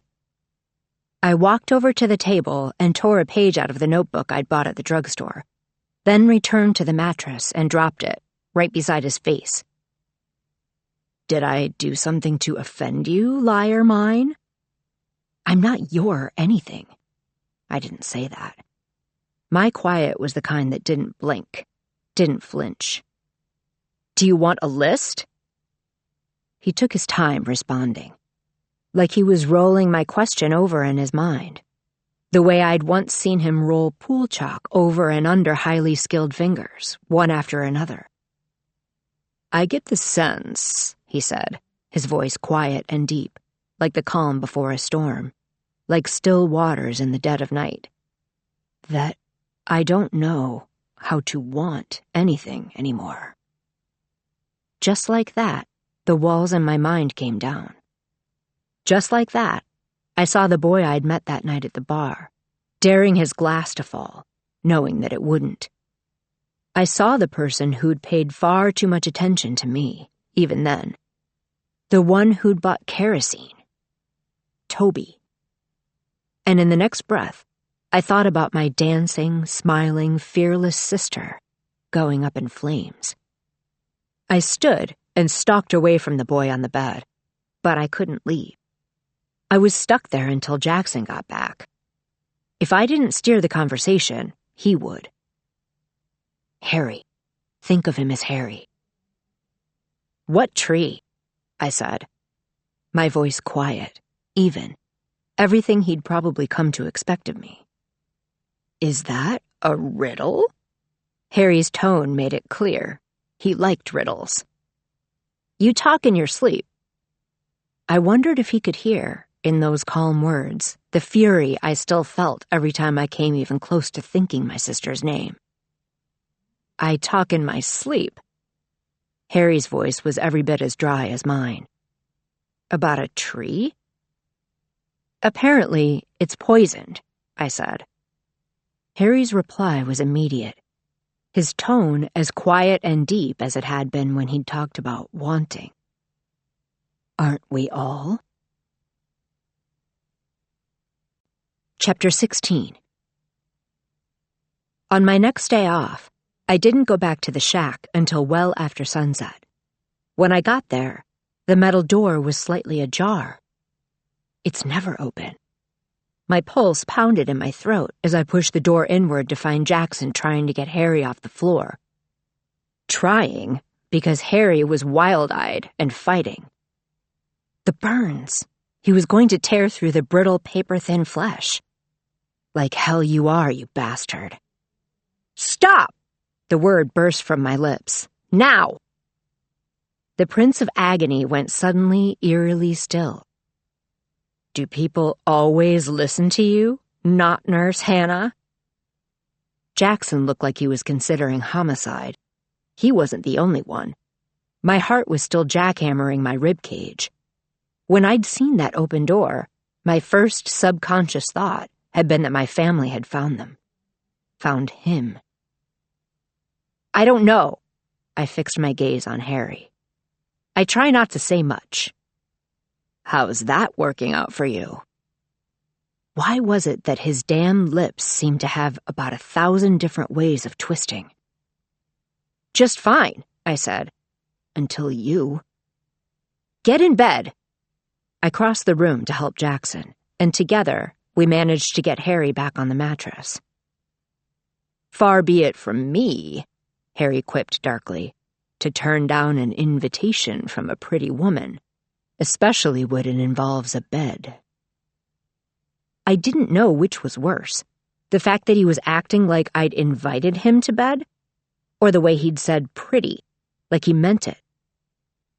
You deal with this, Jackson growled in my direction.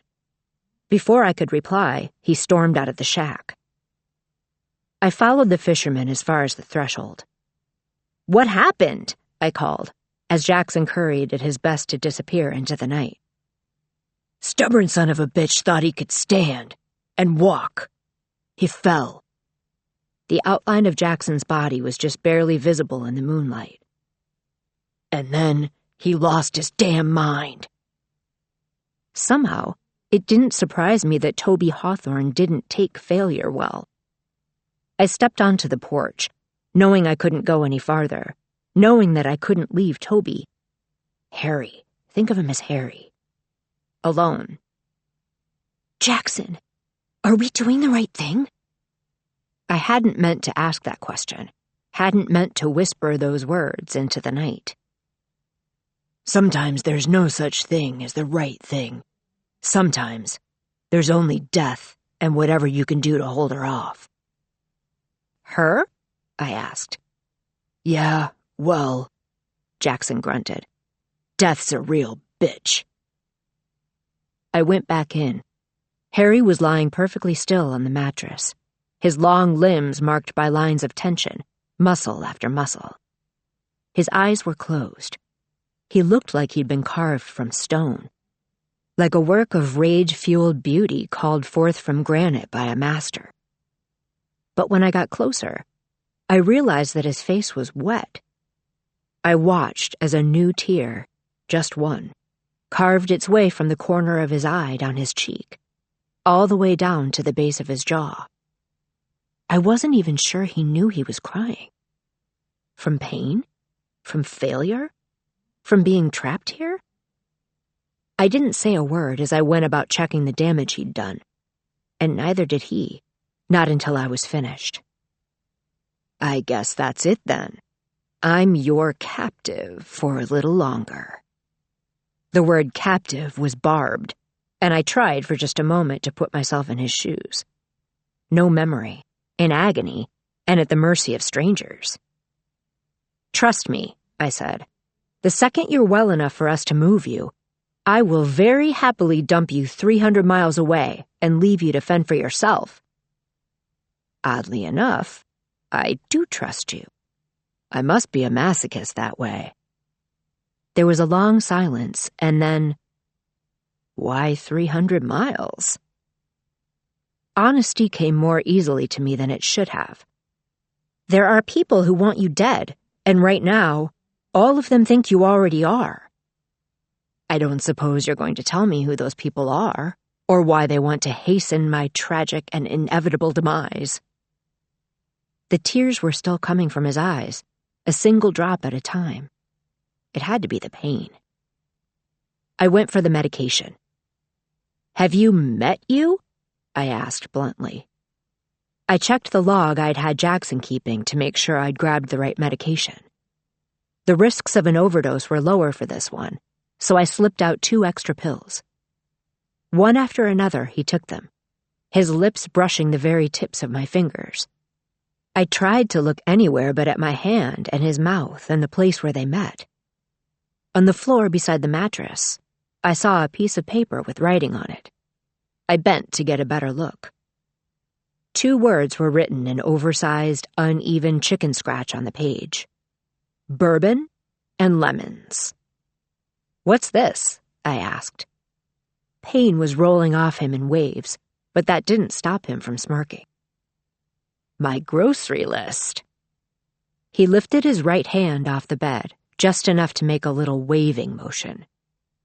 Hop to it. Clearly he wanted me to murder him. I'm not buying you bourbon, or lemons. Why the hell did he want lemons? You know what they say, he murmured, about making lemonade. He was hurting, but there was something more than pain in his voice.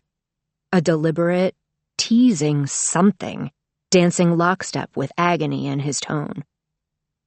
I stayed with him and waited until the pain meds took effect, before pulling back to the table, where I tore a piece of paper out of the notebook for myself and started folding. Hours passed. Harry was barely moving and wasn't talking, but he was conscious. It was only when we heard Jackson's footsteps outside that my patient spoke again. I was angry with my friend. I told my wrath did end. There was something almost musical in Harry's tone, something dark. I was angry with my foe. I told it not. My wrath did grow. Something told me those words weren't his. I don't understand, I said. I heard his next breath. I would wager, my little liar, that you do. Chapter 17. I managed to hold out for a few days before looking up the words Harry had said. It was a poem, an old one. The poet's name was William Blake. The poem was about vengeance. I read it from beginning to end, probably a dozen times, and true to Harry's prediction, I understood it. I felt every single word of it. The title of the poem was A Poison Tree. After my shift that night, I hit the grocery store.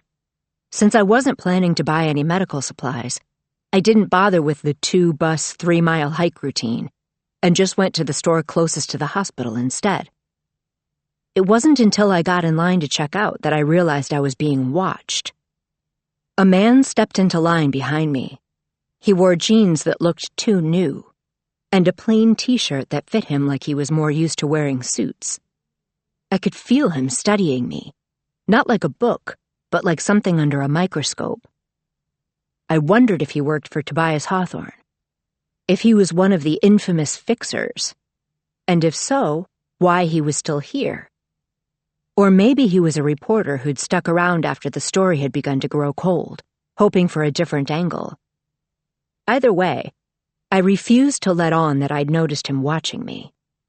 He waited until the cashier began ringing up my groceries to speak. "I hear you're a Rooney." I bagged my own food, not even looking at him. "You can't believe everything you hear." I didn't make the hike up to Jackson's until I was sure that I hadn't been followed back to my apartment. And when I did go, checking over my shoulder every 10 steps across the rocks, I didn't say a word about the man at the store. I just wordlessly started unpacking the groceries. "Where are my lemons?" Harry spoke from the mattress. Jackson slid in beside me. "Where's the bourbon?" he asked, his voice low. I gave a slight shake of my head. I hadn't bought bourbon. "The pain, Hannah." Jackson was a no-frills kind of person at the best of times. This wasn't the best of times, and there wasn't an ounce of sugarcoating in his tone. "It's getting worse. A whole hell of a lot worse." "It shouldn't be," I said quietly. "Should it?" I approached the patient, an uncharacteristic hesitation in my step. "Don't touch me." For once, there was nothing smooth in Harry's tone, nothing dark or knowing. I wished I'd bought the damn bourbon. I laid the back of my hand against first his cheek, then his forehead, hot to the touch. "I have no desire whatsoever to touch you," I murmured, but I did, again and again, checking his injuries. At a certain point, it became clear to me that no touch was gentle enough. There's something wrong. I'd examined everything but the burns on his chest. As I braced myself to do what had to be done, my gaze caught on an object sitting beside him on the mattress. A tiny, intricate paper cube. 30 folds at least. "You folded this." I didn't phrase it as a question. "Won the paper off Jackson," Harry said. He was looking at me now, and his eyes were a little glassy. I touched his face again, confirming what I'd felt before. Fever. "The question, Hannah, the same backward as forward," he said, his voice closer to a whisper than a rasp, "is whether you can unfold it without tearing the page." I didn't touch the paper cube until he fell into a fitful sleep. By that point, I'd already looked at his chest. It didn't look good. Chapter 18. On my lunch break the next day, I didn't go to the hospital cafeteria. I went to the ER. There was a vending machine near intake, which was as close as I could get to the pit without drawing attention. I needed to find a way past the double doors. I needed to talk to someone in trauma. And somehow, I needed to find a way to steal and smuggle out a healthy supply of lactated ringers, an entire course of intravenous antibiotics, and, if I could manage it, some morphine. The fact that I was even there, the fact that I was even considering throwing my life away like this, for him, was unfathomable. But it was either that or admit that Jackson and I were in over our heads. I couldn't see any other way out that didn't end with bloodshed. I hadn't been able to save Kaylee, but I could do this. I had to do this. I was on my 3rd pack of vending machine Oreos when my supervisor sat down in the chair next to me in the waiting room. "Did someone call you?" I asked her. That got me a look. Do you think I need someone to tell me what's going on in my own hospital? Most of the doctors who worked here probably would have objected to the suggestion that this hospital belonged to a single nurse from oncology, but I was smart enough not to argue. You going to tell me why you're lurking down here? She said. I looked toward the doors I hadn't yet pushed my way past. Thinking about emergency medicine for your next rotation? My supervisor guessed bluntly. Trauma? She paused. Maybe the burn unit? She doesn't know. A breath caught in my throat. She can't. You couldn't have saved her, Hannah. Her. I realized that she thought this was about my sister, about my grief. Maybe not, I said. But maybe I could save someone like her. I swallowed, then covered. Next time. My supervisor considered that. As it happens, she said finally, someone in the burn unit owes me a favor. Of everything I learned visiting the burn unit that day, the information that hit me the hardest was that the most painful time for most burn patients was when their dressings were being changed. I thought about Harry telling me he felt like he was being flayed alive, and then I thought about all the other times I'd changed his dressings. The times when his eyes had locked onto mine, when I'd worked and he hadn't said a word. That night, I stayed at Jackson's and did what I could. Instead of sleeping, I stayed up for hours, working to unfold that damn paper cube. I wondered how often Harry had seen me folding. It was like the sugar castles all over again, like he wanted me to know that there was no such thing as me fading into the background with him. Finally, I did it, managing to undo each and every fold without tearing the paper at all. In the very center of the page, Harry had written 4 words in oversized, uneven scrawl. Everything hurts, doesn't it? I left for the hospital early the next day. This is a mistake. It didn't matter. I was committed. Near the end of my shift, I managed to catch the door to the 3rd-floor pharmacy with my foot before it locked. Morphine wasn't accessible, but I took the antibiotics in the IV solution. I'm going to get caught. And even if I don't, neither of these will do a thing about the pain. As I tucked the stolen goods into my bag, I thought about a poison tree. I thought about that tiny, intricate paper cube. I thought about the way my patient tossed and turned in his sleep, his agony obviously getting worse. And then, on the way out to my car, once it had become clear that I wasn't going to get caught, not that night at any rate, I thought about the other place I could go to get drugs. Not morphine, but an opioid all the same. Oxy. Chapter 19. A man approached me, I told my mother. That was my excuse for coming. At the grocery store near the hospital.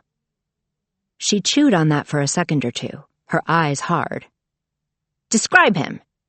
I did. Sounds like one of Tobias Hawthorne's men. The fix is in, but they're not letting up. What did the bastard want with you? That was a good question. Do they know or even suspect that something is off? At some point, would investigators realize they were one body short on Hawthorne Island? I don't know, I told my mother. I didn't stick around to find out. I threw out a question before she could ask me another one. What are they still doing here? My mother had ways of reminding people that she didn't exist to answer their questions. She grabbed my chin, lifting my face toward hers, even though I was already meeting her eyes. What are you doing here, Hannah? She asked. Say something true, and say it calmly. Kaylee. Is her room still... I let just a hint of weakness peek through. Not enough for her to exploit, just enough for her to be certain that she was stronger. Did you... Go on up. Whatever else my mother was and wasn't, there was very little senseless cruelty in her. Her cruelty always served a purpose, usually more than one. Her mercies did, too. I knew that. I'd known that before coming here tonight, but there was no use in second-guessing myself now. I walked up the stairs, my pace as measured as the breaths I took, and made it all the way to the end of the hall. I listened for footsteps, but no one was following me. I let myself into Kaylee's room, and for a moment, I couldn't breathe. Her closet door was still open. Her clothes were still on the hangers, except for the haphazard piles of items she'd worn or discarded on the floor. I walked slowly forward, then sank down, touching the shirt my sister had been wearing the last time I'd seen her. "Dance with me, you beautiful bitch." The leather wasn't soft against my fingers, but the oversized sleep shirt I touched next was. I lifted it to my face, breathing in the smell of her. Citrus and rose. The scents didn't go together, but Kaylee never cared. Her chaos had been a beautiful kind of chaos, and remarkably consistent. Her room looked like it had been tossed, but it had always looked like that, so I just had to hope that no one else had gotten there first. That no one else in the family would dare to steal from Eden Rooney's dead daughter. "It's not stealing when you're sisters," I could hear Kaylee saying. "It's borrowing with the intention not to return." For once, I didn't push away the memories. I couldn't, not here. I could almost feel her with me as I went through the pockets of the clothes she'd left on the floor and found 2 pills. That was something, but not enough. I tried her closet next, then inside her pillowcase, then under her sheets and between the box spring and mattress. The expectation in the family business was that wares were not sampled without permission. Business was business. Pleasure was pleasure. But I knew my sister. Eventually, I found a loose floorboard under the bed. Beneath it, there was a hollowed-out compartment. Inside, there was a plastic baggie. Dozens of small white pills stared back at me. Beneath the baggie, I found a wallet. Her last night on Earth, my sister had only stolen 1. I flipped it open, and Toby Hawthorne's picture stared back at me from his driver's license. I would have recognized that smirk anywhere, but his eyes looked different to me in the photo. The shape of them, opened wider than I'd ever seen them. He's not drunk or high there. He was smiling with his eyes, less "come hither" than "shall I let you in on the grandest joke." Suddenly, I heard footsteps coming down the hall. I jammed the wallet and the bag of pills into the waistband of my scrubs, covering them with my shirt. 7 seconds later, when my father opened the door, I was crouched beside Kaylee's clothes again, her sleep shirt clasped in my hands. Citrus and rose. My father, our father, stared at me from the doorway. "I know," he said quietly. He knew that I was mourning. He knew that I'd loved Kaylee with everything I had. "You don't know why I'm really here. You don't know what I've done, what I just did." "But Hannah?" I stood and met my father's eyes. "If you want out," his voice went down an octave, "don't come back here again. I can only hold her off for so long." Chapter 20.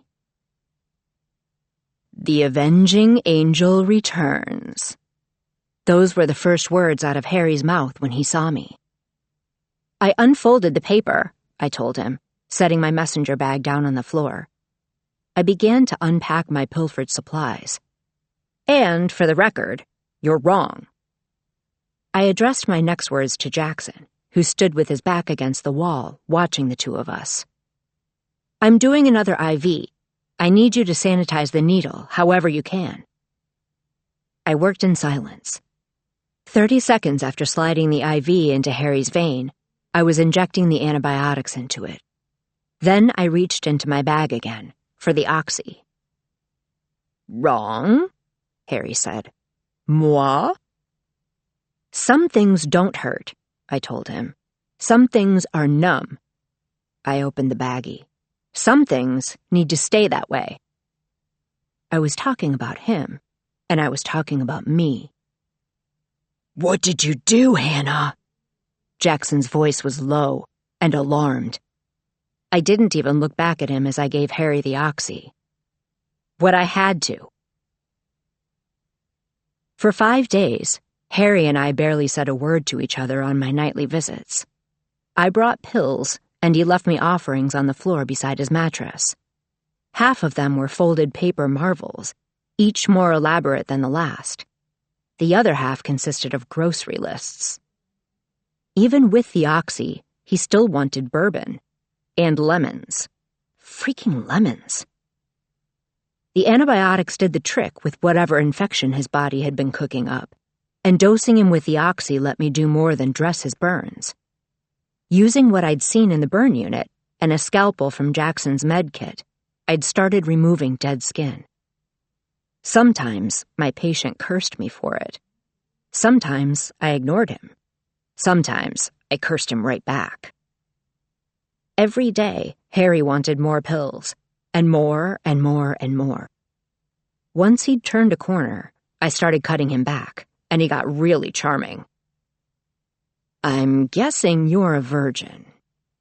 That didn't merit a response, so I didn't give him one. He let his eyes rake over mine and down, his gaze settling somewhere in the vicinity of my lips. You're too easy, he commented, but it was clear from his tone he wasn't talking about sex anymore. He was talking about getting a rise out of me. I'd given him nothing, and he was acting like my face had laid my every emotion bare. You don't like being looked at. Harry allowed his lips to curve in the subtlest of smiles. Tasted like wine. If he thought I was going to drug him just to shut him up, just to get him to stop looking at me like that, he was going to be sorely disappointed. Better wine than barbecue, I said. It took a moment for that comment to land.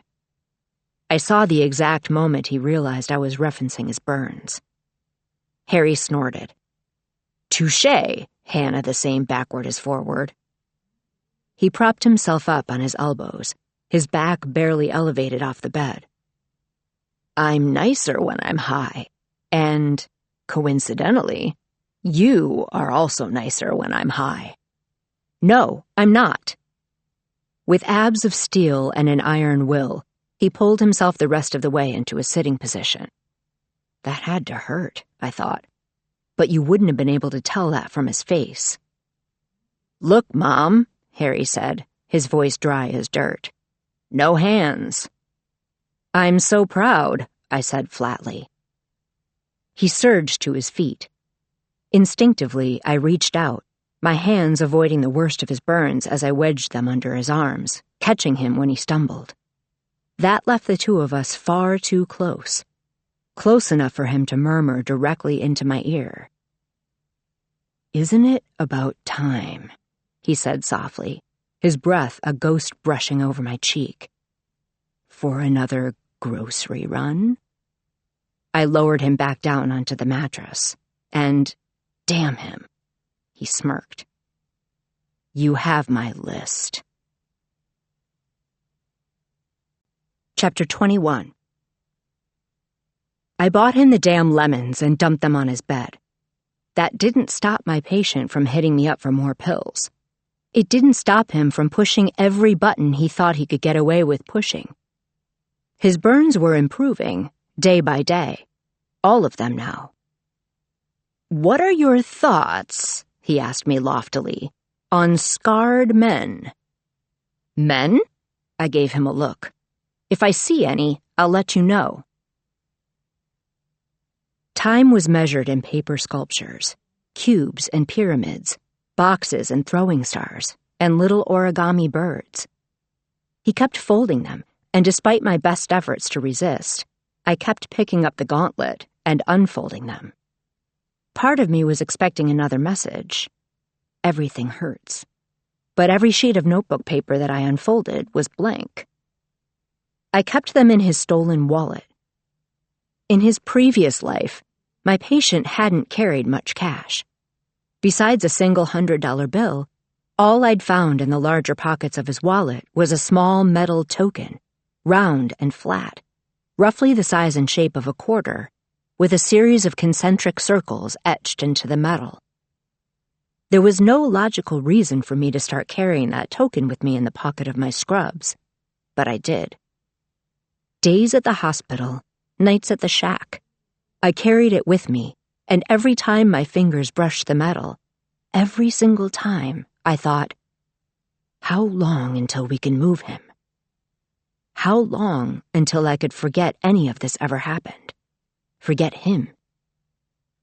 And then, one night in my apartment, as I defeated yet another one of his folded paper cubes, I smelled something. The barest hint of lemon. I brought the paper closer to my face to sniff it, then crawled across my bed to hold it closer to the light, closer to my bedside lamp. At first I saw nothing, but as the page took on heat from the bulb, words appeared. Minim, murderum, abophobia. Invisible ink, I said, the way another person might have said an obscenity. And palindromes. Took you long enough. Harry somehow knew I'd figured it out before I ever said a word. Very funny, I told him. Lemon juice, he replied. I thought of his grocery lists, his incessant requests for lemons. Stand up, I bit out. It was something we were working on every day. He hadn't managed it without my support yet. He never stayed up for long. Minim, Harry said, relishing the word and showing no inclination whatsoever to rise. A single drop of liquid, such as bourbon. Murderum, the murder of an unknown person. Apropos, is it not? I glared at him. It's about to be. And abophobia. He was getting way too much pleasure out of this. A fear of palindromes. You made that up, I said. Did not. He had a good enough poker face that I couldn't tell whether he was bluffing, so I repeated my order for him to stand up. This time, he humored me. My hands knew exactly where to lend their support. His body knew how to take it. Try taking a step, I ordered, all business. I prepared myself for a snappy comeback, but the palindrome lover in front of me made a surprisingly drama-free attempt to shift his weight to one foot and lift the other from the floor. It dragged. Grace and beauty was he, Harry drawled. His was a subtle sarcasm, betrayed more by the words than his tone. It's the head injury. I didn't know what kind of damage his brain might have taken from the fall, but that was the conclusion that made the most sense. His legs weren't burned, and there was no evidence of spinal trauma. I tried to lower him back down, but Harry resisted. The pale ring around the outside of his deep green iris was more visible some days than others. You can take a break, I told him. I saw his pupils expand. Black overtaking deepest green like a midnight wave devouring the edges of a white sand beach. Show me what's in your pocket, he proposed, and I'll humble myself by trying again. If Harry was humble, I was the Queen of England. I'm not showing you what's in my pocket unless you sit. He sat. After only a single moment of hesitation, I pulled out the token I'd taken from his wallet. He stared at it. Where did you get that? I hadn't heard a tone like that out of him since I'd gotten him through the worst of the pain. Brutal. Raw. You recognize it, I said, looking down at the token. Where? That was the kind of demand that cut through the air like a sword made of solid ice. Your wallet. I wasn't sure why I even told him that. or why I didn't fight it when he plucked that coin-like disc from my fingers and hurled it, full force, against the wall. For once in my life, I flinched. The door to the shack flew inward, and Jackson looked from me to Harry and back again. Not Harry, a voice in my mind whispered. I couldn't shake the bone-deep awareness that this was Toby. You recognize that disc, I said. What is it? What do you remember? Nothing. He wasn't lying. I knew that. The same way he always seemed to know when I was. I don't remember a damn thing, but somehow I know. You shouldn't have that. For the longest moment, I stared at him, trying to stare into him, trying to tell if any subconscious part of him was starting to remember who he'd been before. You can have it, I said quietly, going to retrieve the token. No! There was that tone again. Brutal, raw, desperate even. Hide it somewhere. Whatever you do, don't let anyone else see it. That night and into the next morning, when I hid the token beneath a loose floorboard in the shack, I found myself wondering why Toby Hawthorne had come to Rockaway Watch, drunk and high and looking for trouble. For the first time, I wondered if the billionaire's son had been running from something. I wondered if he'd had a reason to burn that mansion down. Chapter 22.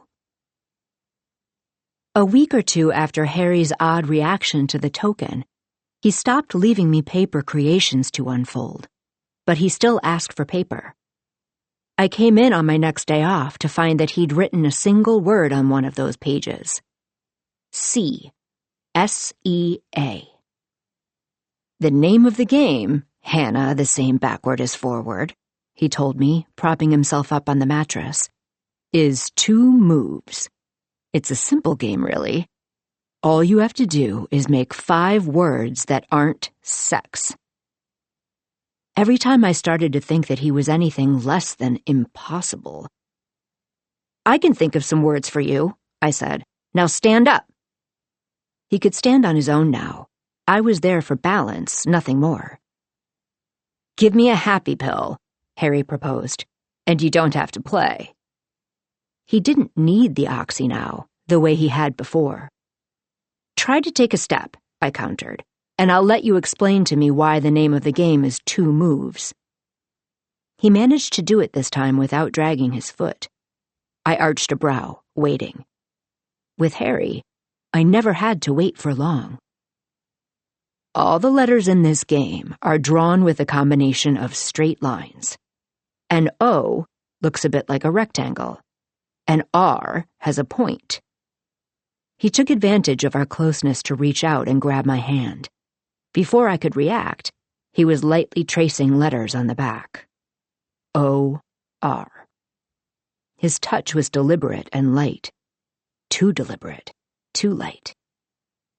A move consists of adding, subtracting, or repositioning a line, Harry murmured. It's easy enough, for example, to turn an E into an F. I knew with every fiber of my being and every nerve ending in my body that he was getting ready to draw on my hand again. So I freed it from his and gave him a quelling look. You owe me 2 more steps. He hadn't agreed to those terms, but he paid up anyway. His left foot was weaker than his right. I had no idea how long it would be before he could walk well enough to make it across the room, let alone handle a 2-mile hike over rocky terrain. We couldn't risk loading him into my car in Rockaway Watch, and there was no way that Jackson and I could carry him for miles. He needed to be able to make it on his own. 5 more steps, I told Harry, and I'll play your game. I didn't think he would be able to do it, even using me for balance. I was wrong. Pay up, Harry told me, using me to help lower himself to the floor. Remember, you're looking for 5 words that aren't sex. 5 words, 2 moves. One chance to wipe that smug expression right off his face. I grabbed the paper he'd left on the mattress. C. I gave my brain a moment to split each letter into its respective lines, and then I picked up the pen and made my first move, rewriting the word by removing the bottom line on the E, then flipping it and moving it up. Spa. Got it in one. Harry cocked a brow at me. 4 more, Hannah the same backward as forward. I looked back up to the original word, staring at the letters Toby had written. It was so easy to see the one solution I wasn't allowed.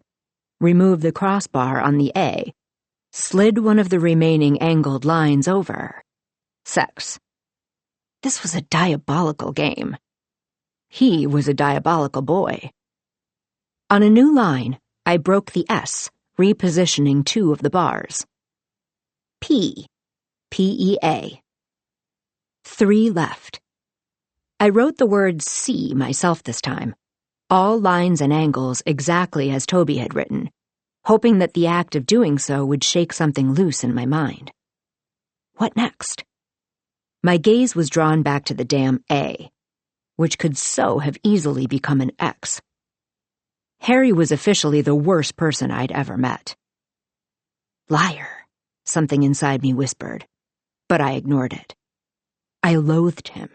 I despised him. The sooner I could get him healed and walking, the better. I broke the A, ditching one line and moving another one up. Set. The T is a bit angled, Harry drawled, but I'll allow it. I rewrote the word C again and stared bullets at the block-like letters. Turning E to K would have taken 3 moves. Turning E to F took only 1, but SFA wasn't a word. Why are you even playing? My common sense asked, but I ignored it. Kaylee hadn't been the only Rooney with a competitive streak, and somehow I thought she probably would have approved. Approved, I specified silently, of me kicking this rich boy's ass at his own game. A to H was 2 moves. A to V, also 2. Neither of those helped me. The wheels in my mind started turning faster. A to W. Damn it, that one was 3 moves, which meant I couldn't use the word so.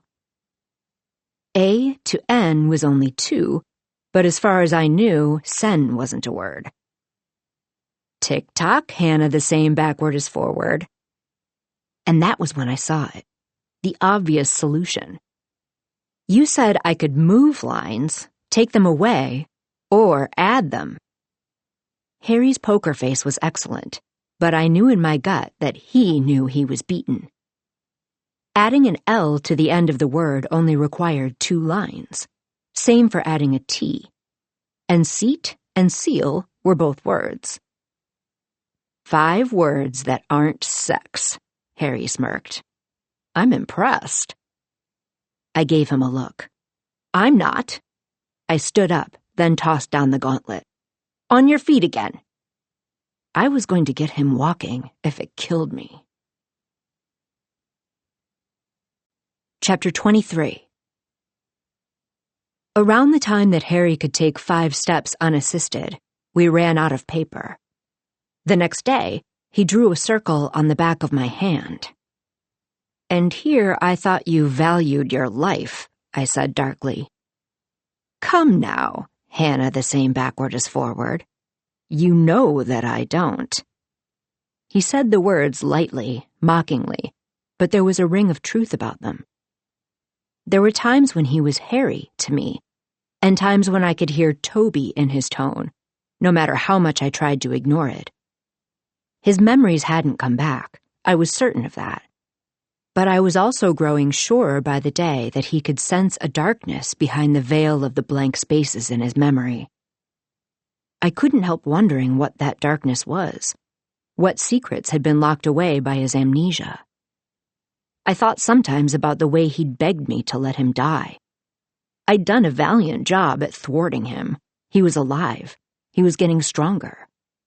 And he was an incredible pain in my ass. If you're going to torture me, not Nurse Hannah, or worse, try to motivate me, the least you could do is let me finish that. He nodded to my hand. I looked at the circle. It was perfectly drawn, impossibly so. Do I even want to know what you're drawing? I asked. Harry smiled, one of those smug, one of us is winning this and it isn't you smiles of his. I don't know, Lugnerin, do you? I wasn't positive what language he'd just used, but I knew damn well what he'd said, and he was right. I was a liar. Every day, I came here and pretended that he hadn't killed my sister. Some days, I could almost believe it. 1 hour, I told him, my tone making clear that my terms weren't up for negotiation. 1 full hour of grueling rehab. That's what you're going to give me if I let you finish your little drawing. You're going to work me hard.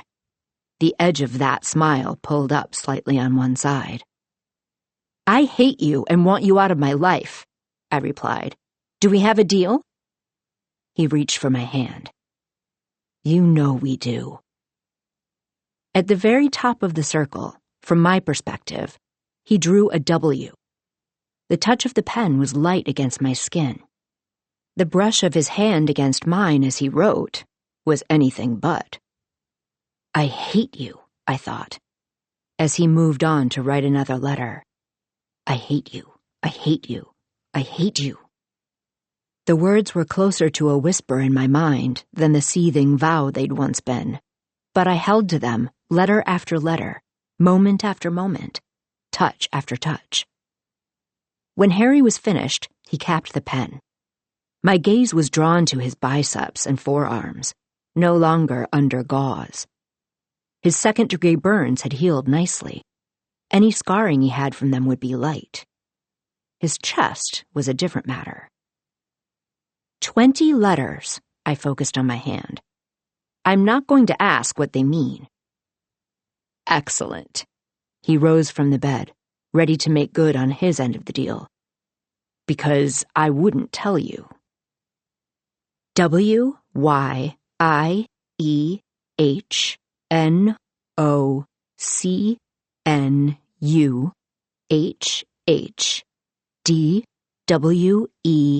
WYIHNOCNUHHDWEYUARN. Chapter 24. That night, in my own bed, I tried to read, a retelling of Beauty and the Beast, a mansion of marvels, a stolen clockwork rose, a curse. But it was the Beast himself that kept me from reading past the first 100 pages. His habit of brutally shoving people away, his arrogance, as enduring as his curse, the fact that he knew what he was, knew that loving him might destroy her if, by some miracle, she was the one. As I closed the book, a little harder than necessary, I could practically hear Harry talking about my sugar packet castles. Do you believe in fairy tales? Hannah the same backward as forward? I really, truly didn't. I laid back and closed my eyes, willing sleep to come, but my stubborn eyelids crept back open. Damn it. I looked at my hand. I started where Harry had, with a W. WYIEH, I said under my breath. Phonetically, if I tried to pronounce that as a single word, it sounded a bit like why. Next was knock, then nuh. In other words, a whole lot of nothing. Looking at all the letters, I wondered if there were any palindromes buried somewhere in the sequence. There were 3 N's, 3 H's, 2 E's, 2 each of U, W, and Y. None. You. I really, really hated the fact that I could so vividly picture the way Harry's lips looked when he smirked. No. I wasn't going to waste another minute on this little game of his. Not one. And yet, at the hospital the next day, when the pen marks on the back of my hand began to rub off under the force of repeated hand washings, I used my break to redraw the circle and letters myself. W-Y-I-E-H-N-O-C.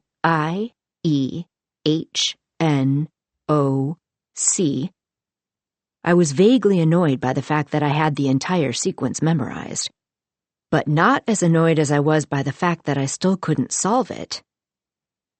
Do you want a hint? I glared at Harry and his smug, hairy face. I'll take that as a no, then.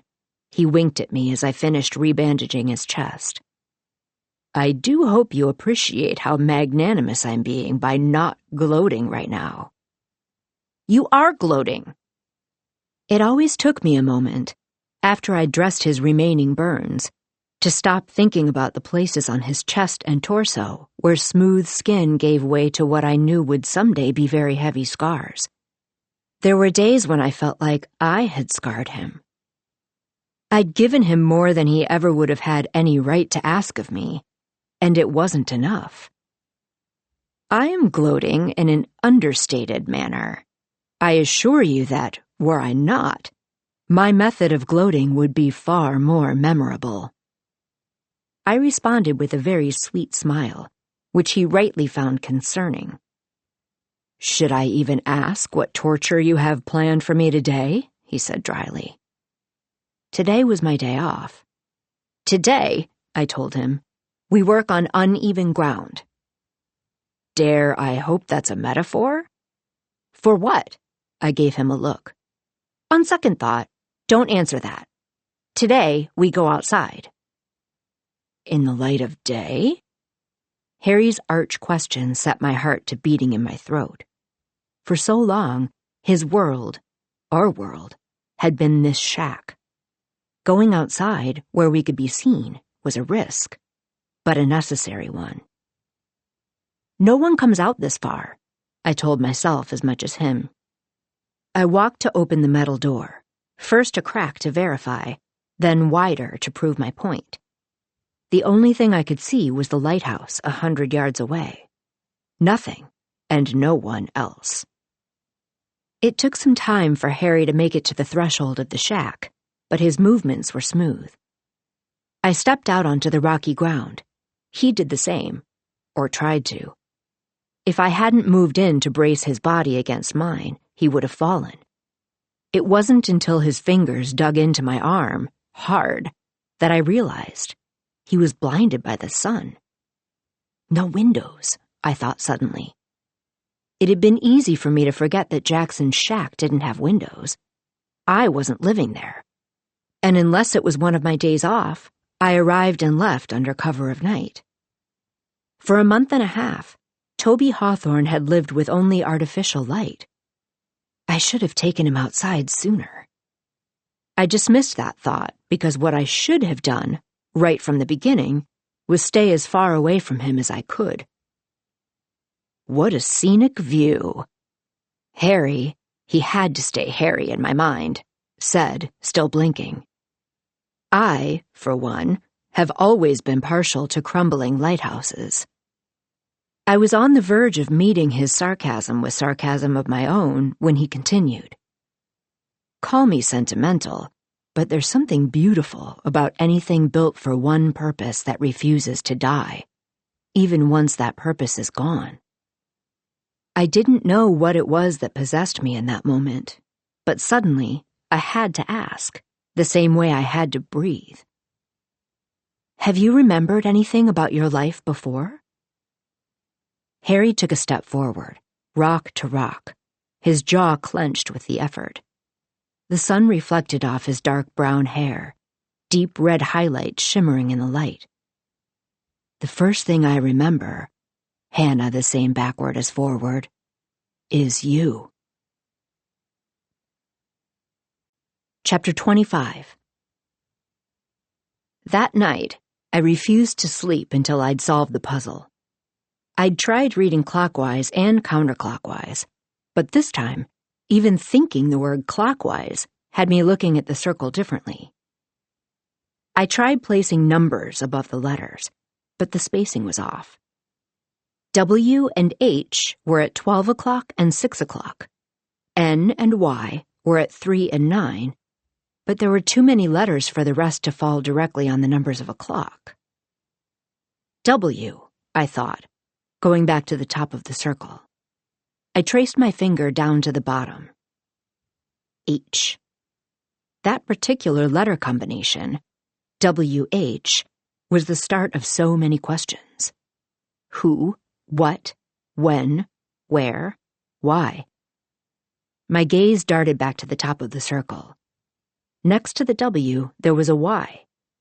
Grabbing a pen, I drew 2 lines on the back of my hand, one from the W straight down to the H, and then another from the H up to the Y. Why? I paused for an instant. What next? My heart rate started beating a fraction faster, and then I trailed my finger across the circle to the letter opposite the Y. Another H, I noted. Unsure if I was headed down the wrong path or not, I went back up to the next letter in the upper right quadrant, then back down to the lower left, and then I grabbed the pen, retracing those moves. H, I, D. Up once more got me an E, and another complete word. Y, hide. I kept going, letter after letter, until the back of my hand looked like a spider web, or a starburst. The pattern was complicated enough that I couldn't help thinking about how effortlessly Harry had written out the entire sequence. He'd never even paused, like his brain was operating on another plane, like he could see the whole of the puzzle, the trap he'd laid for me, the question I'd just decoded all at once. Why hide when you can run? Chapter 26. I showed up to Jackson's the next night with the back of my hand washed clean and the solution to the puzzle, both diagram and words, copied onto a sticky note. I stuck it to Harry's forehead, dead center. And here I'd made a bet with myself that you wouldn't solve it until tomorrow. He reached up, pulled the note off his forehead, and folded it in half, not even checking my work. What's that supposed to mean? I asked him, nodding to the note. Why hide when you can run? I would think it was obvious. He got up from the mattress. You are an expert at hiding. He cocked his head wolfishly to one side. Behind your hair. Behind that expression that you keep oh so carefully blank. Behind the lies. I could feel his gaze trying to capture mine, so I looked away. And it only belatedly occurred to me that I might be proving his point. I haven't lied to you since I told you I was a nurse, I said. You're a nursing student, he replied. An excellent one. And you've lied to me many, many times. Almost as frequently as you've lied to yourself. What I haven't quite figured out... If I'd thought Harry's gaze was wolfish before, it was 1,000 times more so now. Is why you try so hard to hide yourself away. I have my theories, of course. It's not a crime to be reserved. You feel things. Harry's voice was softer than it had been a moment before. Not gentle, but soft in the way that silk was against skin. Deeply. He made a study of my eyes and didn't bother to mask the fact that he was doing it. Watching you keep your emotions locked down is like watching storm water rise and rise behind a dam. Everywhere I looked, there he was. Dark green eyes, lighter around the rim, so focused on mine that there was no escape. You're grieving, Harry murmured, and you're so angry I can taste it. He paused, daring me to tell him he was wrong, and when I didn't, he continued. You're frightened, and not just because coming here is dangerous for you. I raised my chin and stared him down. You don't know what you're talking about. My life is 4 walls, this bed, a bearded fisherman with questionable survivalist tendencies and horrific taste in interior design, and you. He paused, just slightly. Do you know what I've discovered about myself with all that spare time? I'm hungry, Hannah. For once, he used my name. Only my name. My brain drinks in every last detail of its surroundings. Of you. I took a step back. He seemed to take that as an invitation, not to come after me, but to tell me exactly what he saw when he drank in every last detail. You have ways of going elsewhere in your mind. It's like you're a dreamer trapped in a cynic's body, a cynic's life. Your hands are never still, but always steady. And your face. It's like you have control over every little muscle, even the ones of which most people are completely unaware. His weight shifted slightly toward me, and there was something utterly unfamiliar, utterly new about the set of his lips. He's thinking about kissing me. That thought was horrible and unexpected. I told myself that I was imagining things, but his lips parting, his eyes on mine. The worst thing was that this time, I didn't step back. My heart beat out a steady rhythm, and I felt it in every inch of my body. I hate you, I hate you, I hate you. Shall I tell you a story, Hannah? His words wrapped around me. I became acutely aware of the rise and fall of his chest, of the rise and fall of mine. A fairy tale? I think I will, and you can tell me how I do. Once upon a time.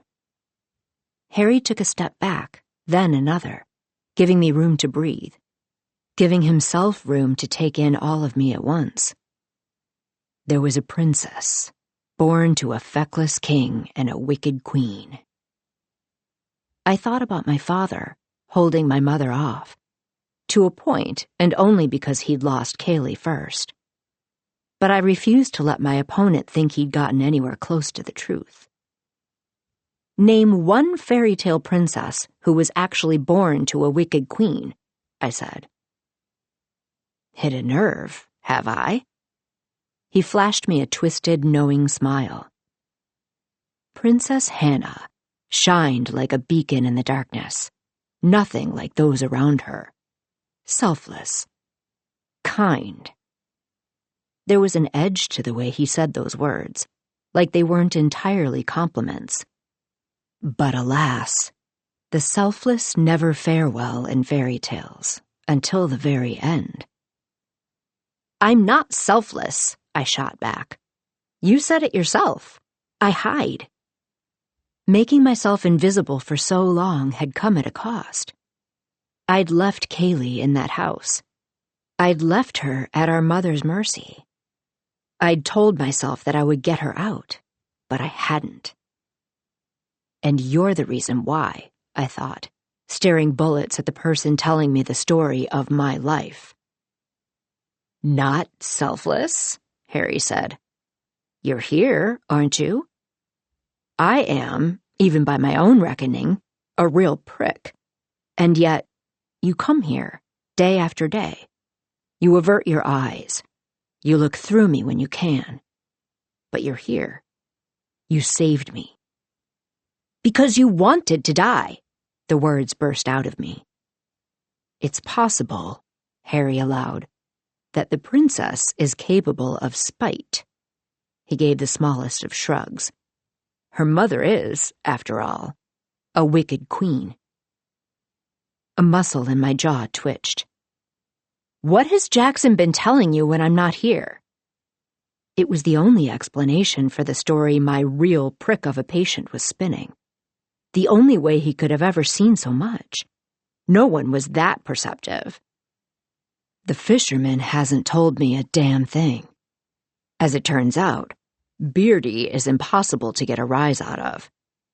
But you, he smiled, you're like a lock with 7 keys. each more complicated than the last. He gave another little shrug. I deeply suspect that I've always been fond of picking locks. "Start moving," I gritted out, gesturing to the door. "Walk. Use your legs, because we're getting ready to go out on the rocks." I was going to get him all the way to the lighthouse this week if it killed me. Always the taskmaster, never the pupil. Harry had the gall to make a tisking sound, then launched back into the fairy tale of my life, as seen through his eyes. When she was very young, Princess Hannah learned to lock herself away. She had a secret, you see. Magic. And the evil queen would have sucked her dry. My throat tightened. He was describing the wrong sister. I wasn't the one who'd been magic. So the princess locked herself away. She built towers, one inside the other, all of them invisible to everyone but her. Locks and keys. Alone, where no one could harm her, where her magic could be used to do no harm. I didn't have any magic. I was unremarkable.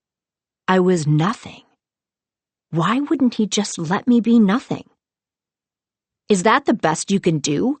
I gritted out, unsure why the words came out hoarse instead of harsh. Harry started walking toward the door, slow and steady, his eyes never leaving mine.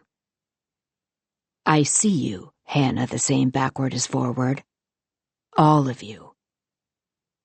This was worse, so much worse than being kissed, because I believed him.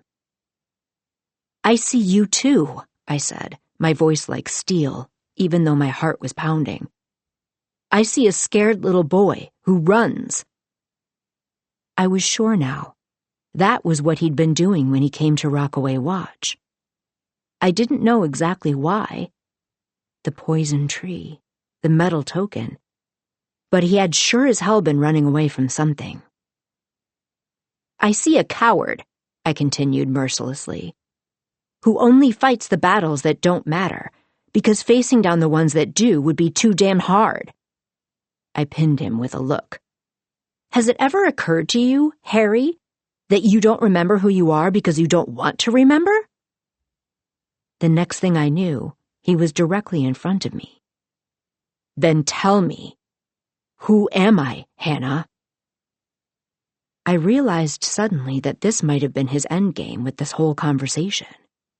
Maybe he'd pushed and pushed and pushed, with the sole intention of making me push back. "In fairy tales," Harry said, "there's a power in names." He was so close, and I was suddenly certain he was thinking about kissing me again. He won't do it, I told myself. I won't let him. If he was so damn set on telling stories, I'd tell him one. I would give him exactly what he was asking for. His name, his background, the truth about the fire, and the blood on his hands. I opened my mouth. The instant I did, he stepped back and sucked in a breath. It was like I'd just taken a knife and sliced open his skin. The change in him was so sudden and absolute that my mind went immediately to the way he'd reacted when he'd seen the metal token. "On second thought," he rasped out, "don't tell me." He was the one who'd opened Pandora's box here, the one who'd laid me bare. He had pushed and pushed and pushed, and he could damn well deal with the consequences. "Your name is—" "Please." I hadn't expected that. This time, he was the one who looked away. "As it turns out, Hannah the same backward as forward. Apparently, I'd rather stay Harry to you." Chapter 27. I didn't say a word to him for 3 days. Remarkably, he didn't say anything to me either. On the 4th day, I realized he was barely eating. I hadn't gone to the trouble of nursing his ass back to life to watch him wither away now. I set a plate of food roughly down on the mattress beside him and waited. His gaze slid toward mine. I've read enough fairy tales to know that one should be wary of magical beings bearing food. I wasn't going to go down the fairy tale path with him again. Eat, and I'll play, I said flatly. A game of your choosing, within reason. And you claim that you aren't selfless. Harry picked up the plastic fork I'd provided, twisting it between his fingers. That you have no magic, that you aren't a ray of uncompromising, unbroken light. Eat, I told him, and shut up. And here, I thought the last few days had established that I'm only capable of doing one of those things at a time. I had the sense that might be one of the truest things he'd ever said to me, that he could still shut the world out and lose interest in even food, or let it all in. Eat, I said again. We'll never make it to the lighthouse if you don't. The lighthouse, and then farther, and then far enough that he could leave. Harry began to eat. Hangman, he told me. Hangman? I repeated. That's the game. But to make it interesting, there'll be a wager. I have the sense that my people, whoever they are very fond of wagers, risky ones in particular.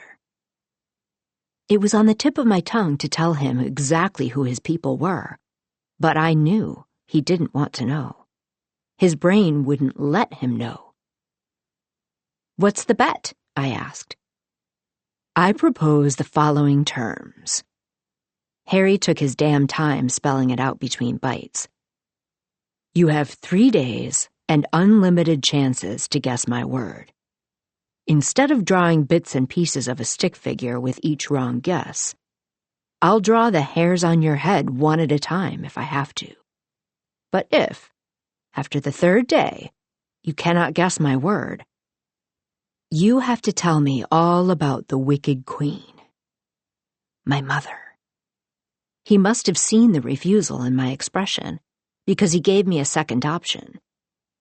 Either that, or you can tell me about your lost one. Lost one? I repeated. The person you're grieving. The one you loved so fiercely. He caught my gaze again. No one has eyes like yours, Hannah the same backward as forward, unless they've lost. Eyes like mine? They were a muddy hazel, unremarkable, guarded. And what will you give me when I win? I said. When? I admire your confidence, misplaced though it might be. I've solved your last 2 puzzles, haven't I? I shot back. I'd also unfolded every single one of his paper creations without ever tearing them. Every challenge he'd set out, I'd met. What do you want if you win, liar mine? I want... I couldn't make myself finish that sentence, not even to say, I want you to make it all the way to the lighthouse, now. I don't know. An unspecified boon? Harry raised both brows. How very fairy tale of you, Hannah the same backward as forward. Frightened? I taunted. I preferred this Harry to the one of the last few days. Terrified, he replied with a smile. You have a deal. Chapter 28. We were still out of paper, so Harry drew his puzzle on a napkin. 15 letters. I eyed the spacing between those letters. Is that all one word? Why, yes, it is. I narrowed my eyes at him. There had to be a catch to the fact that he'd given me unlimited guesses. There were only 26 letters in the alphabet. E, I said. Harry helped himself to another napkin. I expected him to draw the typical hangman frame, but all he drew was an oval. A. A single arcing line in the vicinity of what I had to assume would eventually be my eye. Someone was feeling overly confident here, and it wasn't me. Narrowing my eyes, I went through the rest of the vowels, including Y. That lone I was starting to take shape, and I realized Harry could draw. This was definitely no stick figure. It was the beginnings of a very detailed sketch, and I remembered the way he'd said that he would draw my hair one strand at a time if he had to. "There's no such thing as a word without vowels," I told him. Harry shrugged. "I never promised to spell my word with letters." "Then what else would you—" I cut myself off. "Numbers. We're playing hangman in code?" As fond as my people are of wagers, I believe we are also very fond of skewing the game. Harry twirled the pen in his fingers like a miniature baton. "In my defense, you have as many guesses as the hairs on your head, the stars in the sky, and the number of ways you've imagined wiping this smug expression right off my classically handsome face." "You're not that handsome," I said darkly. He smiled. "Did you know that bugiarda is Italian for liar?" After guessing the numbers 1 through 26, it was apparent that this wasn't going to be an easy code to break. Only 4 numbers had resulted in him not adding a stroke to his drawing of my face: 5, 3, 7, and 2. Each number was used only once, the remaining spaces blank. "Hypothetically speaking," I fixed Harry with a look, "what's the range of numbers in your code?" "Hypothetically? It might range from 2 to 310. 310? There had to be some significance to that. "Care to guess again?" Harry taunted, and I tried not to think about what his sketch might look like once I'd guessed all of the numbers left up to 310. I stared at the puzzle, ignoring the second napkin altogether. I needed to take my time, to look at this from every angle before I gave him a chance to send me wandering off down a path of his choosing. "Put the pen down and get up," I ordered. "We're done for today." Chapter 29. After a long shift the next day, I came back and guessed every single number between 27 and 310. In my hours away, I hadn't come up with any better strategy. As the numbers were filled in on the puzzle, my face took shape on the other napkin. I'd been wrong when I'd inferred that Harry was an excellent artist. He was a remarkable one. It wasn't just that he'd captured my features. It was the way he'd done it. My wide-set eyes looked like they were fixed on something in the distance. There was an almost dreamy look in them that was completely at odds with the hardness that he'd captured in my jaw. He'd drawn my lips slightly parted and twin lines between my brows, not quite a furrow. My cheekbones were sharp, but he'd somehow managed to make my cheeks look soft. He'd drawn my neck long, my hair loose and a little wild, like I was standing on a cliff, staring into the wind. Somehow, the overall effect wasn't soft or hard or sharp or dreamy or wild or any of the descriptors that fit its individual components. It just looked alive.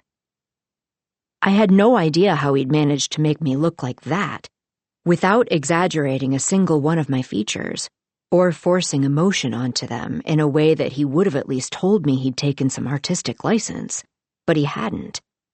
There wasn't a single part of his sketch that I could look at and think, that's not me. And yet, there was absolutely nothing nondescript about the person he'd drawn. "Thoughts?" His voice broke into my mind. I told myself that he wasn't asking about the drawing, and looked at the puzzle instead. 39, 38, 32, 44, 45, 310, 53, 35, 5, 34, 22, 3, 7, 2, 42. I'd hoped for some repeat numbers, or better yet, repeated combinations of numbers, but every single number in the code was unique. This was impossible. Literally.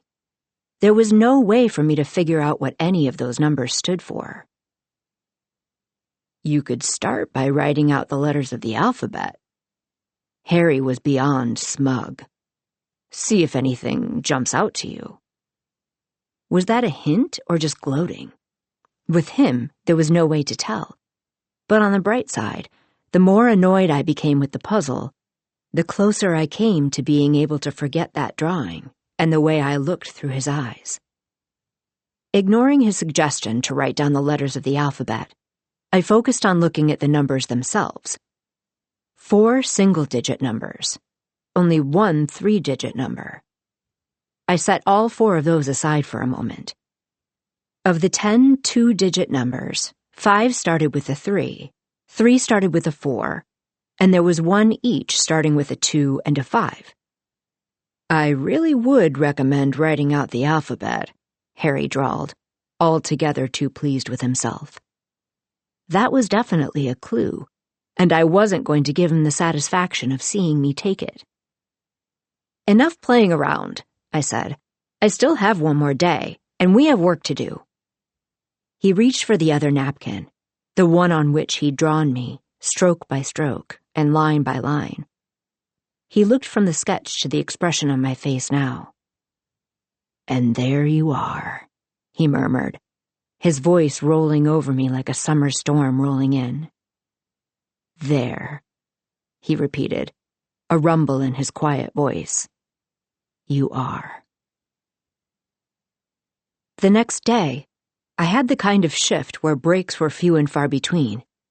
I'd heard nurses in labor and delivery say that the maternity ward always got crowded when there was a full moon. It made no sense whatsoever, but oncology was the same way, at least today. By the time I actually got a moment to myself, I was less concerned with eating than I was with the fact that tonight would mark day 3. Losing this bet would mean telling Harry about either my mother or Kaylee. I'm not going to lose. On my way to the cafeteria, I grabbed a piece of paper out of the printer and a pen off the desk in the nurse's station. Mentally cursing Harry the entire time, I finally took his suggestion and wrote down every letter of the alphabet. I stared at the letters. A large percentage of the numbers in the code start with 3, I reminded myself. And there are more numbers with 2 digits than with 1. I had no idea what to make of the fact that 310 was the only 3-digit number in play. Why? I stared at the letters that I'd written out. Damn him. Would 1 repeated number or letter really have been too much to ask? Harry's voice answered in my mind. As fond as my people are of wagers, I believe we're also very fond of skewing the game. And that was when I realized. Not a single repeat letter. I scarfed down a single apple, then made my way back to the nurse's station on the 3rd floor. Keeping my eye out for my supervisor, I slid around the desk and took a seat at the computer. Thankfully, the hospital computers had internet, because I had a question, and Ask Jeeves at least purported to have all the answers. I plugged in my question.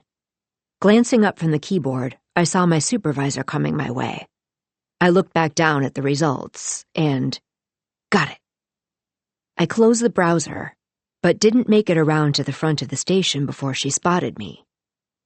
Hannah! Her tone wasn't sharp, not exactly. I started to make excuses, but she didn't let me finish. You should go, Hannah, now. She glanced back over her shoulder, and I realized suddenly that I wasn't being sent away because she'd caught me using the computer. What's going on? My heart skipped a beat as I looked past her to the hall. It was empty, but it didn't stay empty for long. Double doors swung inward, and a patient was wheeled in. It was clear she'd come in through emergency, but she was being admitted here, to oncology. and the patient in question was my mother. I didn't leave. I couldn't, because that would have been an invitation for her to come after me. If there was one thing I knew for sure, it was that Eden Rooney didn't allow anyone in the family to see her weak and walk away. Why hide when you can run? Right now, I couldn't afford to do either, so I bided my time, and I donned my poker face, and then I let myself into her room. She was in the bed. She looked small, but I wasn't fooled. My mother stared me down. "You don't know anything, girl." Gravelly voice, measured tone. I refused to feel any of the trepidation I should have felt at that combination. "I don't want to know anything," I said. "Can't always get what we want, can we?"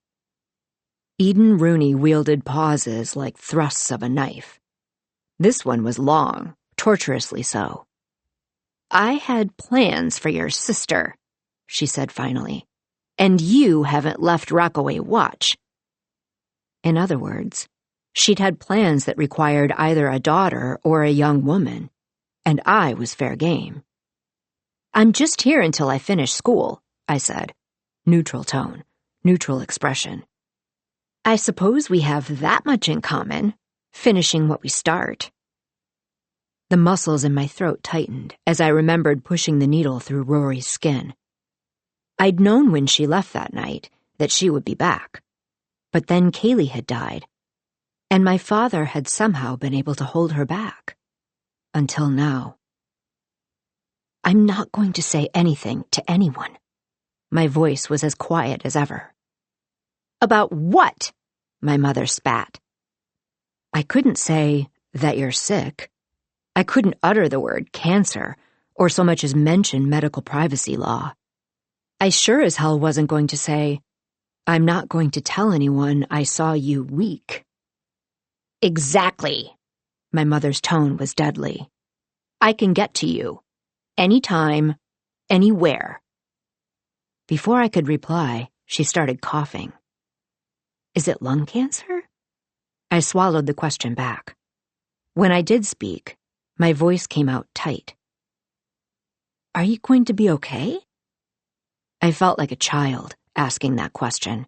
I sounded like one, too. I didn't want to care about the answer. I should have been looking out for myself, not her.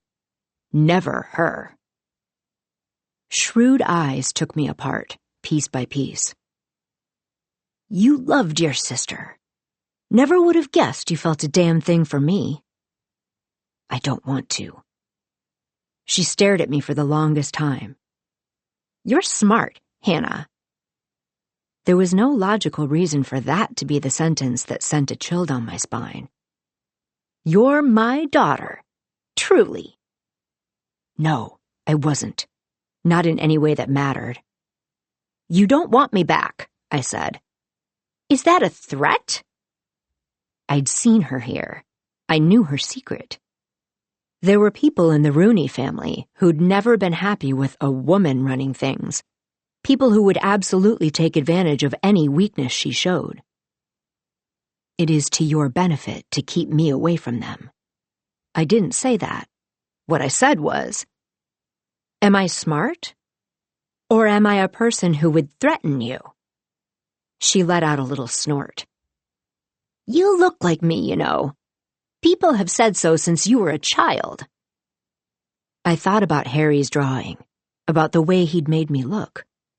Not soft or hard or sharp or dreamy or wild, but alive. My mother and I didn't look a thing alike. I was nothing like her. I turned to leave, but as I hit the threshold, I paused. I knew not to hesitate, but I did it anyway, because for better or worse, she was my mother.